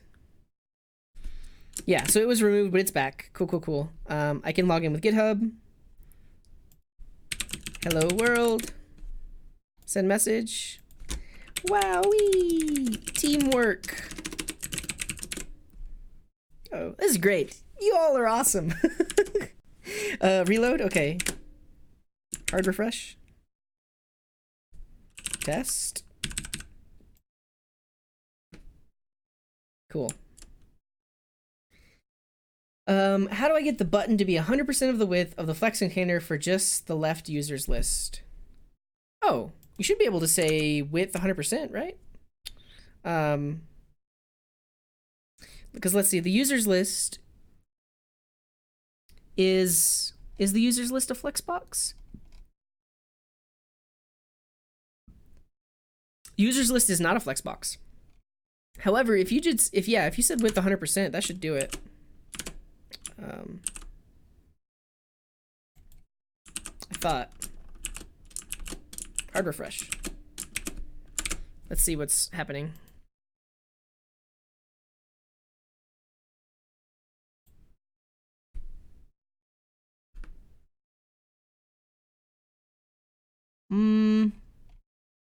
I should probably turn hot reloading back on, because...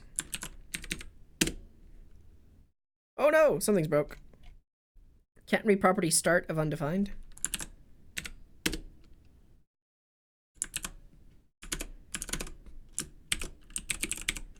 Start.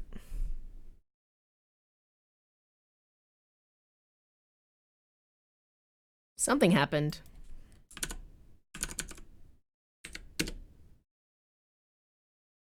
There we go. There we go. So yeah, the login button looks good now.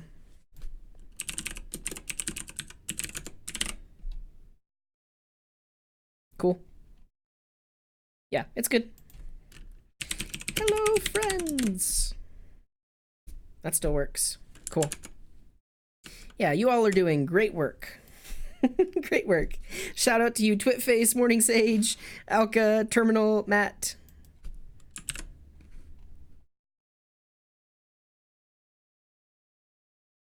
Cool. Is there anything else that we're working on? Let's see.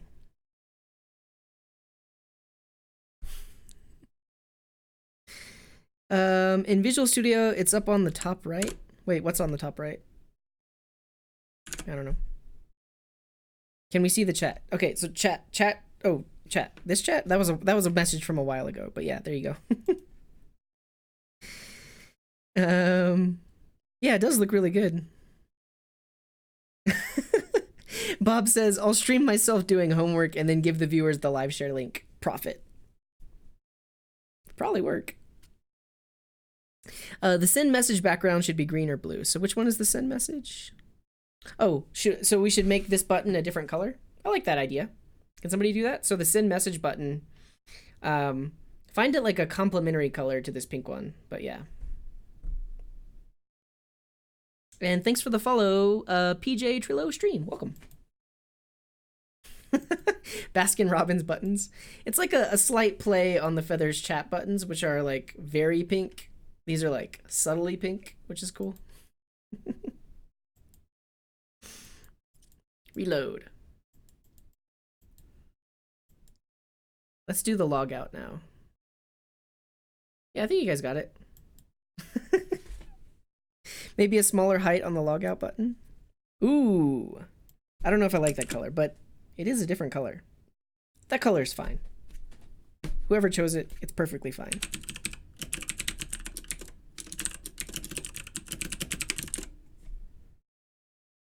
Cool. There's my break timer. All right.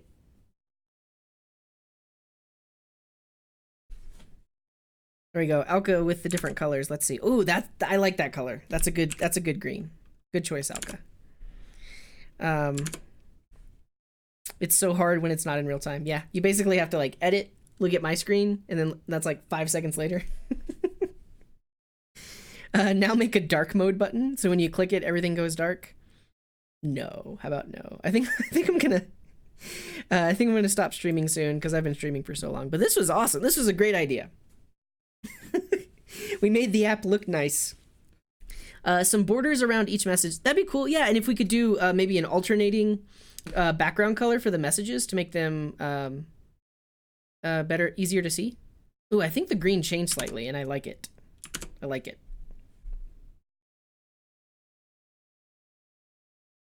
Upguard is me joining. Oh, welcome, Upguard. There we go.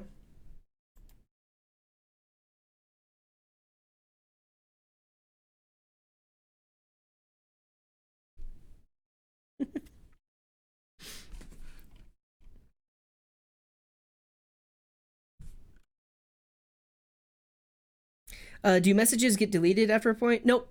The messages just keep on rolling in. So you could do it with CSS. You could do it on the message class, I think. Yeah, class message. I don't even know if I use that, but if you target the message class, that should do it.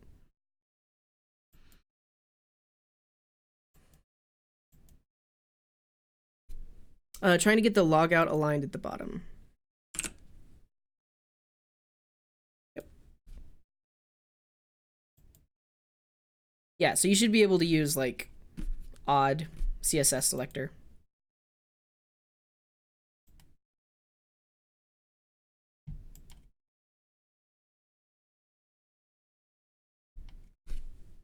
Hey! It's red. It looks like they have some margin. Maybe if we make it padding instead of margin, that way the background color will fill.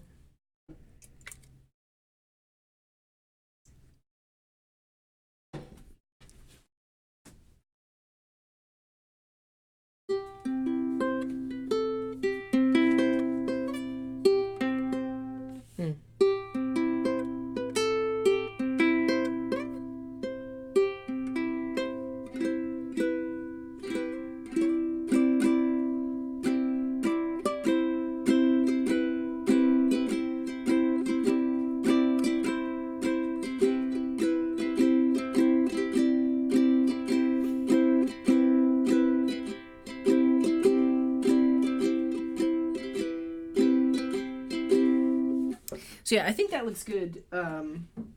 But the message container actually has padding on it. So there's that where that like white space is coming in. I think it might make sense to remove the padding on the message container and then just have padding on the message elements themselves. I think that would make sense. Yeah. And thanks for the YouTube sub, Luis. When CJ is tired, he grabs the closest instrument and strums. Yeah. If no one else does it, I'm going to. On the message list, or just messages. Yeah, I'm gonna get rid of the padding on messages. Yeah, so it does that.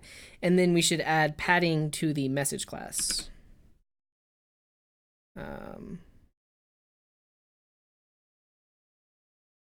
Is there? Yeah, I guess there's no style for a message.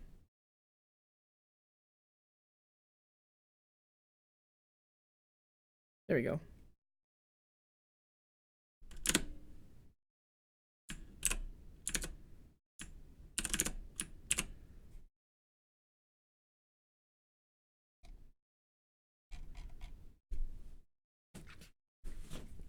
It's not bad, but now that I remove that padding, it's kind of blending in with the users list on the left.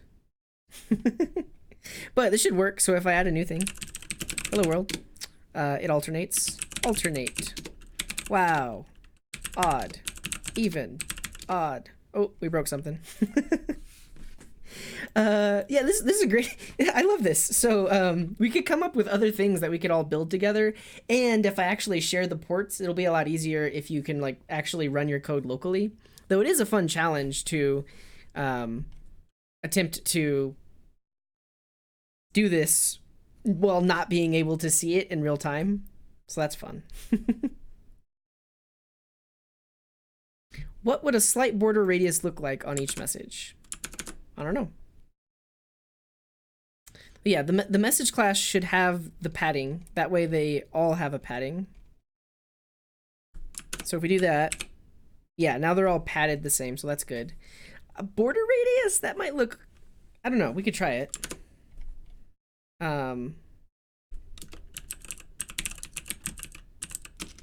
Border radius 10 pixels.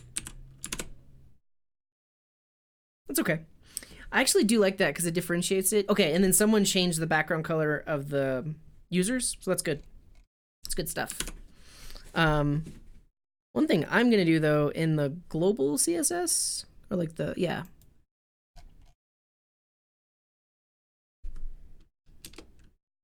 Oh, I see. This has a default padding of 8 pixels. I don't like that. There we go. Wait.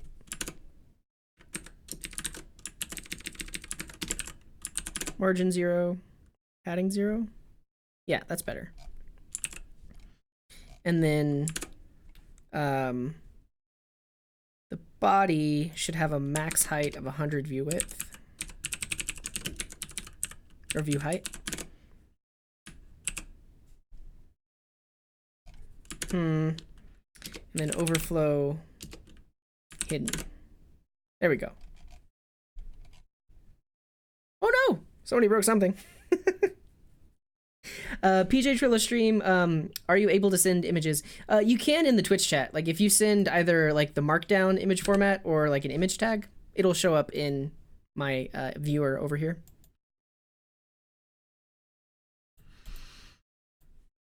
Somebody broke it. What'd you break? Okay, there we go. This is looking great, by the way. So I can log out. We'll log in with GitHub. We're in. We're in. Beautiful. Just beautiful. Oh, what happened? Did somebody get rid of my overflow? Hey, put that back. Max height, 100 view height. Maybe if you did max height, 100 view height, then that would probably fix it, but. Oh, it came back. It didn't fix it. I think we need overflow hidden. Cool. The alternating message backgrounds are still there. It's just slight. Ooh, beautiful suggestion. We have bold color for the user names. That's pretty cool. Bojan is the product manager. He has a request. What is the blank space under the input message? Please remove that. Yeah, so if we could, if possible, can we make the message list take up all of the space and then the input form is only on the bottom? You think the user list is adding the scroll bar? It's okay now though, because like this has a scroll, and then, I mean, we don't have enough users to show the scroll on the left-hand side, but yeah. This log out button won't align to the bottom. Let's see what we're trying. So we're in chat. We should be styling, I guess, the message form, but I guess the div class messages, how is that styled? Height, 60%. Oh, well, that has a max height. We definitely want to get rid of this, right?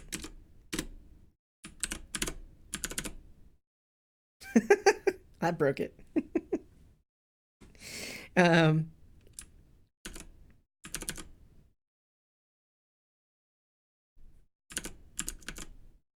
Yeah, so that's better. So no, I think we should do that. Get rid of the position fixed. Basically, we just need the messages list to fill the available space. I like that.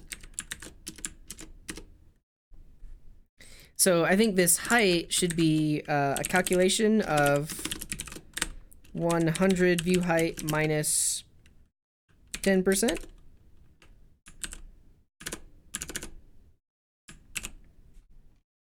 Why is that? Whoa, somebody did something weird to the lockout button.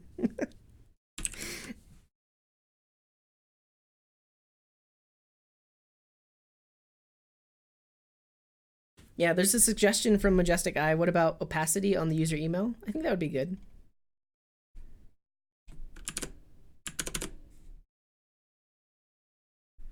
Don't change the logout button. It's perfect now. It does look good. That's a good logout button.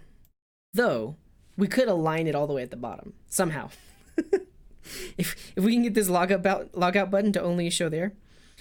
This is not half bad either. What if we have the input box like this, and then the send message button is on the far right? That would be okay. I'd be okay with that.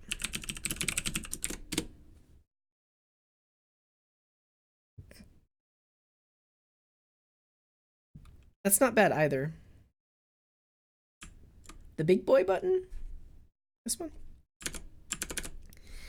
Why? Messages height 60% is not doing it.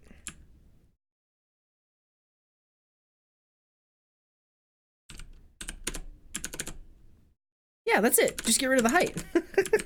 I solved it. So, because it has a flex grow of 1, it fills the space, and then now we have this. Hello! Wowee! Cool! Beans!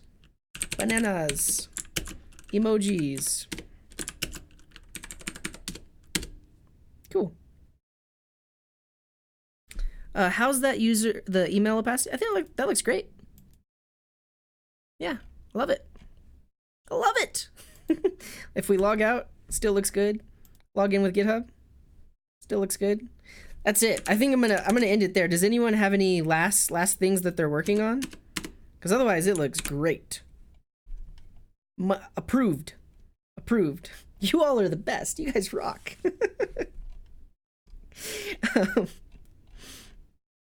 We did it. Oh, Alka's trying to get the logout to the bottom. Bye. Oh, goodbye. Get rid of that script alert. I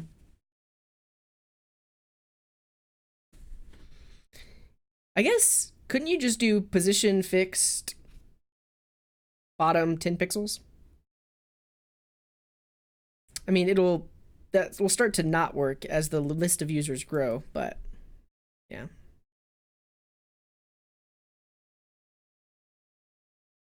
No, that's awful. We should be able to do the flex grow thing too then, right? So very similar to how we have on the left-hand side, we have the user list. No, sorry. Message list has a display of flex, and then messages has a flex grow of 1. So if we gave the user list needs a flex grow over 1, so it fills the whole space, which would push the logout button to the bottom, right? Well, let's see what this does. Yeah, see, that does that. So give the user list a flex grow of 1, and then the logout button will be all the way at the bottom because the flex grow says to fill the space. Thanks for the follow, Ferret Fire. Position absolute bottom 0. Yeah, everyone said they don't like that. All right, who's working on it? You got terminal bash.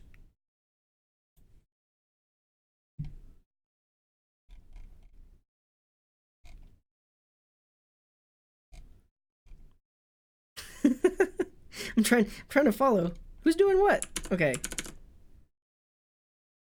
Is somebody gonna do it? Can you inspect the user list to see how tall it is? Yep. Well, the thing is, the user list can grow. Like, as more users get added to the system, it's just gonna be more and more. But yes, so oh, no. I see. It's because the button is inside of the user list. So we need to do users. Wait, no. and then the logout button is inside of users. That's the mistake. Logout button should be outside of the users div, and then user list display flex users flex grow 1. Keeps refreshing, but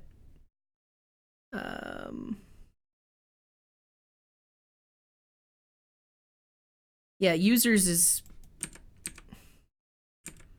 282 pixels. Oh, we did it. We did it. It's a little too far though. If you give it some margin bottom, and then we're good. We're golden. You did it, terminal. Congrats. Give it some margin bottom though, so it's a little bit off the top. Yeah, so if you, basically this needed its own container so that it could flex grow, and then this could just be pushed to the bottom. Oh, verify that it reaches the bottom? Yeah, I think it did. That was really hard to see. It kept refreshing, but let's see.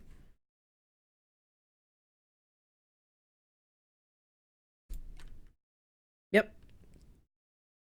We've got our user list, then our logout button.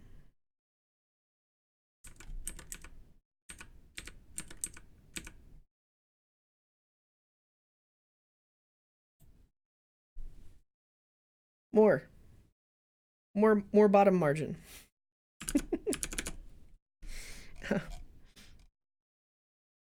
Now, how does it work with the iPhone display? All bets are off. I think that's good. It doesn't quite line up with send message, but I think it's okay. Oh, the uptime command is disabled. I've been live for 4 hours and 42 minutes. Yeah, if we choose mobile view, it's gonna be really ugly because like this doesn't adjust. We'd have to think about like on mobile, what do? Do we stack these two things? I don't know, but right now it just looks like that, which isn't the best. But we're not gonna worry about that. It looks good. Looks great. Pat yourselves on the back. Everyone watching that did not join, please congratulate and thank everyone for joining in the live share and making this thing look decent. I appreciate each and every one of you. What did you break? What did you break? What's happening? Are we adding media queries? What's going on? Cool. But you Twitface, Morning Sage, Alka, Terminal, Upguard, I appreciate you all. Fix it to mic this. No, it's fine. It's fine. It's fine where it is. All right. You all are the best. Good game. GG. Beautiful. Thanks for the follow, Ferret Fire, if I didn't mention it, but thank you. Cool. Pranjal is saying, is there any way we can achieve dependency injection in node.js? Yeah, it's possible. And I think there's that new backend framework called, not Next.js. What is it? Everyone was telling me to use it. I forget what it's called. What's that new like Node.js? It's built on TypeScript.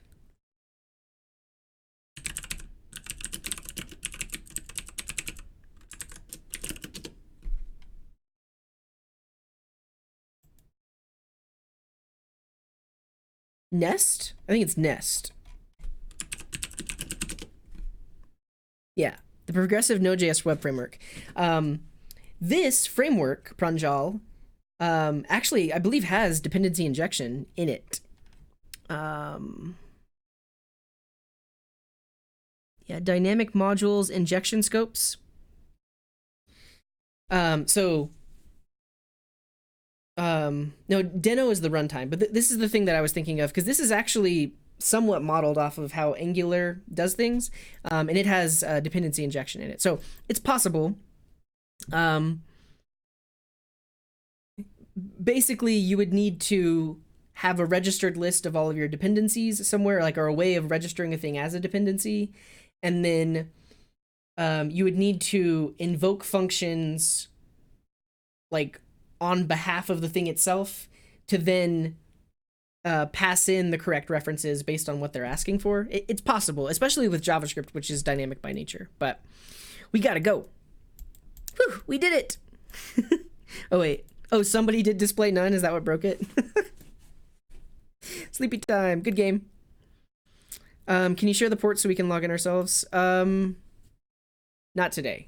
But future stream, I'll update the backend to use Mongo instead of NeDB, and then I'll be able to deploy it. And yeah, anybody can log in and view it and stuff like that. Cool. I appreciate you all. I'm going to end the live share now. Thanks for tuning in. Awesome. Cool. I guess we'll see. Is there anyone streaming that we should raid? Do I have a coding garden flyer I can pin to a corkboard in a high traffic area at your school? No. That's hilarious. No, but you could always write coding garden on a piece of paper and put it up. All right, later everyone. We're gonna raid someone. Don't leave just yet. We're gonna raid. I mean, if it's bedtime, you can go to bed, but let's find someone to raid. Actually, we'll do it over here. Yeah. It's 1 a.m. It's 11 p.m. where I am. Is Ninja Bunny still live? Oh, is she about to raid someone? Alka, have you been watching Ninja Bunny? Is she going to be live for much longer? Let's see.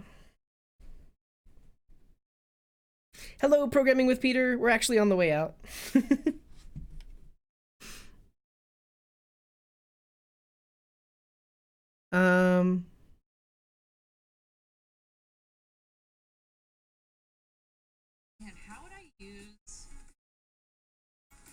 Okay, we'll raid Ninja Bunny. I don't know if I can do that. Let me catch up with my notes really quick,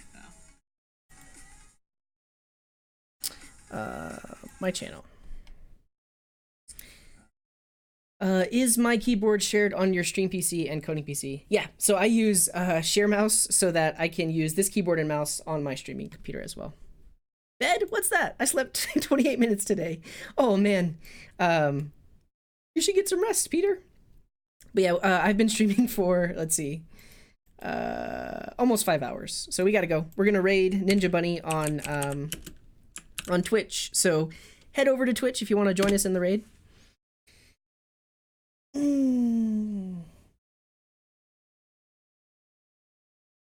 Cool. And while that's readying up, I'm going to prepare the credits. Streamlabs. Twitchception. Oh, that's true. Oh, look at that. It's Twitch inside Twitch inside Twitch inside Twitch. Awesome.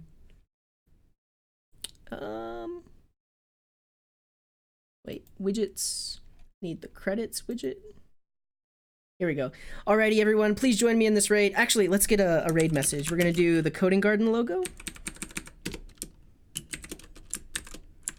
followed by a heart, followed by a Coding Garden logo.